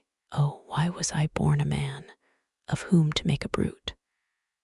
The glad ship is gone, she hides in the dim distance. I am left in the hottest hell of unending slavery. O God, save me. God, deliver me. Let me be free. Is there any God? Why am I a slave? I will run away. I will not stand it, get caught, or get clear. I'll try it. I had as well die with ague as the fever. I have only one life to lose. I had as well be killed running as die standing. Only think of it, 100 miles straight north, and I am free. Try it. Yes, God helping me, I will. It cannot be that I shall live and die a slave. I will take to the water. This very bay shall yet bear me into freedom. The steamboats steered in a northeast course from North Point. I will do the same, and when I get to the head of the bay, I will turn my canoe adrift and walk straight through Delaware into Pennsylvania. When I get there, I shall not be required to have a pass. I can travel without being disturbed. Let but the first opportunity offer, and come what will, I am off. Meanwhile, I will try to bear up under the yoke. I am not the only slave in the world. Why should I fret? I can bear as much as any of them. Besides, I am but a boy, and all boys are bound to someone. It may be that my misery in slavery will only increase my happiness when I get free. There is a better day coming. Thus I used to think, and thus I used to speak to myself, goaded almost to madness at one moment, and at the next reconciling myself to my wretched lot. I have already intimated that my condition was much worse. During the first 6 months of my stay at Mr. Covey's than in the last 6. The circumstances leading to the change in Mr. Covey's course toward me form an epoch in my humble history. You have seen how a man was made a slave. You shall see how a slave was made a man. On one of the hottest days of the month of August, 1833, Bill Smith, William Hughes, a slave named Eli, and myself were engaged in fanning wheat. Hughes was clearing the fanned wheat from before the fan. Eli was turning, Smith was feeding, and I was carrying wheat to the fan. The work was simple, requiring strength rather than intellect, yet to one entirely unused to such work, it came very hard. About 3 o'clock of that day, I broke down. My strength failed me. I was seized with a violent aching of the head, attended with extreme dizziness. I trembled in every limb. Finding what was coming, I nerved myself up, feeling it would never do to stop work. I stood as long as I could stagger to the hopper with grain. When I could stand no longer, I fell, and felt as if held down by an immense weight. The fan, of course, stopped. Everyone had his own work to do, and no one could do the work of the other and have his own go on at the same time. Mr. Covey was at the house, about 100 yards from the treading yard where we were fanning. On hearing the fan stop, he left immediately and came to the spot where we were. He hastily inquired what the matter was. Bill answered that I was sick, and there was no one to bring wheat to the fan. I had by this time crawled away under the side of the post and rail fence by which the yard was enclosed, hoping to find relief by getting out of the sun. He then asked where I was. He was told by one of the hands. He came to the spot, and after looking at me a while, asked me what was the matter. I told him as well as I could, for I scarce had strength to speak. He then gave me a savage kick in the side and told me to get up. I tried to do so, but fell back in the attempt. He gave me another kick and again told me to rise. I again tried and succeeded in gaining my feet, but stooping to get the tub with which I was feeding the fan, I again staggered and fell. While down in this situation, Mr. Covey took up the hickory slat with which Hughes had been striking off the half-bushel measure, and with it gave me a heavy blow upon the head, making a large wound, and the blood ran freely, and with this again told me to get up. I made no effort to comply, having now made up my mind to let him do his worst. In a short time after receiving this blow, my head grew better. Mr. Covey had now left me to my fate. At this moment, I resolved, for the first time, to go to my master, enter a complaint, and ask his protection. In order to do this, I must that afternoon walk 7 miles, and this, under the circumstances, was truly a severe undertaking.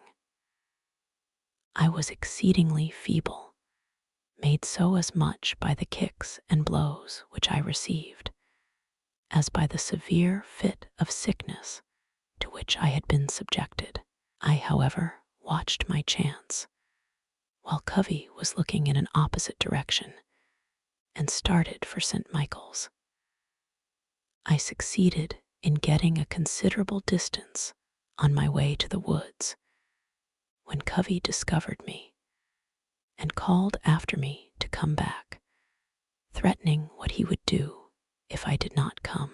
I disregarded both his calls and his threats, and made my way to the woods as fast as my feeble state would allow.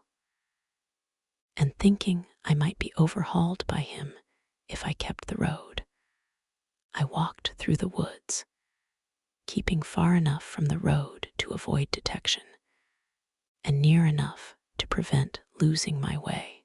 I had not gone far before my little strength again failed me. I could go no farther. I fell down and lay for a considerable time. The blood was yet oozing from the wound on my head.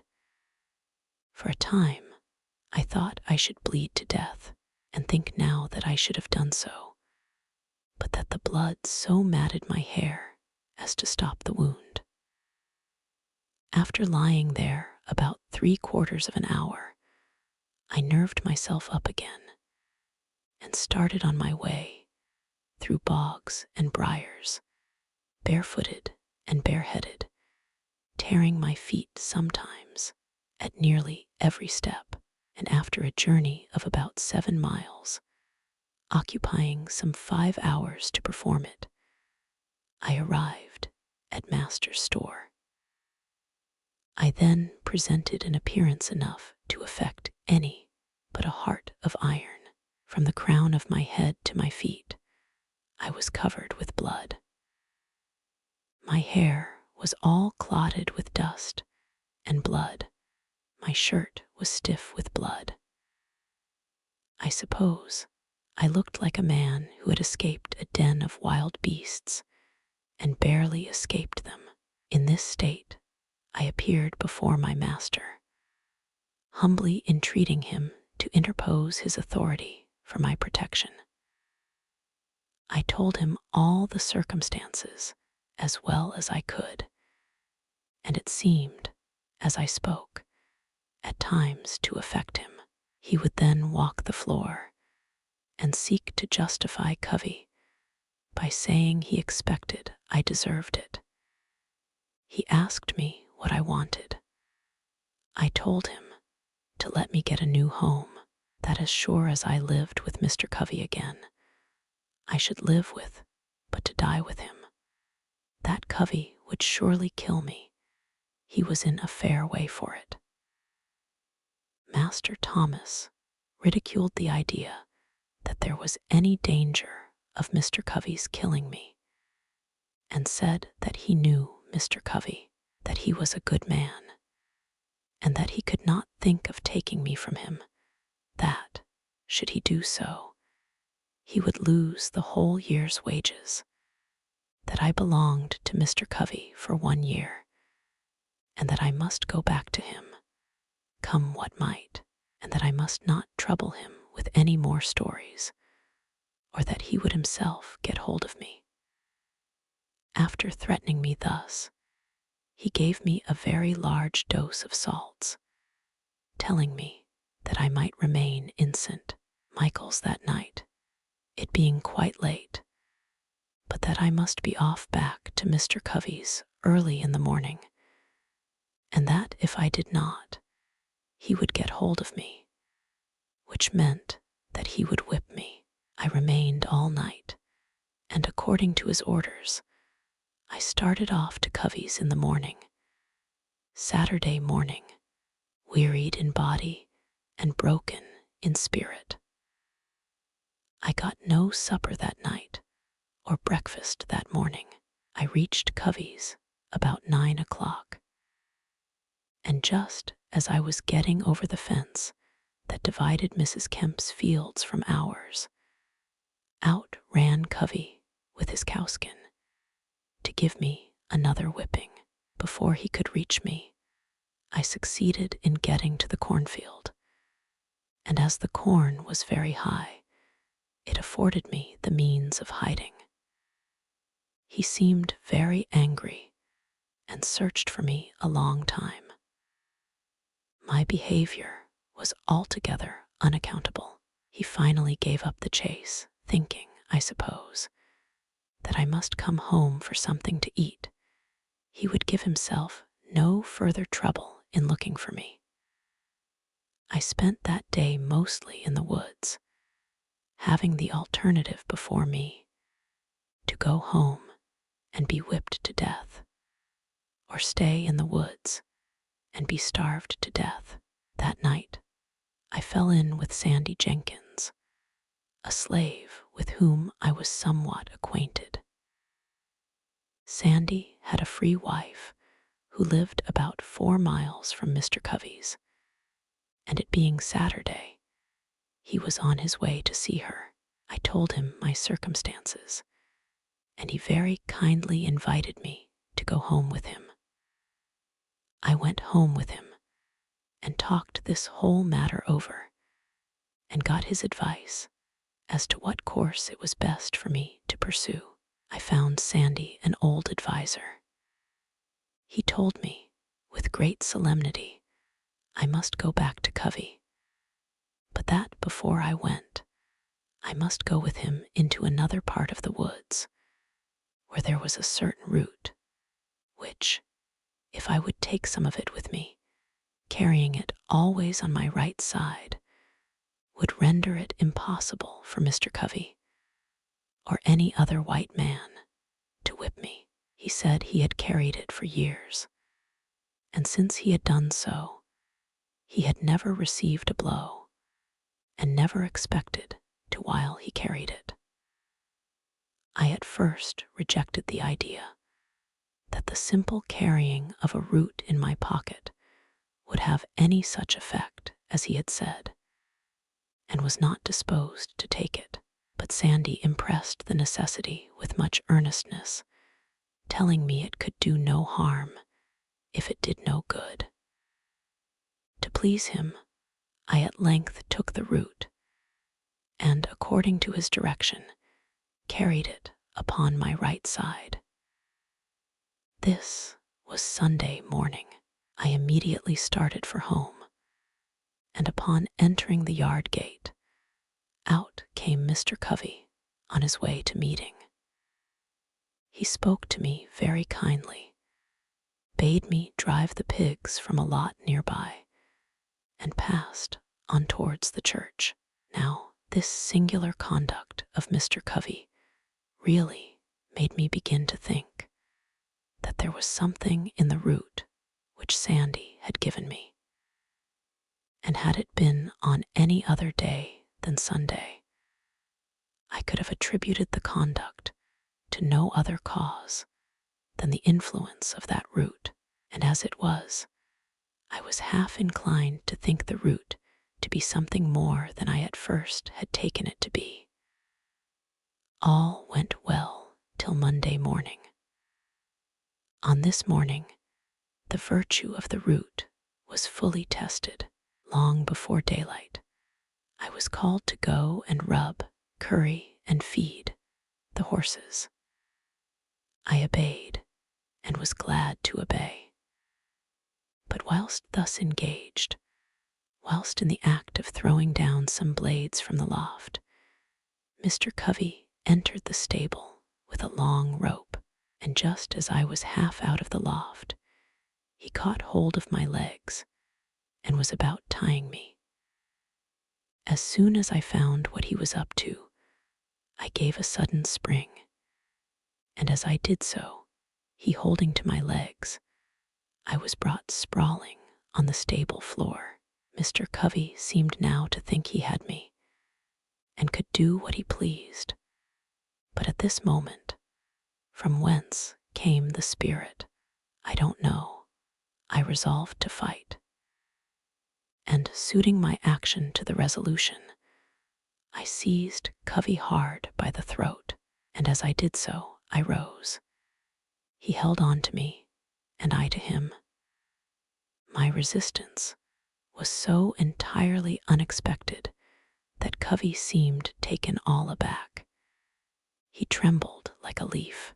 This gave me assurance, and I held him uneasy, causing the blood to run where I touched him with the ends of my fingers. Mr. Covey soon called out to Hughes for help. Hughes came, and while Covey held me, attempted to tie my right hand. While he was in the act of doing so, I watched my chance and gave him a heavy kick close under the ribs. This kick fairly sickened Hughes, so that he left me in the hands of Mr. Covey. This kick had the effect of not only weakening Hughes, but Covey also. When he saw Hughes bending over with pain, his courage quailed. He asked me if I meant to persist in my resistance. I told him I did, come what might, that he had used me like a brute for 6 months, and that I was determined to be used so no longer.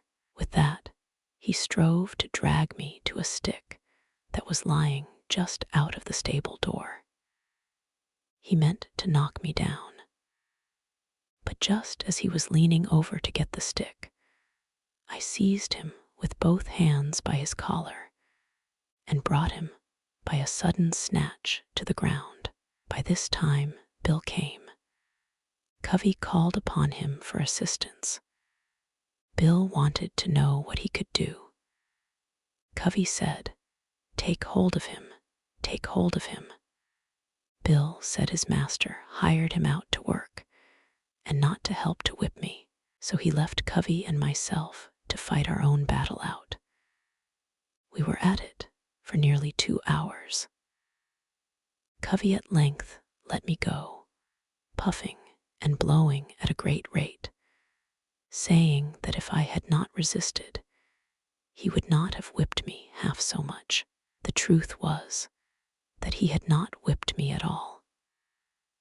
I considered him as getting entirely the worst end of the bargain, for he had drawn no blood from me, but I had from him.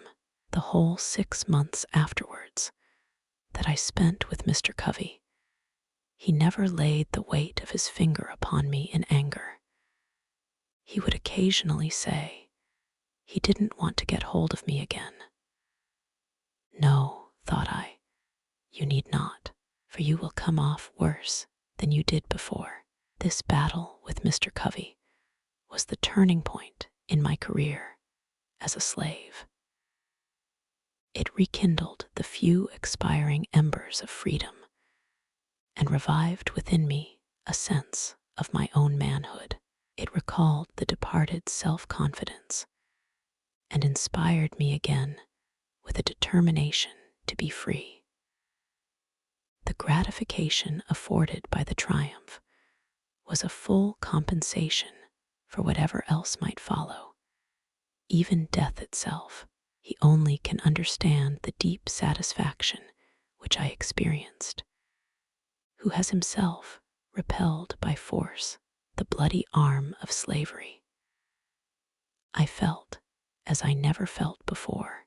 It was a glorious resurrection from the tomb of slavery to the heaven of freedom.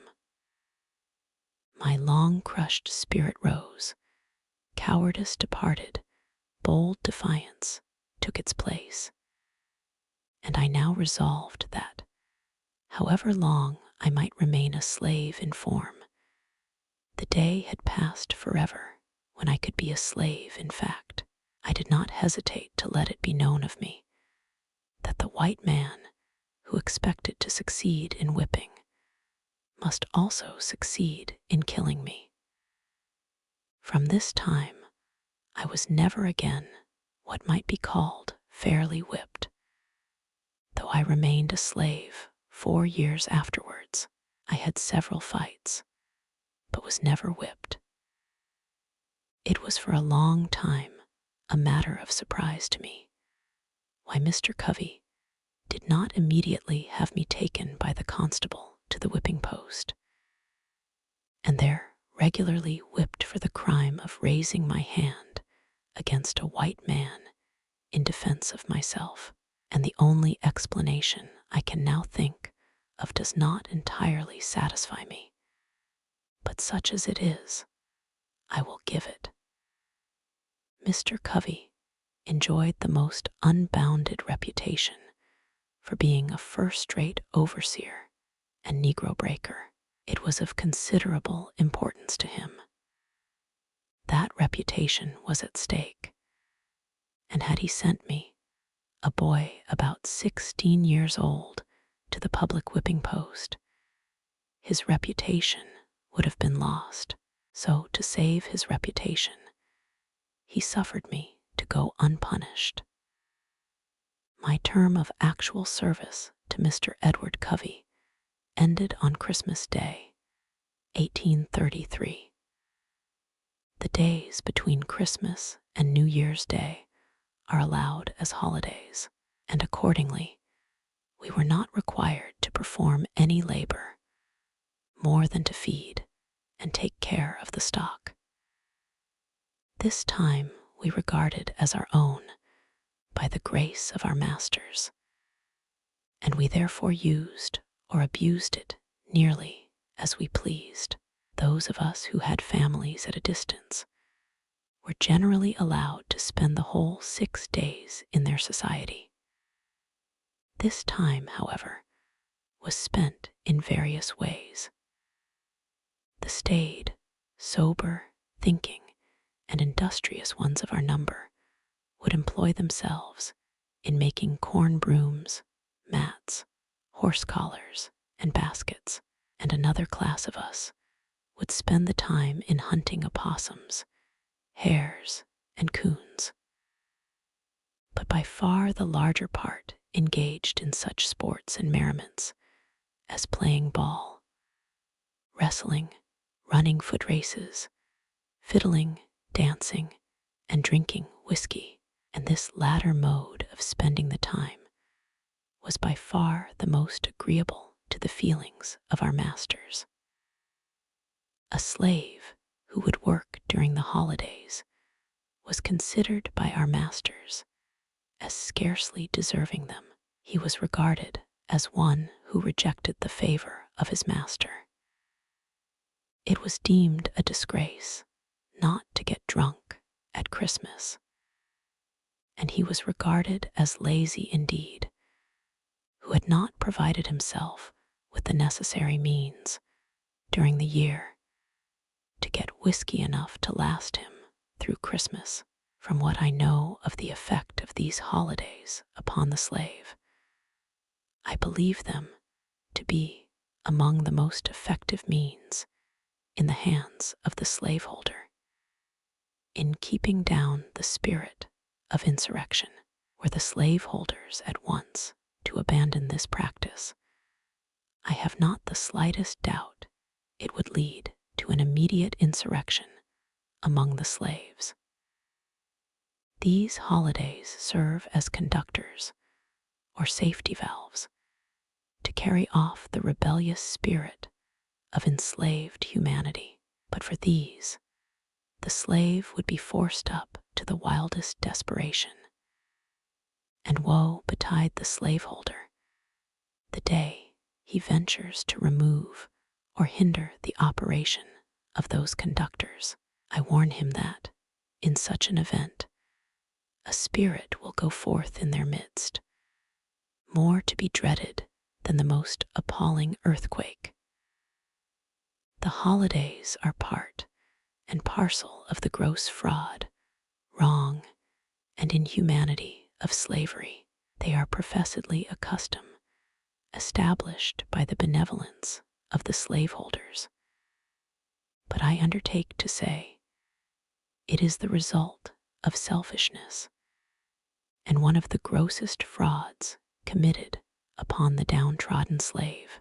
They do not give the slaves this time because they would not like to have their work during its continuance, but because they know it would be unsafe to deprive them of it.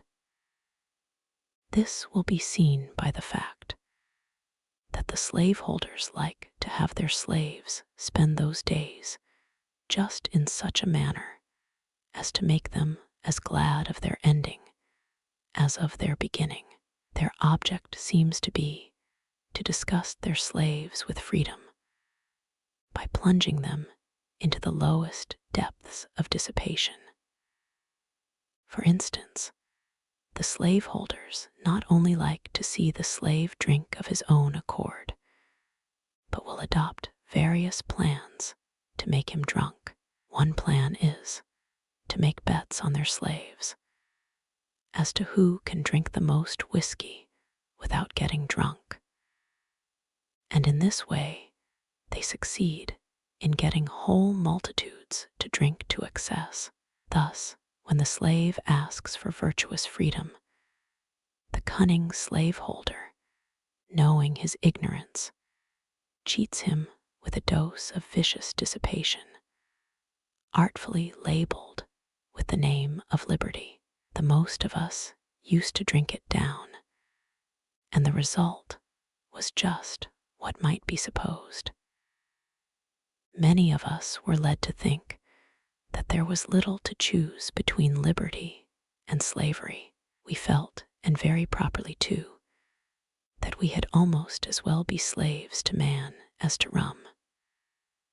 So, when the holidays ended, we staggered up from the filth of our wallowing, took a long breath, and marched to the field, feeling, upon the whole, rather glad to go from what our master had deceived us into a belief was freedom, back to the arms of slavery.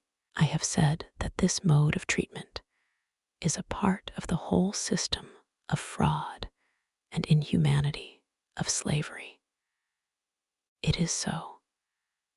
The mode here adopted to disgust the slave with freedom, by allowing him to see only the abuse of it, is carried out in other things. For instance, a slave loves molasses, he steals some. His master, in many cases, goes off to town and buys a large quantity. He returns, takes his whip, and commands the slave to eat the molasses until the poor fellow is made sick at the very mention of it.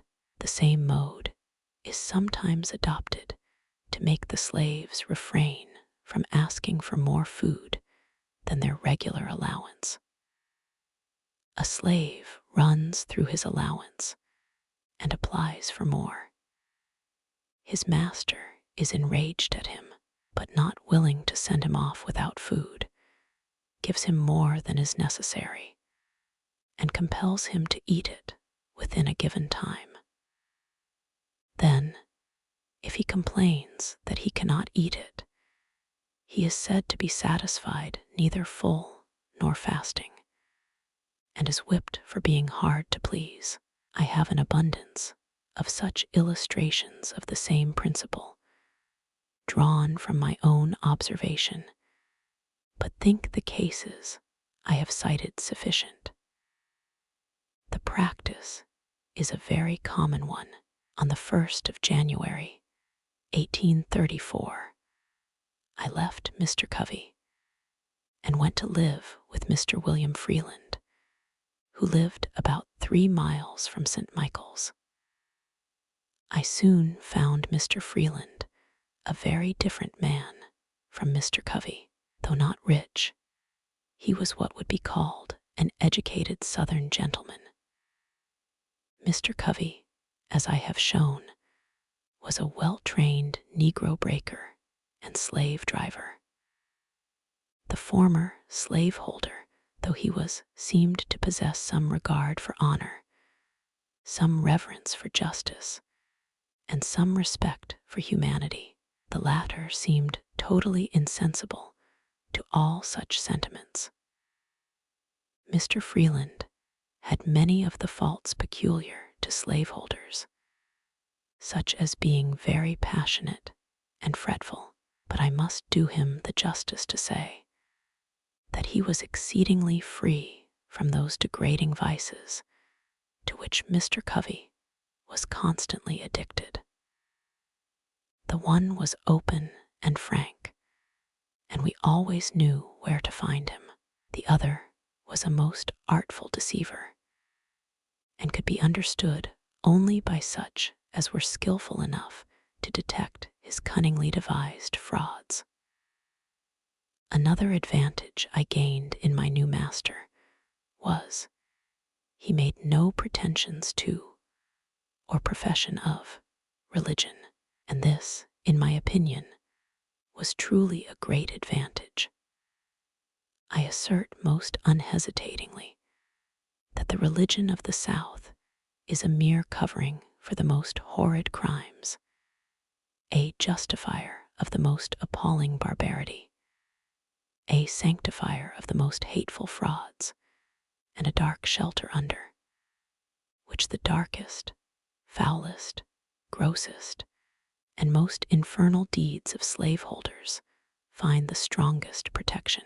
Were I to be again reduced to the chains of slavery, next to that enslavement, I should regard being the slave of a religious master the greatest calamity that could befall me. For of all slaveholders with whom I have ever met, religious slaveholders are the worst.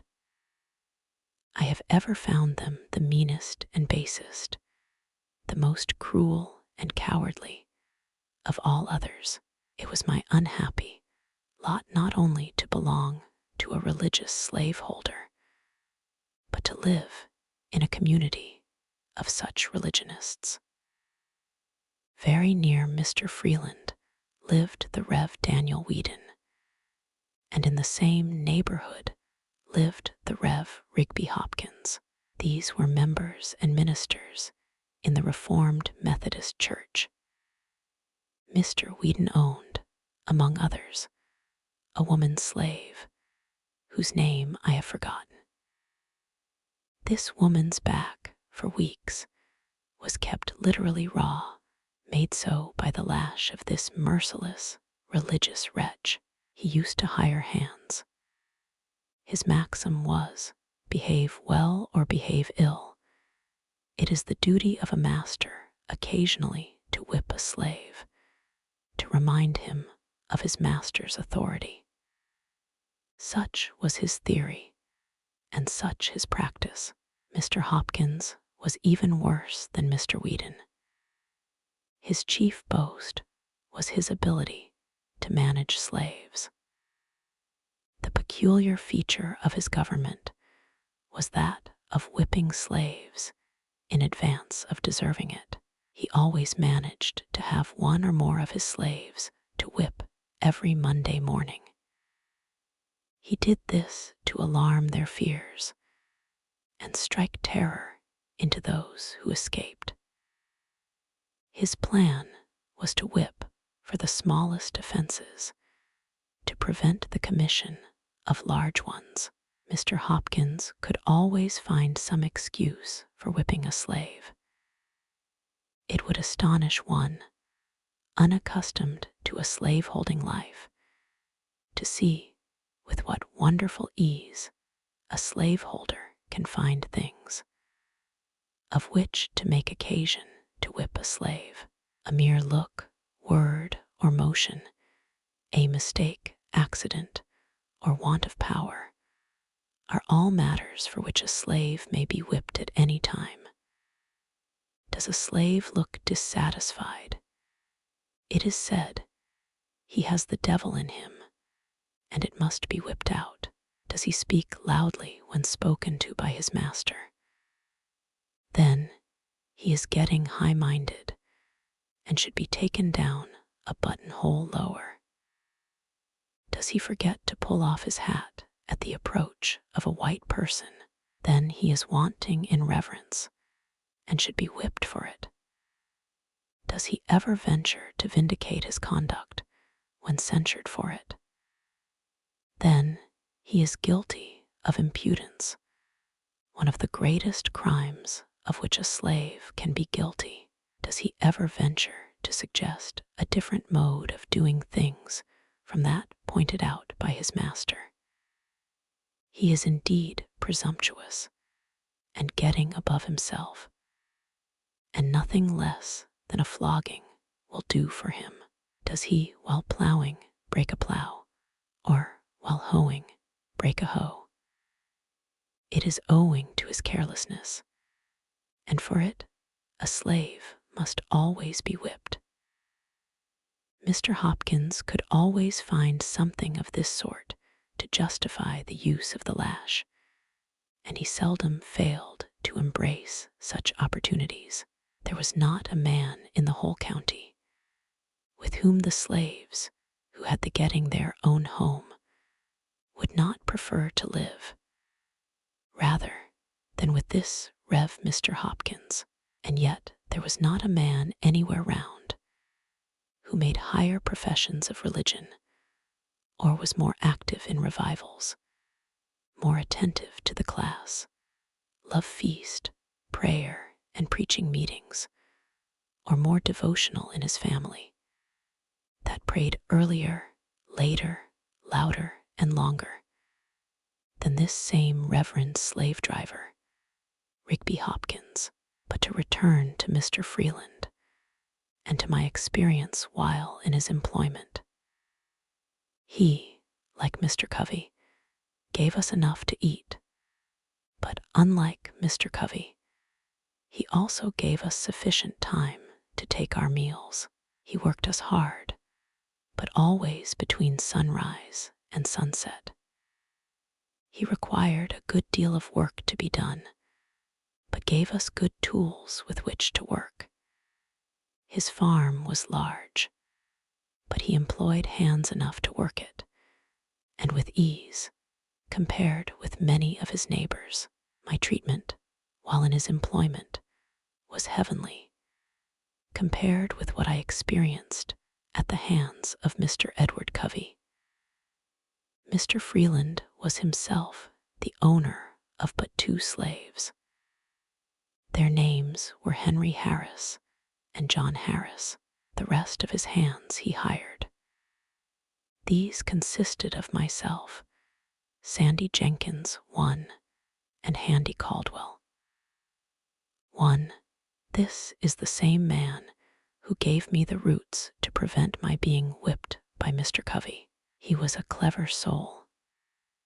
We used frequently to talk about the fight with Covey, and as often as we did so, he would claim my success as the result of the roots which he gave me.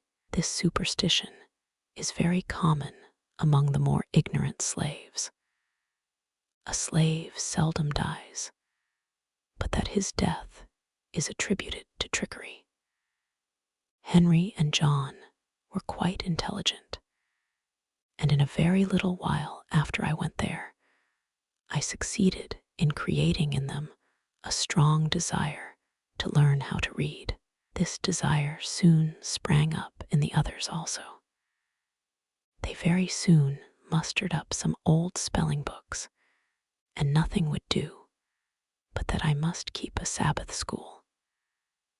I agreed to do so, and accordingly devoted my Sundays to teaching these my loved fellow slaves how to read. Neither of them knew his letters when I went there. Some of the slaves of the neighboring farms found what was going on, and also availed themselves of this little opportunity to learn to read. It was understood among all who came that there must be as little display about it as possible.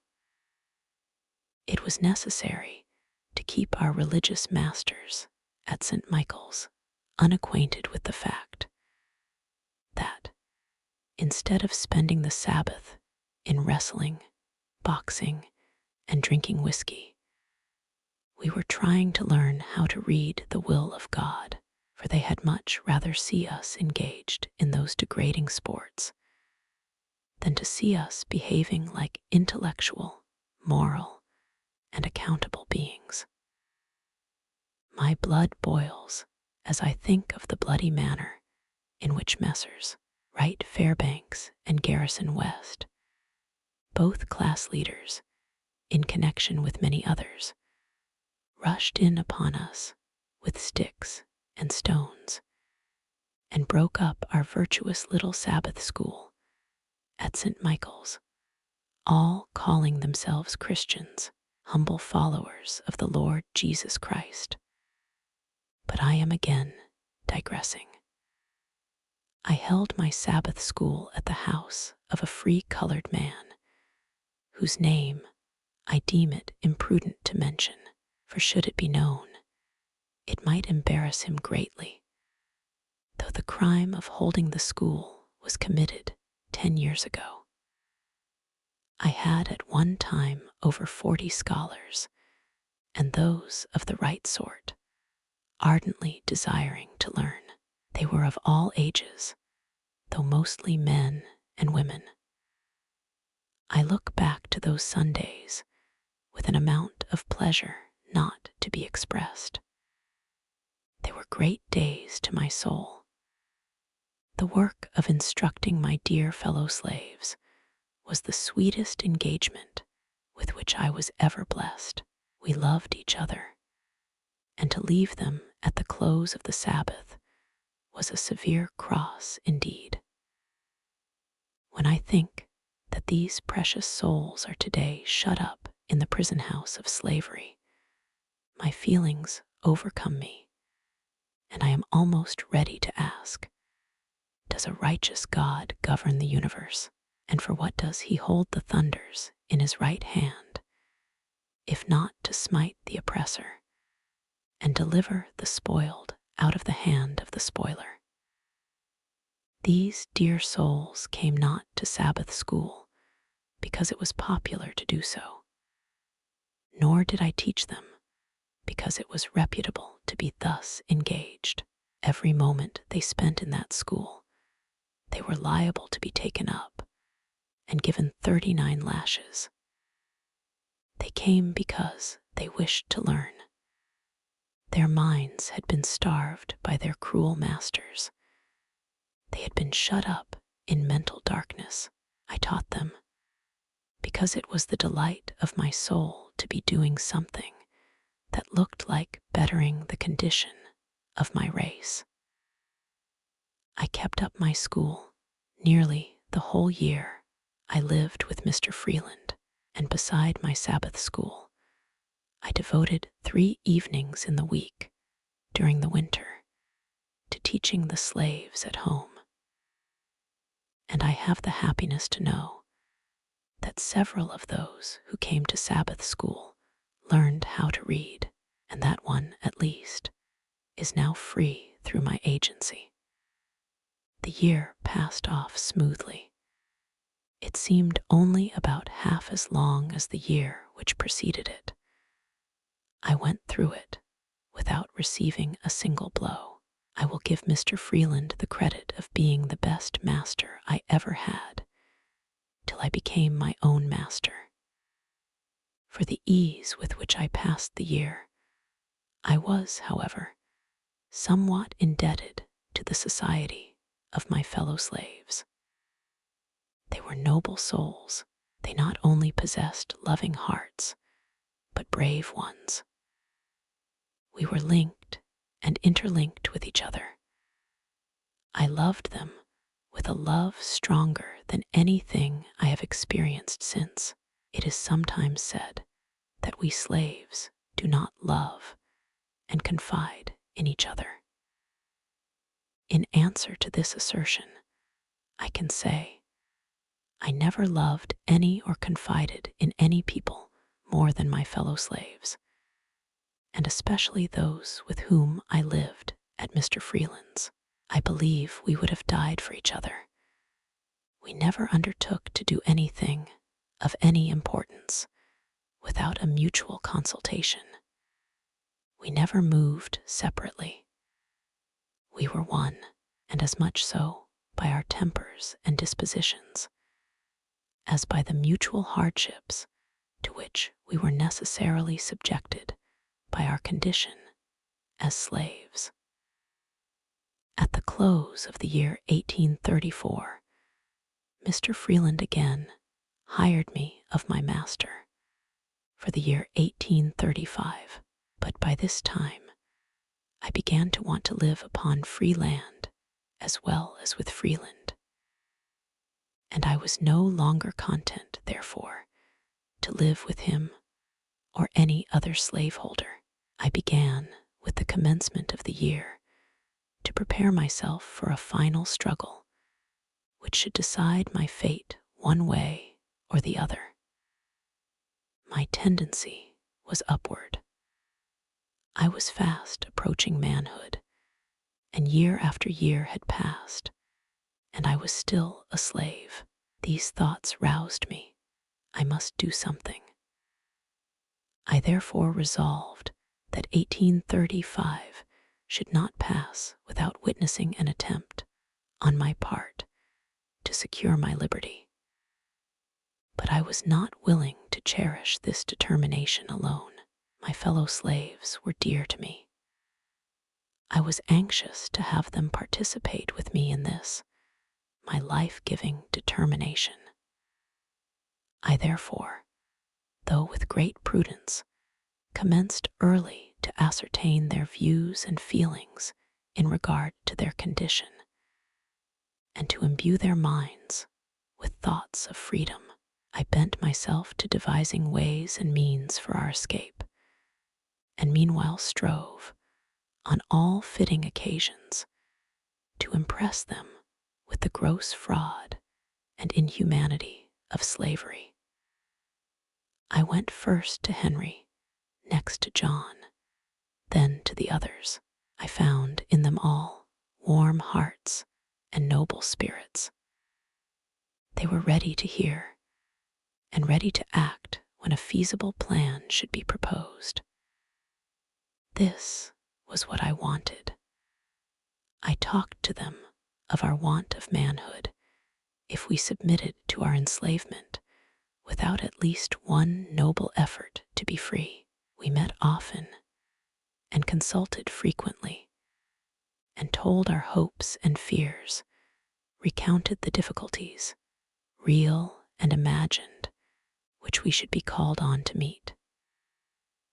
At times, we were almost disposed to give up and try to content ourselves with our wretched lot. At others, we were firm and unbending in our determination to go. Whenever we suggested any plan, there was shrinking. The odds were fearful. Our path was beset with the greatest obstacles, and if we succeeded in gaining the end of it, our right to be free was yet questionable. We were yet liable to be returned to bondage. We could see no spot, this side of the ocean, where we could be free. We knew nothing about Canada.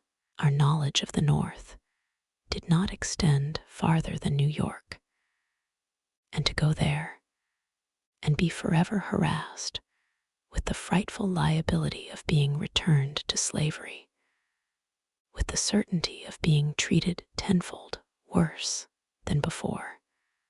The thought was truly a horrible one, and one which it was not easy to overcome. The case sometimes stood thus. At every gate through which we were to pass, we saw a watchman, at every ferry a guard, on every bridge a sentinel, and in every wood a patrol. We were hemmed in upon every side. Here were the difficulties, real or imagined, the good to be sought, and the evil to be shunned. On the one hand, there stood slavery, a stern reality, glaring frightfully upon us, its robes already crimsoned with the blood of millions, and even now feasting itself greedily upon our own flesh. On the other hand, away back in the dim distance, under the flickering light of the North Star, behind some craggy hill or snow-covered mountain, stood a doubtful freedom, half frozen, beckoning us to come and share its hospitality. This in itself was sometimes enough to stagger us, but when we permitted ourselves to survey the road, we were frequently appalled. Upon either side we saw grim death, assuming the most horrid shapes.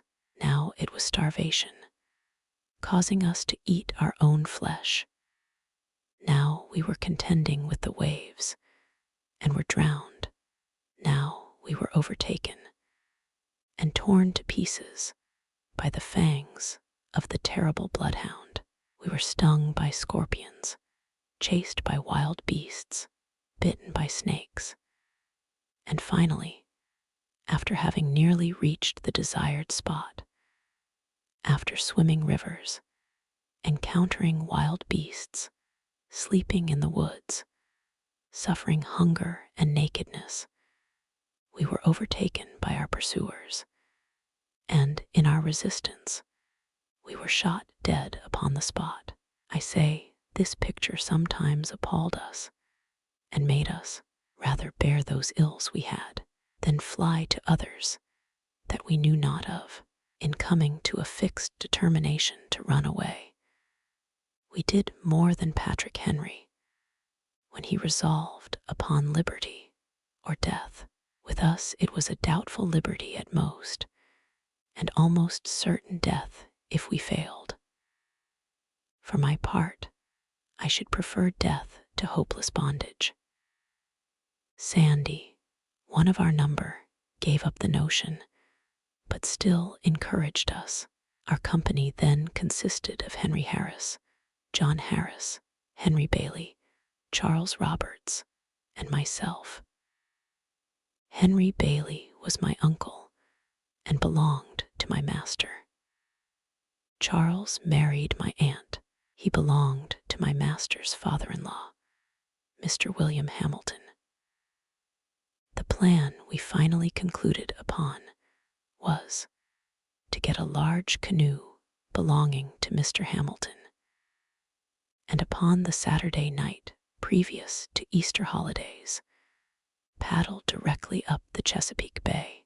On our arrival at the head of the bay, a distance of 70 or 80 miles from where we lived, it was our purpose to turn our canoe adrift and follow the guidance of the North Star till we got beyond the limits of Maryland. Our reason for taking the water route was that we were less liable to be suspected as runaways. We hoped to be regarded as fishermen, whereas, if we should take the land route, we should be subjected to interruptions of almost every kind. Anyone having a white face and being so disposed could stop us and subject us to examination. The week before our intended start, I wrote several protections, one for each of us, as well as I can remember. They were in the following words, to wit, "This is to certify that I, the undersigned, have given the bearer, my servant, full liberty to go to Baltimore and spend the Easter holidays, written with mine own hand, and see 1835, William Hamilton, near St. Michael's, in Talbot County, Maryland." We were not going to Baltimore, but in going up the bay, we went toward Baltimore, and these protections were only intended to protect us while on the bay. As the time drew near for our departure, our anxiety became more and more intense. It was truly a matter of life and death with us. The strength of our determination was about to be fully tested. At this time, I was very active in explaining every difficulty, removing every doubt, dispelling every fear, and inspiring all with the firmness indispensable to success in our undertaking, assuring them that half was gained the instant we made the move. We had talked long enough. We were now ready to move. If not now, we never should be. And if we did not intend to move now, we had as well fold our arms, sit down, and acknowledge ourselves fit only to be slaves. This none of us were prepared to acknowledge.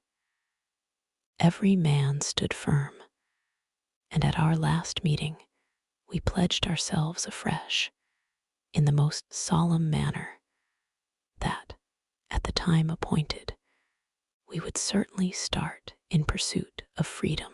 This was in the middle of the week, at the end of which we were to be off.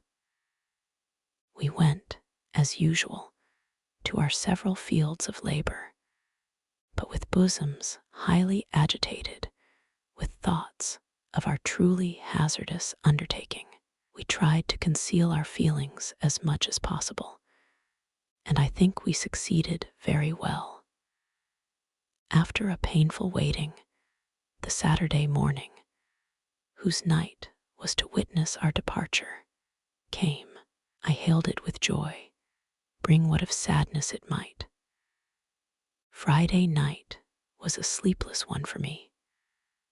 I probably felt more anxious than the rest, because I was, by common consent, at the head of the whole affair. The responsibility of success or failure lay heavily upon me. The glory of the one and the confusion of the other were alike mine. The first 2 hours of that morning were such as I never experienced before, and hope never to again. Early in the morning, we went, as usual, to the field. We were spreading manure, and all at once, while thus engaged, I was overwhelmed with an indescribable feeling, in the fullness of which I turned to Sandy, who was nearby, and said, "We are betrayed." "Well," said he, "that thought has this moment struck me." We said no more. I was never more certain of anything. The horn was blown as usual, and we went up from the field to the house for breakfast. I went for the form, more than for want of anything to eat that morning. Just as I got to the house, in looking out at the lane gate, I saw 4 white men with 2 colored men. The white men were on horseback, and the colored ones were walking behind, as if tied. I watched them a few moments, till they got up to our lane gate. Here they halted, and tied the colored men to the gate post. I was not yet certain as to what the matter was. In a few moments, in rode Mr. Hamilton, with a speed betokening great excitement. He came to the door, and inquired if Master William was in. He was told he was at the barn. Mr. Hamilton, without dismounting, rode up to the barn with extraordinary speed. In a few moments, he and Mr. Freeland returned to the house. By this time, the 3 constables rode up and in great haste dismounted, tied their horses, and met Master William and Mr. Hamilton returning from the barn, and after talking a while, they all walked up to the kitchen door. There was no one in the kitchen but myself and John. Henry and Sandy were up at the barn. Mr. Freeland put his head in at the door and called me by name, saying there were some gentlemen at the door who wished to see me. I stepped to the door and inquired what they wanted. They at once seized me and, without giving me any satisfaction, tied me, lashing my hands closely together. I insisted upon knowing what the matter was. They at length said that they had learned I had been in a scrape, and that I was to be examined before my master, and if their information proved false, I should not be hurt. In a few moments, they succeeded in tying John. They then turned to Henry, who had by this time returned, and commanded him to cross his hands. "I won't," said Henry, in a firm tone, indicating his readiness to meet the consequences of his refusal. "Won't you?" said Tom Graham, the constable. "No, I won't," said Henry, in a still stronger tone.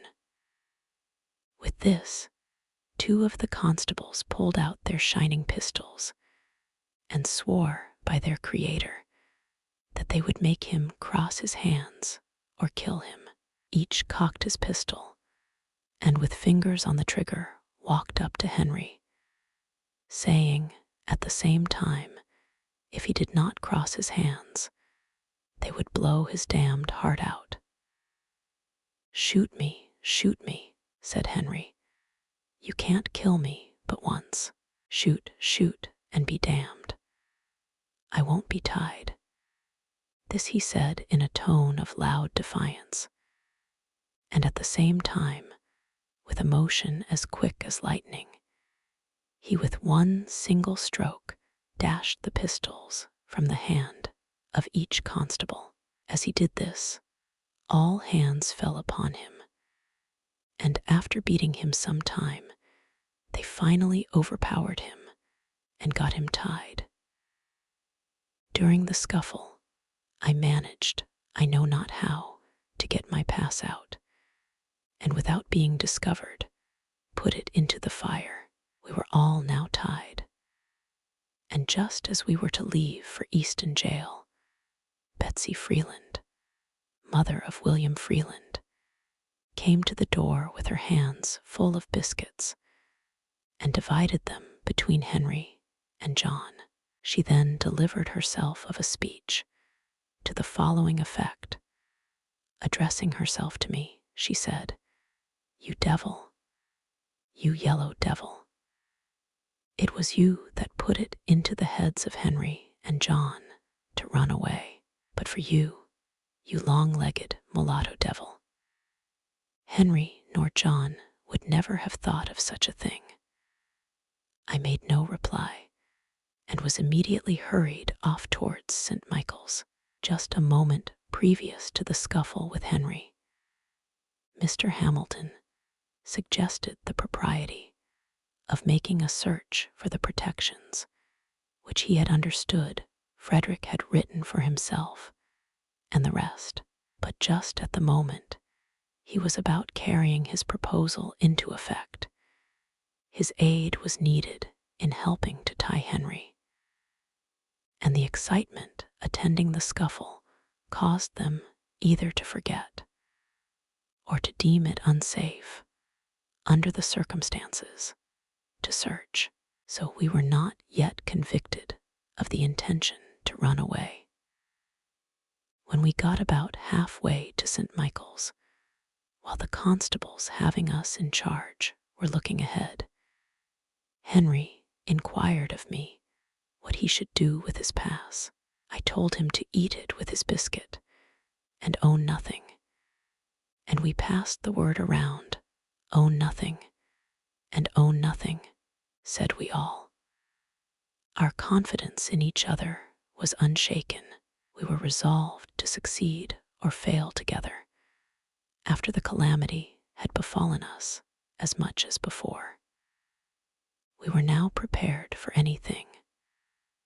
We were to be dragged that morning 15 miles behind horses, and then to be placed in the Easton jail. When we reached St. Michael's, we underwent a sort of examination. We all denied that we ever intended to run away. We did this more to bring out the evidence against us than from any hope of getting clear of being sold, for, as I have said, we were ready for that. The fact was, we cared but little where we went, so we went together. Our greatest concern was about separation. We dreaded that more than anything this side of death. We found the evidence against us to be the testimony of one person. Our master would not tell who it was, but we came to a unanimous decision among ourselves as to who their informant was. We were sent off to the jail at Easton. When we got there, we were delivered up to the sheriff, Mr. Joseph Graham, and by him placed in jail. Henry, John, and myself were placed in one room together, Charles and Henry Bailey in another. Their object in separating us was to hinder concert. We had been in jail scarcely 20 minutes when a swarm of slave traders and agents for slave traders flocked into jail to look at us and to ascertain if we were for sale. Such a set of beings I never saw before. I felt myself surrounded by so many fiends from perdition. A band of pirates never looked more like their father, the devil. They laughed and grinned over us, saying, "Ah, my boys, we have got you, haven't we?" And after taunting us in various ways, they one by one went into an examination of us, with intent to ascertain our value. They would impudently ask us if we would not like to have them for our masters. We would make them no answer, and leave them to find out as best they could. Then they would curse and swear at us, telling us that they could take the devil out of us in a very little while if we were only in their hands. While in jail, we found ourselves in much more comfortable quarters than we expected when we went there.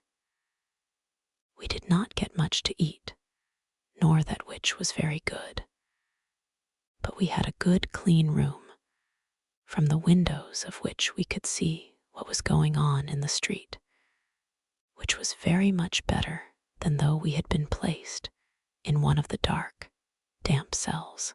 Upon the whole, we got along very well, so far as the jail and its keeper were concerned.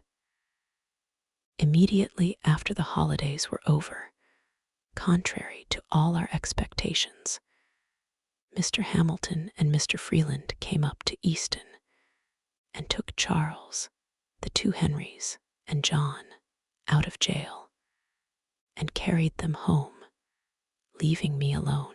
I regarded this separation as a final one.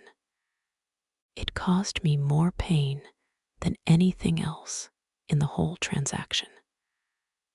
I was ready for anything rather than separation. I supposed that they had consulted together and had decided that, as I was the whole cause of the intention of the others to run away. It was hard to make the innocent suffer with the guilty, and that they had, therefore, concluded to take the others home and sell me as a warning to the others that remained. It is due to the noble Henry to say, he seemed almost as reluctant at leaving the prison as at leaving home to come to the prison, but we knew we should, in all probability, be separated if we were sold, and since he was in their hands, he concluded to go peaceably home. I was now left to my fate.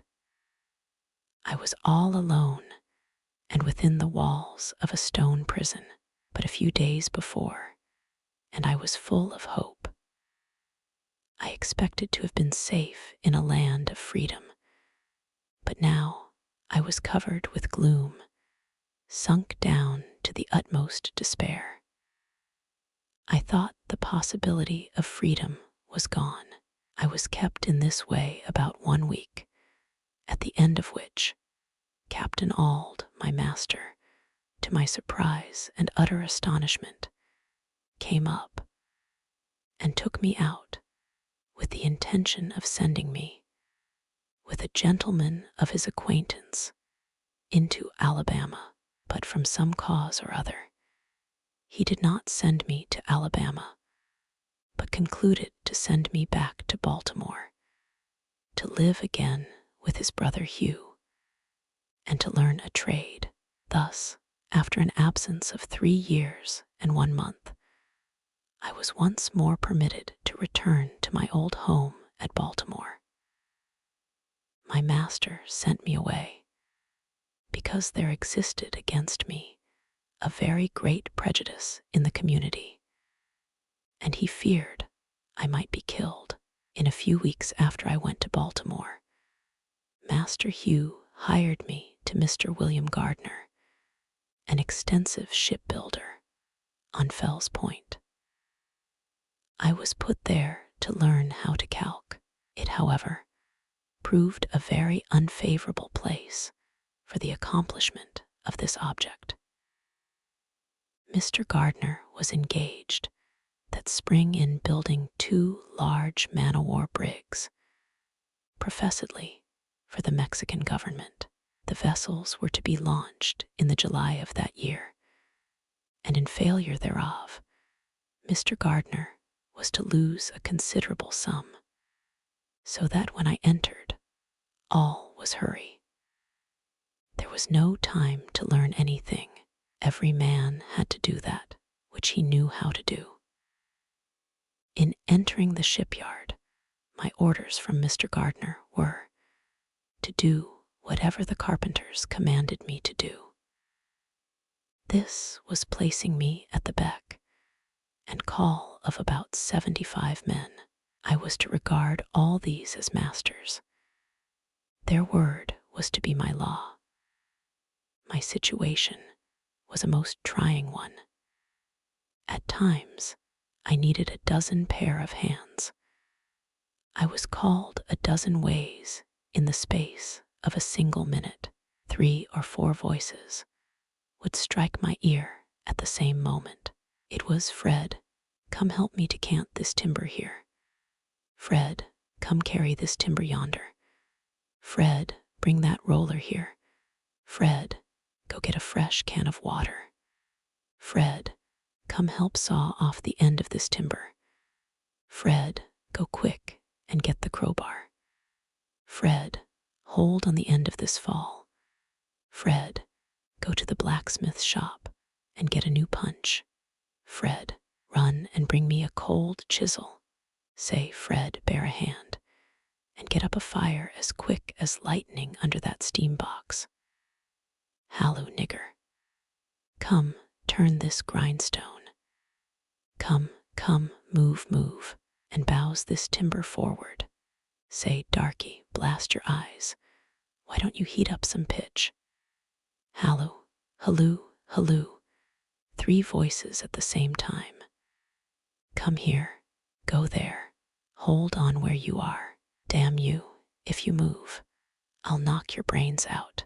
This was my school for 8 months, and I might have remained there longer, but for a most horrid fight I had with 4 of the white apprentices, in which my left eye was nearly knocked out, and I was horribly mangled in other respects. The facts in the case were these. Until a very little while after I went there, white and black ship carpenters worked side by side, and no one seemed to see any impropriety in it. All hands seemed to be very well satisfied. Many of the black carpenters were freemen.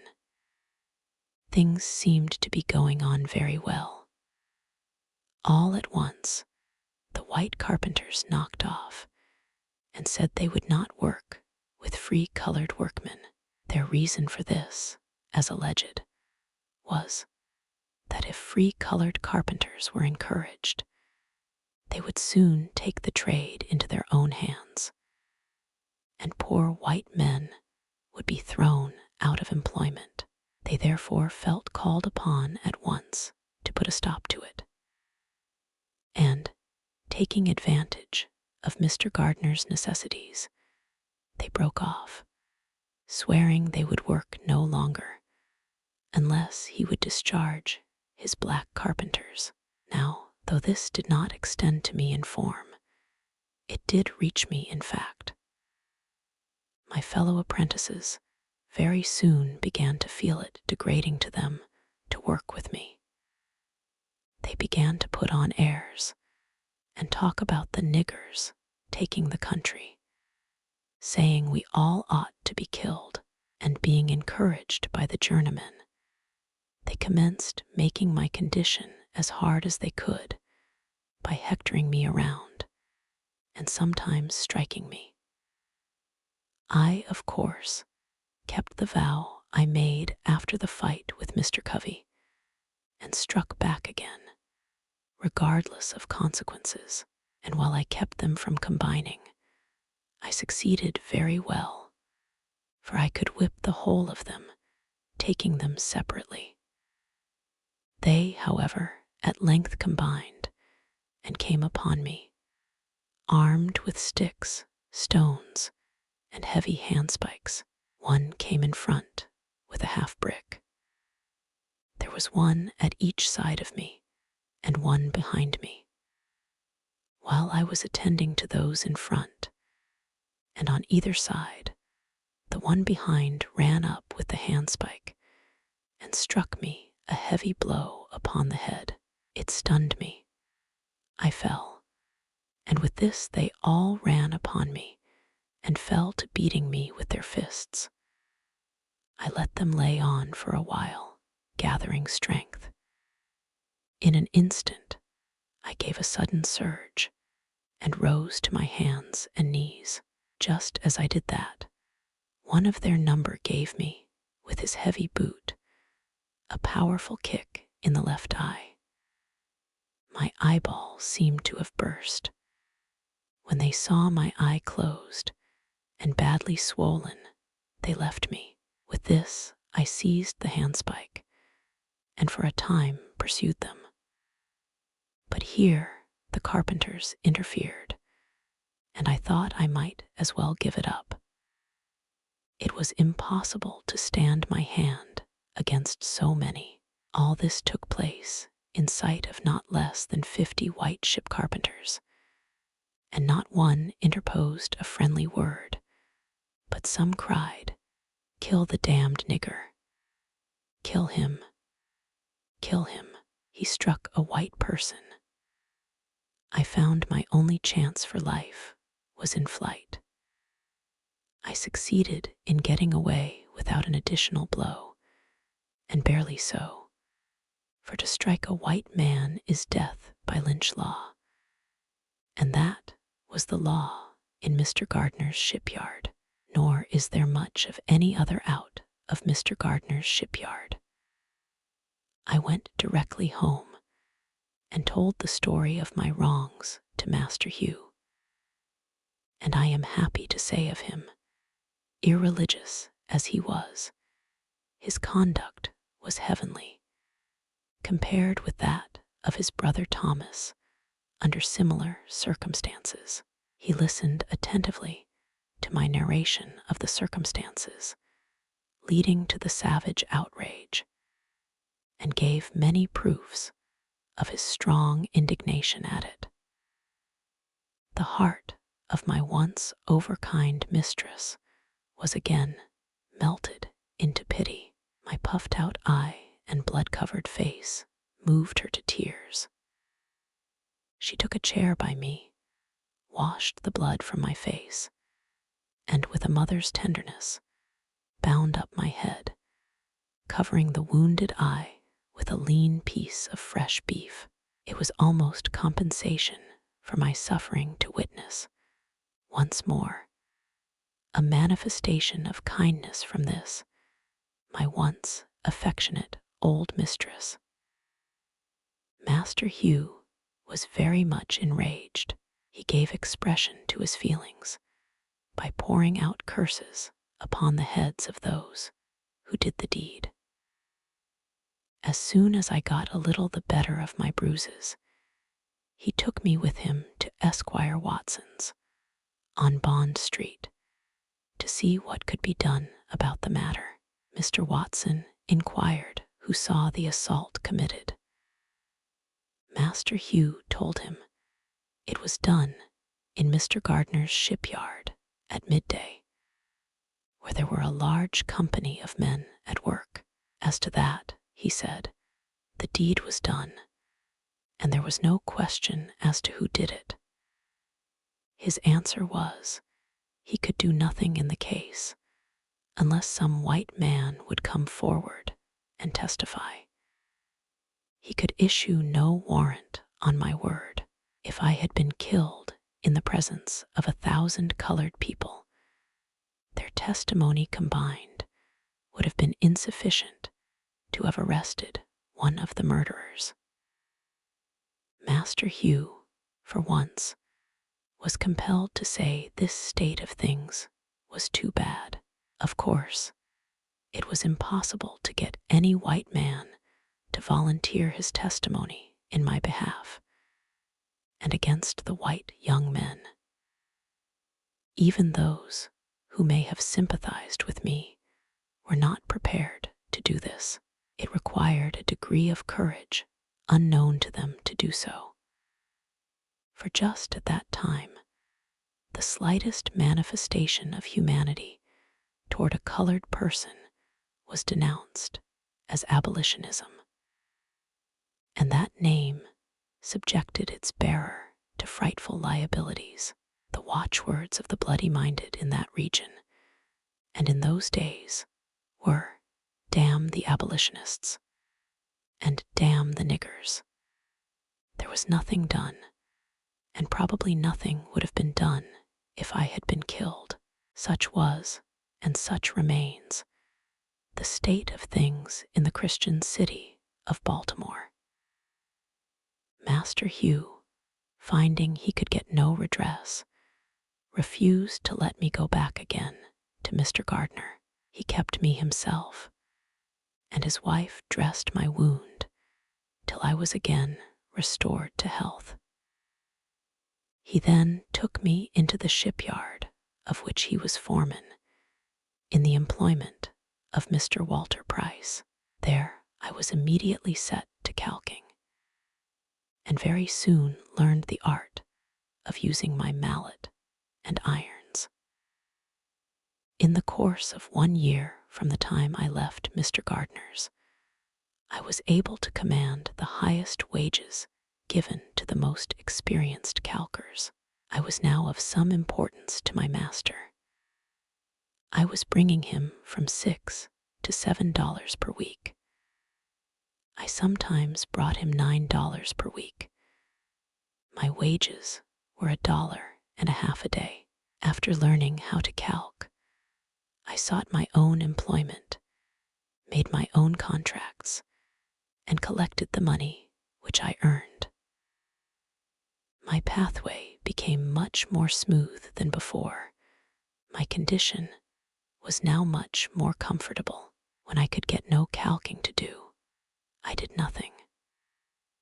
During these leisure times, those old notions about freedom would steal over me again. When in Mr. Gardner's employment, I was kept in such a perpetual whirl of excitement. I could think of nothing, scarcely, but my life, and in thinking of my life, I almost forgot my liberty. I have observed this in my experience of slavery, that whenever my condition was improved, instead of its increasing my contentment, it only increased my desire to be free and set me to thinking of plans to gain my freedom. I have found that, to make a contented slave, it is necessary to make a thoughtless one. It is necessary to darken his moral and mental vision, and as far as possible, to annihilate the power of reason.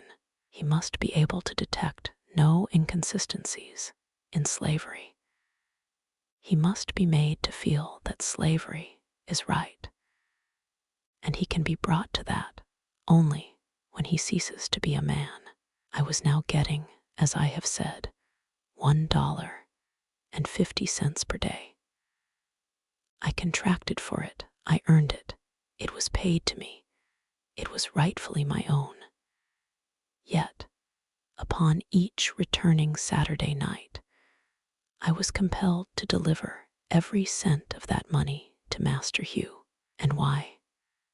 Not because he earned it, not because he had any hand in earning it, not because I owed it to him, nor because he possessed the slightest shadow of a right to it, but solely because he had the power to compel me to give it up. The right of the grim-visaged pirate upon the high seas is exactly the same. Chapter 11. I now come to that part of my life during which I planned, and finally succeeded in making, my escape from slavery. But before narrating any of the peculiar circumstances, I deem it proper to make known my intention, not to state all the facts connected with the transaction. My reasons for pursuing this course may be understood from the following. First, were I to give a minute statement of all the facts, it is not only possible, but quite probable, that others would thereby be involved in the most embarrassing difficulties.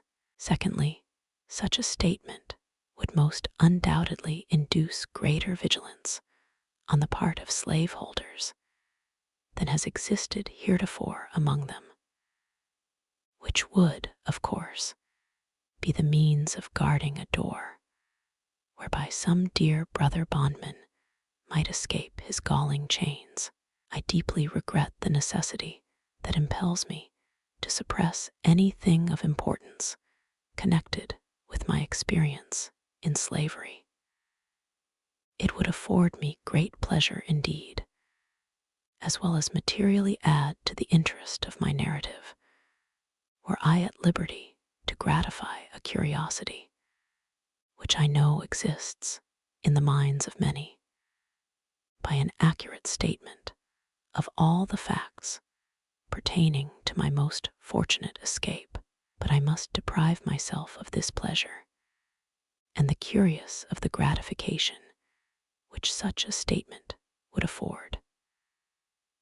I would allow myself to suffer under the greatest imputations which evil-minded men might suggest, rather than exculpate myself, and thereby run the hazard of closing the slightest avenue by which a brother slave might clear himself of the chains and fetters of slavery. I have never approved of the very public manner in which some of our Western friends have conducted what they call the Underground Railroad, but which I think, by their open declarations, has been made most emphatically the Upper Ground Railroad. I honor those good men and women for their noble daring, and applaud them for willingly subjecting themselves to bloody persecution. By openly avowing their participation in the escape of slaves, I, however, can see very little good resulting from such a course, either to themselves or the slaves escaping.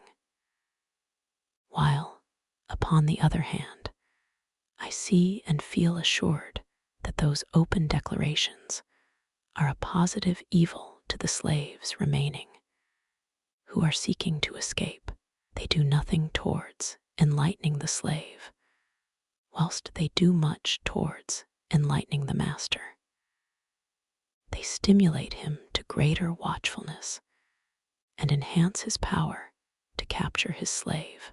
We owe something to the slaves south of the line as well as to those north of it, and in aiding the latter on their way to freedom, we should be careful to do nothing which would be likely to hinder the former from escaping from slavery.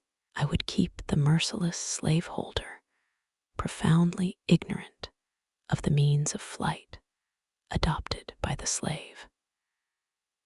I would leave him to imagine himself surrounded by myriads of invisible tormentors, ever ready to snatch from his infernal grasp his trembling prey. Let him be left to feel his way in the dark. Let darkness commensurate with his crime hover over him, and let him feel that at every step he takes, in pursuit of the flying bondman, he is running the frightful risk of having his hot brains dashed out by an invisible agency. Let us render the tyrant no aid. Let us not hold the light by which he can trace the footprints of our flying brother. But enough of this. I will now proceed to the statement of those facts connected with my escape, for which I am alone responsible, and for which no one can be made to suffer but myself. In the early part of the year 1838, I became quite restless. I could see no reason why I should, at the end of each week, pour the reward of my toil into the purse of my master. When I carried to him my weekly wages, he would, after counting the money, look me in the face with a robber-like fierceness and ask, "Is this all?" He was satisfied with nothing less than the last cent. He would, however, when I made him $6, sometimes give me 6 cents to encourage me. It had the opposite effect. I regarded it as a sort of admission of my right to the whole. The fact that he gave me any part of my wages was proof, to my mind, that he believed me entitled to the whole of them. I always felt worse for having received anything, for I feared that the giving me a few cents would ease his conscience and make him feel himself to be a pretty honorable sort of robber. My discontent grew upon me. I was ever on the lookout for means of escape, and finding no direct means, I determined to try to hire my time with a view of getting money with which to make my escape. In the spring of 1838, when Master Thomas came to Baltimore to purchase his spring goods, I got an opportunity and applied to him to allow me to hire my time. He unhesitatingly refused my request and told me this was another stratagem by which to escape. He told me I could go nowhere, but that he could get me, and that, in the event of my running away, he should spare no pains in his efforts to catch me. He exhorted me to content myself and be obedient. He told me if I would be happy, I must lay out no plans for the future. He said if I behaved myself properly, he would take care of me. Indeed, he advised me to complete thoughtlessness of the future and taught me to depend solely upon him for happiness. He seemed to see fully the pressing necessity of setting aside my intellectual nature in order to contentment in slavery. But in spite of him, and even in spite of myself, I continued to think, and to think about the injustice of my enslavement and the means of escape. About 2 months after this, I applied to Master Hugh for the privilege of hiring my time. He was not acquainted with the fact that I had applied to Master Thomas and had been refused. He too, at first, seemed disposed to refuse, but after some reflection, he granted me the privilege and proposed the following terms. I was to be allowed all my time, make all contracts with those for whom I worked, and find my own employment. And, in return for this liberty, I was to pay him $3 at the end of each week, find myself in calking tools and in board and clothing. My board was $2.50 per week. This, with the wear and tear of clothing and calking tools, made my regular expenses about $6 per week. This amount I was compelled to make up, or relinquish the privilege of hiring my time. Rain or shine, work or no work, at the end of each week, the money must be forthcoming, or I must give up my privilege. This arrangement, it will be perceived, was decidedly in my master's favor. It relieved him of all need of looking after me. His money was sure. He received all the benefits of slaveholding without its evils, while I endured all the evils of a slave and suffered all the care and anxiety of a freeman. I found it a hard bargain, but hard as it was, I thought it better than the old mode of getting along. It was a step towards freedom to be allowed to bear the responsibilities of a freeman, and I was determined to hold on upon it. I bent myself to the work of making money. I was ready to work at night as well as day, and by the most untiring perseverance and industry, I made enough to meet my expenses and lay up a little money every week. I went on thus from May till August. Master Hugh then refused to allow me to hire my time longer. The ground for his refusal was a failure on my part, one Saturday night, to pay him for my week's time. This failure was occasioned by my attending a camp meeting about 10 miles from Baltimore. During the week, I had entered into an engagement with a number of young friends to start from Baltimore to the camp ground early Saturday evening, and being detained by my employer, I was unable to get down to Master Hugh's without disappointing the company. I knew that Master Hugh was in no special need of the money that night. I therefore decided to go to camp meeting, and upon my return, pay him the $3. I stayed at the camp meeting 1 day longer than I intended when I left, but as soon as I returned, I called upon him to pay him what he considered his due. I found him very angry. He could scarce restrain his wrath. He said he had a great mind to give me a severe whipping. He wished to know how I dared go out of the city without asking his permission. I told him I hired my time, and while I paid him the price which he asked for it, I did not know that I was bound to ask him when and where I should go. This reply troubled him, and after reflecting a few moments, he turned to me and said I should hire my time no longer, that the next thing he should know of, I would be running away. Upon the same plea, he told me to bring my tools and clothing home forthwith.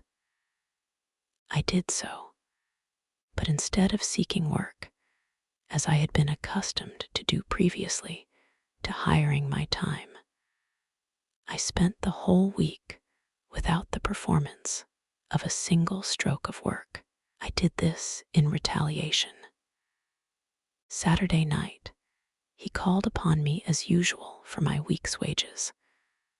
I told him I had no wages. I had done no work that week. Here we were upon the point of coming to blows. He raved and swore his determination to get hold of me. I did not allow myself a single word, but was resolved, if he laid the weight of his hand upon me, it should be blow for blow. He did not strike me, but told me that he would find me in constant employment in future. I thought the matter over during the next day, Sunday, and finally resolved upon the 3rd day of September as the day upon which I would make a second attempt to secure my freedom. I now had 3 weeks during which to prepare for my journey. Early on Monday morning, before Master Hugh had time to make any engagement for me, I went out and got employment of Mr. Butler at his shipyard near the drawbridge, upon what is called the city block, thus making it unnecessary for him to seek employment for me. At the end of the week, I brought him between $8 and $9. He seemed very well pleased and asked why I did not do the same the week before. He little knew what my plans were. My object in working steadily was to remove any suspicion he might entertain of my intent to run away. And in this, I succeeded admirably. I suppose he thought I was never better satisfied with my condition than at the very time during which I was planning my escape. The 2nd week passed, and again I carried him my full wages, and so well pleased was he that he gave me 25 cents, quite a large sum for a slaveholder to give a slave, and bade me to make a good use of it. I told him I would. Things went on without very smoothly indeed, but within there was trouble. It is impossible for me to describe my feelings as the time of my contemplated start drew near.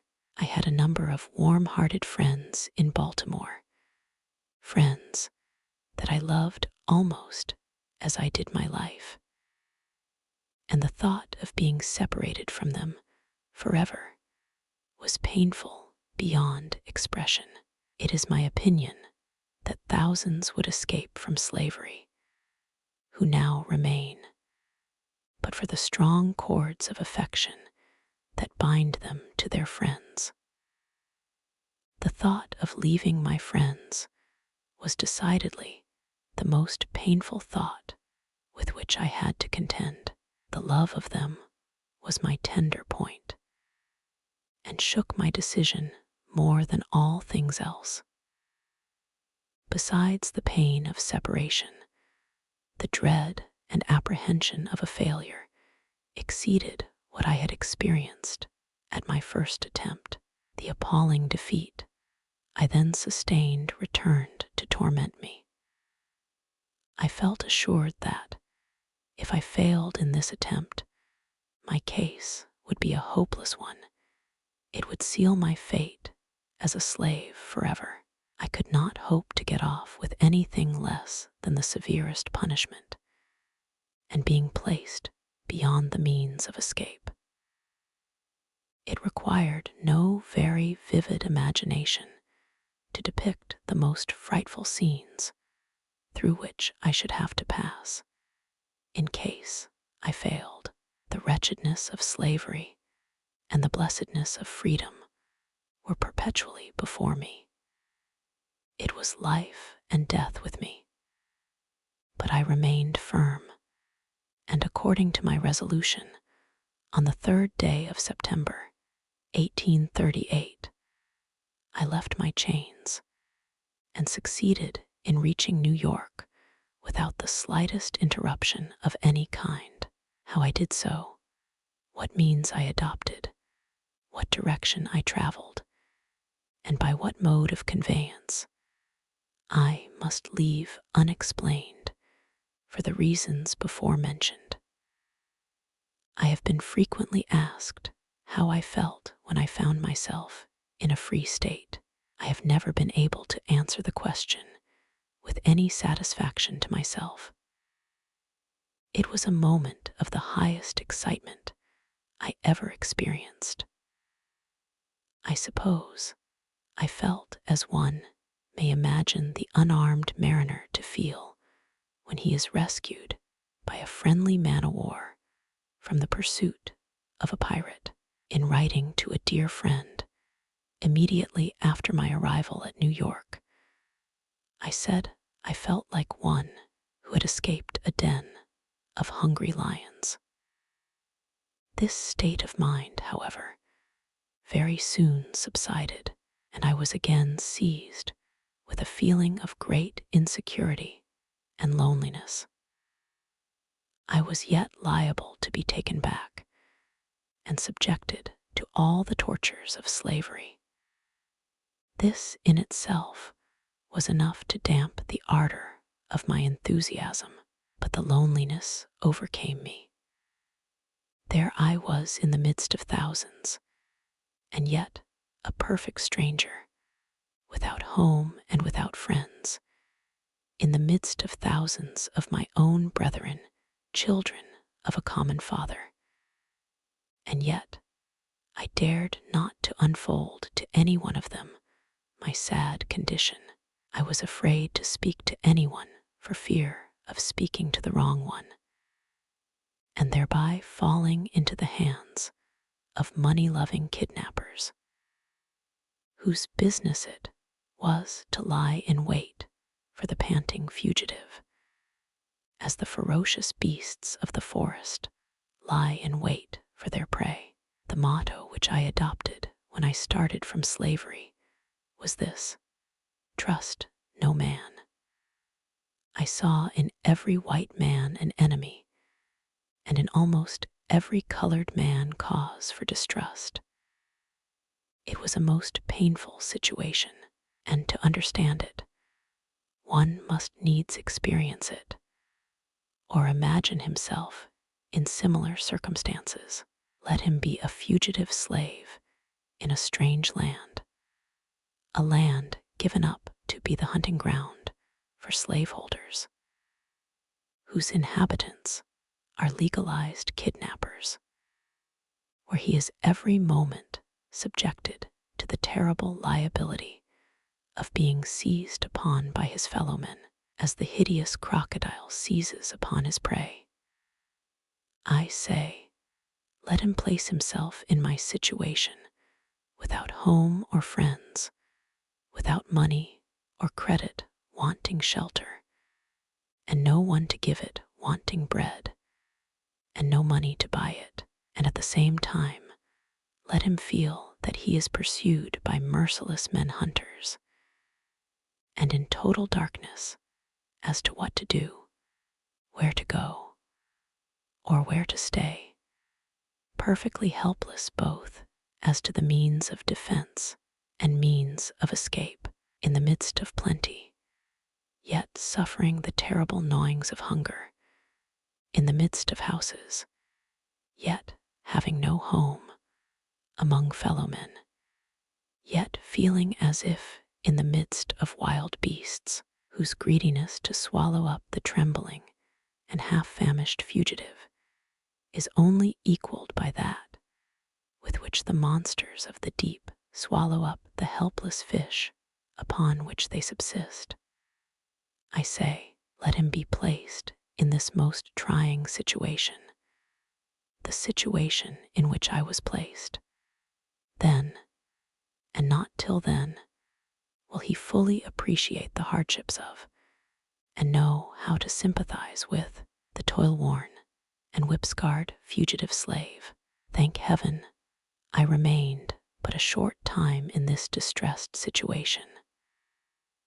I was relieved from it by the humane hand of Mr. David Ruggles, whose vigilance, kindness, and perseverance I shall never forget. I am glad of an opportunity to express, as far as words can, the love and gratitude I bear him. Mr. Ruggles is now afflicted with blindness, and is himself in need of the same kind offices which he was once so forward in the performance of toward others. I had been in New York but a few days when Mr. Ruggles sought me out, and very kindly took me to his boarding house at the corner of Church and L'Esplanade Streets. Mr. Ruggles was then very deeply engaged in the memorable dark case, as well as attending to a number of other fugitive slaves, devising ways and means for their successful escape. And though watched and hemmed in on almost every side, he seemed to be more than a match for his enemies. Very soon after I went to Mr. Ruggles, he wished to know of me where I wanted to go, as he deemed it unsafe for me to remain in New York. I told him I was a calker and should like to go where I could get work. I thought of going to Canada, but he decided against it, and in favor of my going to New Bedford, thinking I should be able to get work there at my trade.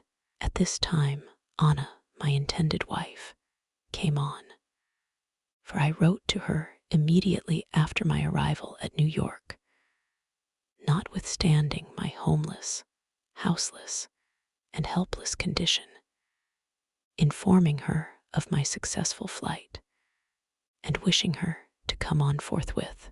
In a few days after her arrival, Mr. Ruggles called in the Rev. J.W.C. Pennington, who, in the presence of Mr. Ruggles, Mrs. Michaels, and 2 or 3 others, performed the marriage ceremony, and gave us a certificate, of which the following is an exact copy. This may certify that I joined together in holy matrimony Frederick Johnson and Anna Murray, as man and wife, in the presence of Mr. David Ruggles and Mrs. Michaels. James W.C.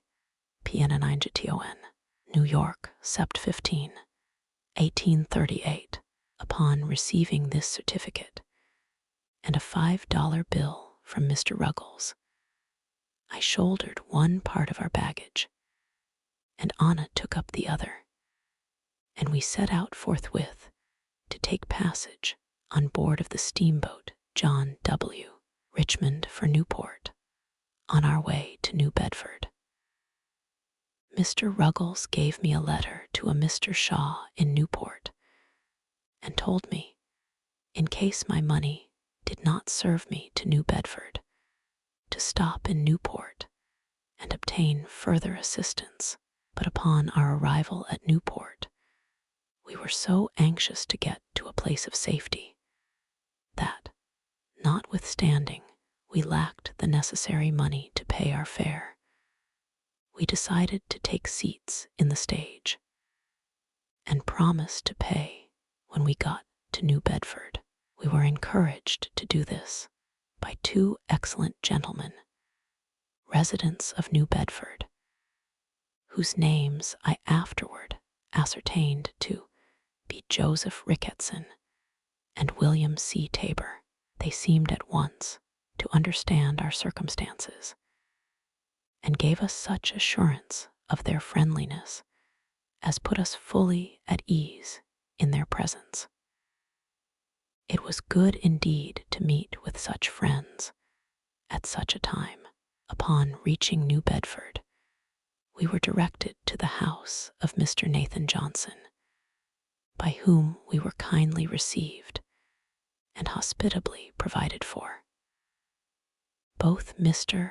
and Mrs. Johnson took a deep and lively interest in our welfare. They proved themselves quite worthy of the name of abolitionists. When the stage driver found us unable to pay our fare, he held on upon our baggage as security for the debt. I had but to mention the fact to Mr. Johnson, and he forthwith advanced the money. We now began to feel a degree of safety and to prepare ourselves for the duties and responsibilities of a life of freedom. On the morning after our arrival at New Bedford, while at the breakfast table, the question arose as to what name I should be called by. The name given me by my mother was Frederick Augustus Washington Bailey. I, however, had dispensed with the two middle names long before I left Maryland, so that I was generally known by the name of Frederick Bailey. I started from Baltimore bearing the name of Stanley. When I got to New York, I again changed my name to Frederick Johnson and thought that would be the last change. But when I got to New Bedford, I found it necessary again to change my name. The reason of this necessity was that there were so many Johnsons in New Bedford. It was already quite difficult to distinguish between them. I gave Mr. Johnson the privilege of choosing me a name, but told him he must not take from me the name of Frederick. I must hold on to that to preserve a sense of my identity. Mr. Johnson had just been reading The Lady of the Lake, and at once suggested that my name be Douglass. From that time until now I have been called Frederick Douglass, and as I am more widely known by that name than by either of the others, I shall continue to use it as my own. I was quite disappointed at the general appearance of things in New Bedford. The impression which I had received respecting the character and condition of the people of the North, I found to be singularly erroneous. I had very strangely supposed, while in slavery, that few of the comforts, and scarcely any of the luxuries, of life were enjoyed at the North, compared with what were enjoyed by the slave holders of the South. I probably came to this conclusion from the fact that Northern people owned no slaves. I supposed that they were about upon a level with the non-slave-holding population of the South. I knew they were exceedingly poor, and I had been accustomed to regard their poverty as the necessary consequence of their being non-slave holders. I had somehow imbibed the opinion that, in the absence of slaves, there could be no wealth and very little refinement, and upon coming to the North, I expected to meet with a rough, hard-handed, and uncultivated population, living in the most Spartan-like simplicity, knowing nothing of the ease, luxury, pomp, and grandeur of Southern slaveholders. Such being my conjectures, Anyone acquainted with the appearance of New Bedford may very readily infer how palpably I must have seen my mistake. In the afternoon of the day when I reached New Bedford, I visited the wharves to take a view of the shipping. Here I found myself surrounded with the strongest proofs of wealth. Lying at the wharves and riding in the stream, I saw many ships of the finest model, in the best order, and of the largest size. Upon the right and left, I was walled in by granite warehouses of the widest dimensions, stowed to their utmost capacity with the necessaries and comforts of life. Added to this, almost every body seemed to be at work, but noiselessly so, compared with what I had been accustomed to in Baltimore. There were no loud songs heard from those engaged in loading and unloading ships. I heard no deep oaths or horrid curses on the laborer. I saw no whipping of men, but all seemed to go smoothly on. Every man appeared to understand his work and went at it with a sober yet cheerful earnestness, which betokened the deep interest which he felt in what he was doing, as well as a sense of his own dignity as a man. To me, this looked exceedingly strange. From the wharves, I strolled around and over the town, gazing with wonder and admiration at the splendid churches, beautiful dwellings, and finely cultivated gardens, evincing an amount of wealth, comfort, taste, and refinement, such as I had never seen in any part of slaveholding Maryland. Everything looked clean, new, and beautiful.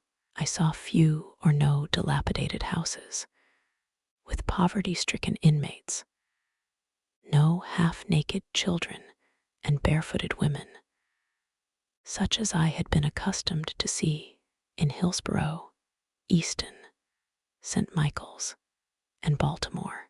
The people looked more able, stronger, healthier, and happier than those of Maryland. I was for once made glad by a view of extreme wealth, without being saddened by seeing extreme poverty. But the most astonishing as well as the most interesting thing to me was the condition of the colored people, a great many of whom, like myself, had escaped thither as a refuge from the hunters of men. I found many who had not been 7 years out of their chains, living in finer houses, and evidently enjoying more of the comforts of life than the average of slaveholders in Maryland. I will venture to assert that my friend Mr. Nathan Johnson, of whom I can say with a grateful heart, I was hungry, and he gave me meat. I was thirsty, and he gave me drink.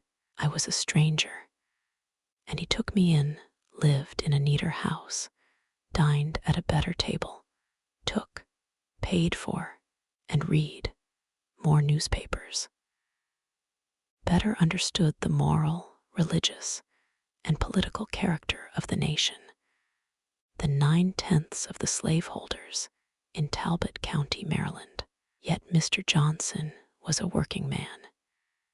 His hands were hardened by toil, and not his alone, but those also of Mrs. Johnson.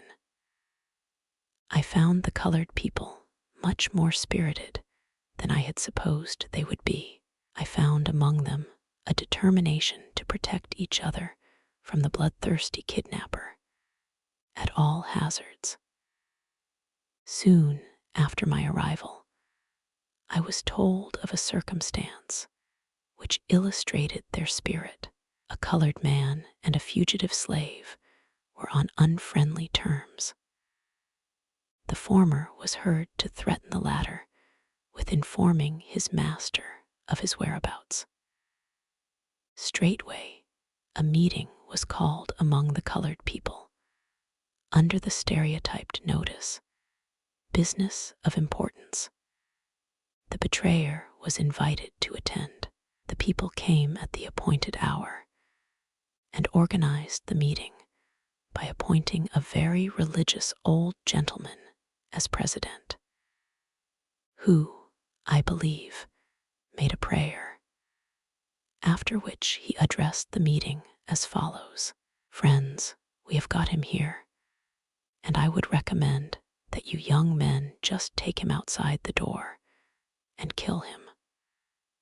With this, a number of them bolted at him, but they were intercepted by some more timid than themselves, and the betrayer escaped their vengeance, and has not been seen in New Bedford since.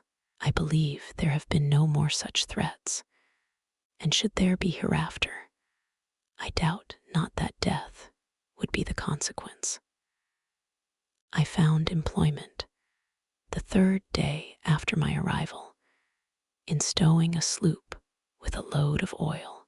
It was new, dirty, and hard work for me, but I went at it with a glad heart and a willing hand.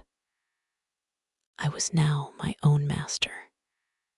It was a happy moment, the rapture of which can be understood only by those who have been slaves.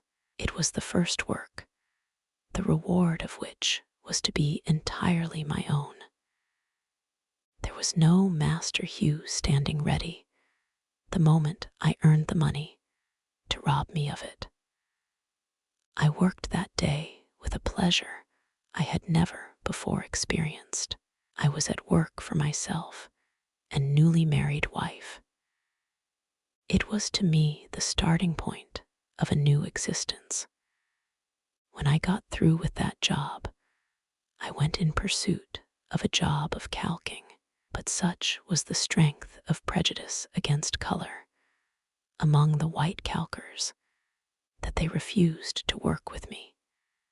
And of course, I could get no employment, for, finding my trade of no immediate benefit, I threw off my calking habiliments and prepared myself to do any kind of work I could get to do. Mr. Johnson kindly let me have his wood horse and saw, and I very soon found myself a plenty of work. There was no work too hard, none too dirty. I was ready to saw wood, shovel coal, carry wood, sweep the chimney, or roll oil casks, all of which I did for nearly 3 years in New Bedford before I became known to the anti-slavery world. For I am told that colored persons can now get employment at calking in New Bedford, a result of anti-slavery effort. In about 4 months after I went to New Bedford, there came a young man to me and inquired if I did not wish to take the Liberator. I told him I did, but just having made my escape from slavery, I remarked that I was unable to pay for it then. I, however, finally became a subscriber to it. The paper came, and I read it from week to week with such feelings as it would be quite idle for me to attempt to describe. The paper became my meat and my drink. My soul was set all on fire. Its sympathy for my brethren in bonds, its scathing denunciations of slaveholders, its faithful exposures of slavery, and its powerful attacks upon the upholders of the institution sent a thrill of joy through my soul, such as I had never felt before. I had not long been a reader of the Liberator before I got a pretty correct idea of the principles, measures, and spirit of the anti-slavery reform. I took right hold of the cause. I could do but little, but what I could, I did with a joyful heart, and never felt happier than when, in an anti-slavery meeting. I seldom had much to say at the meetings, because what I wanted to say was said so much better by others. But while attending an anti-slavery convention at Nantucket on the 11th of August, 1841, I felt strongly moved to speak, and was at the same time much urged to do so by Mr. William C. Coffin, a gentleman who had heard me speak in the colored people's meeting at New Bedford. It was a severe cross, and I took it up reluctantly. The truth was, I felt myself a slave, and the idea of speaking to white people weighed me down. I spoke but a few moments when I felt a degree of freedom, and said what I desired with considerable ease. From that time until now, I have been engaged in pleading the cause of my brethren with what success, and with what devotion, I leave those acquainted with my labors to decide. Appendix, I find, since reading over the foregoing narrative, that I have, in several instances, spoken in such a tone and manner respecting religion as may possibly lead those unacquainted with my religious views to suppose me an opponent of all religion. To remove the liability of such misapprehension, I deem it proper to append the following brief explanation. What I have said respecting and against religion, I mean strictly to apply to the slave-holding religion of this land, and with no possible reference to Christianity proper, for between the Christianity of this land and the Christianity of Christ, I recognize the widest possible difference, so wide that to receive the one as good, pure, and holy is of necessity to reject the other as bad, corrupt, and wicked. To be the friend of the one is of necessity to be the enemy of the other. I love the pure, peaceable, and impartial Christianity of Christ. I therefore hate the corrupt, slave-holding, women-whipping, cradle-plundering, partial, and hypocritical Christianity of this land. Indeed, I can see no reason, but the most deceitful one, for calling the religion of this land Christianity. I look upon it as the climax of all misnomers, the boldest of all frauds, and the grossest of all libels. Never was there a clearer case of stealing the livery of the court of heaven to serve the devil in. I am filled with unutterable loathing when I contemplate the religious pomp and show, together with the horrible inconsistencies which everywhere surround me. We have men stealers for ministers, women whippers for missionaries, and cradle plunderers for church members. The man who wields the blood-clotted cowskin during the week fills the pulpit on Sunday and claims to be a minister of the meek and lowly Jesus. The man who robs me of my earnings at the end of each week meets me as a class leader on Sunday morning to show me the way of life and the path of salvation. He who sells my sister for purposes of prostitution stands forth as the pious advocate of purity. He who proclaims it a religious duty to read the Bible denies me the right of learning to read the name of the God who made me. He who is the religious advocate of marriage robs whole millions of its sacred influence and leaves them to the ravages of wholesale pollution. The warm defender of the sacredness of the family relation is the same that scatters whole families, sundering husbands and wives, parents and children, sisters and brothers, leaving the hut vacant and the hearth desolate. We see the thief preaching against theft and the adulterer against adultery.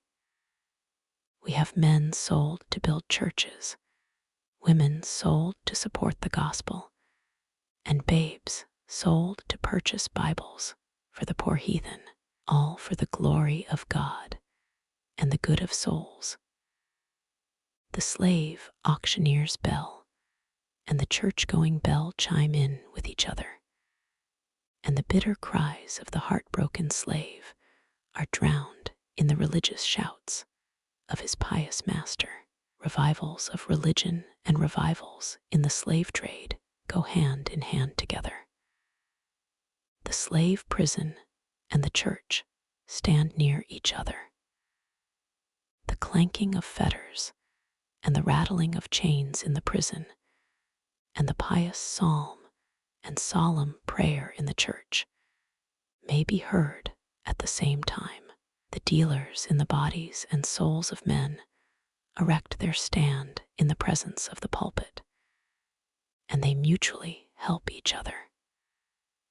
The dealer gives his blood-stained gold to support the pulpit, and the pulpit, in return, covers his infernal business with the garb of Christianity. Here we have religion and robbery, the allies of each other, devils dressed in angels' robes, and hell presenting the semblance of paradise.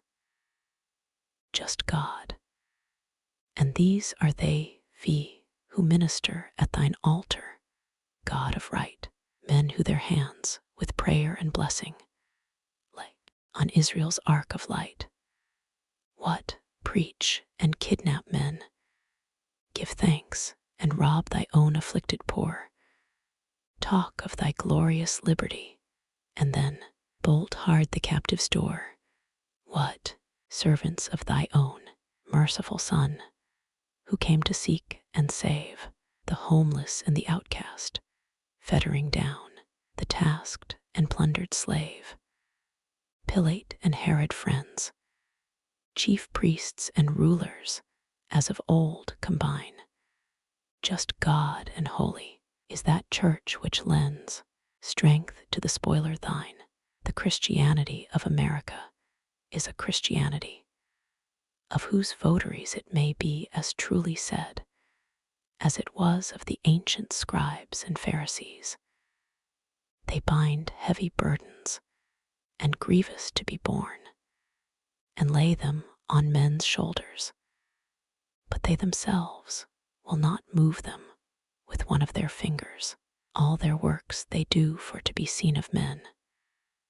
They love the uppermost rooms at feasts, and the chief seats in the synagogues, and to be called of men, Rabbi, Rabbi. But woe unto you, scribes and Pharisees, hypocrites, for ye shut up the kingdom of heaven against men. For ye neither go in yourselves, neither suffer ye them that are entering to go in. Ye devour widows' houses, and for a pretense make long prayers. Therefore ye shall receive the greater damnation. Ye compass sea and land to make one proselyte, and when he is made, ye make him twofold more the child of hell than yourselves. Woe unto you, scribes and Pharisees, hypocrites, for ye pay tithe of mint, and anise, and cumin, and have omitted the weightier matters of the law, judgment, mercy, and faith. These ought ye to have done, and not to leave the other undone. Ye blind guides, which strain at a gnat, and swallow a camel. Woe unto you, scribes and Pharisees, hypocrites, For ye make clean the outside of the cup and of the platter, but within they are full of extortion and excess. Woe unto you, scribes and Pharisees, hypocrites, for ye are like unto whited sepulchres, which indeed appear beautiful outward, but are within full of dead men's bones, and of all uncleanness. Even so ye also outwardly appear righteous unto men, but within ye are full of hypocrisy and iniquity. Dark and terrible as is this picture, I hold it to be strictly true of the overwhelming mass of professed Christians in America. They strain at a gnat and swallow a camel. Could anything be more true of our churches? They would be shocked at the proposition of fellowshipping a sheep stealer, and at the same time they hug to their communion a man stealer, and brand me with being an infidel if I find fault with them for it. They attend with pharisaical strictness to the outward forms of religion, and at the same time neglect the weightier matters of the law, judgment, mercy, and faith. They are always ready to sacrifice, but seldom to show mercy. They are they who are represented as professing to love God whom they have not seen, whilst they hate their brother whom they have seen. They love the heathen on the other side of the globe. They can pray for him, pay money to have the Bible put into his hand, and missionaries to instruct him, while they despise and totally neglect the heathen at their own doors. Such is, very briefly, my view of the religion of this land, and to avoid any misunderstanding, growing out of the use of general terms, I mean by the religion of this land that which is revealed in the words, deeds, and actions of those bodies, North and South, calling themselves Christian churches, and yet in union with slaveholders. It is against religion, as presented by these bodies, that I have felt it my duty to testify. I conclude these remarks by copying the following portrait of the religion of the South, which is, by communion and fellowship, the religion of the North, which I soberly affirm is true to the life, and without caricature or the slightest exaggeration. It is said to have been drawn several years before the present anti-slavery agitation began by a Northern Methodist preacher who, while residing at the South, had an opportunity to see slave-holding morals, manners, and piety with his own eyes. Shall I not visit for these things? Saith the Lord. Shall not my soul be avenged on such a nation as this? A parody. Come, saints and sinners, hear me tell how pious priests whip Jack and Nell, and women buy, and children sell, and preach all sinners down to hell, and sing of heavenly union. They'll bleat and baa, dona like goats, gorge down black sheep, and strain at motes, array their backs in fine black coats, then seize their negroes by their throats, and choke for heavenly union. They'll church you if you sip a dram, and damn you if you steal a lamb. Yet rob old Tony, Doll, and Sam of human rights, and bread and ham. Kidnappers' heavenly union. They'll loudly talk of Christ's reward, and bind his image with a cord, and scold, and swing the lash abhorred, and sell their brother in the Lord to handcuffed heavenly union. They'll read and sing a sacred song, and make a prayer both loud and long, and teach the right and do the wrong, hailing the brother, sister throng with words of heavenly union, We wonder how such saints can sing, or praise the Lord upon the wing, who roar and scold and whip and sting, and to their slaves and mammon cling. In guilty conscience union, they'll raise tobacco, corn, and rye, and drive and thieve and cheat and lie, and lay up treasures in the sky, by making switch and cowskin fly. In hope of heavenly union, they'll crack old Tony on the skull, and preach and roar like Bashan bull, or braying ass of mischief full, then seize old Jacob by the wool, and pull for heavenly union, a roaring, ranting, sleek man thief, who lived on mutton, veal, and beef, yet never would afford relief to needy, sable sons of grief, was big with heavenly union. Love not the world, the preacher said, and winked his eye and shook his head.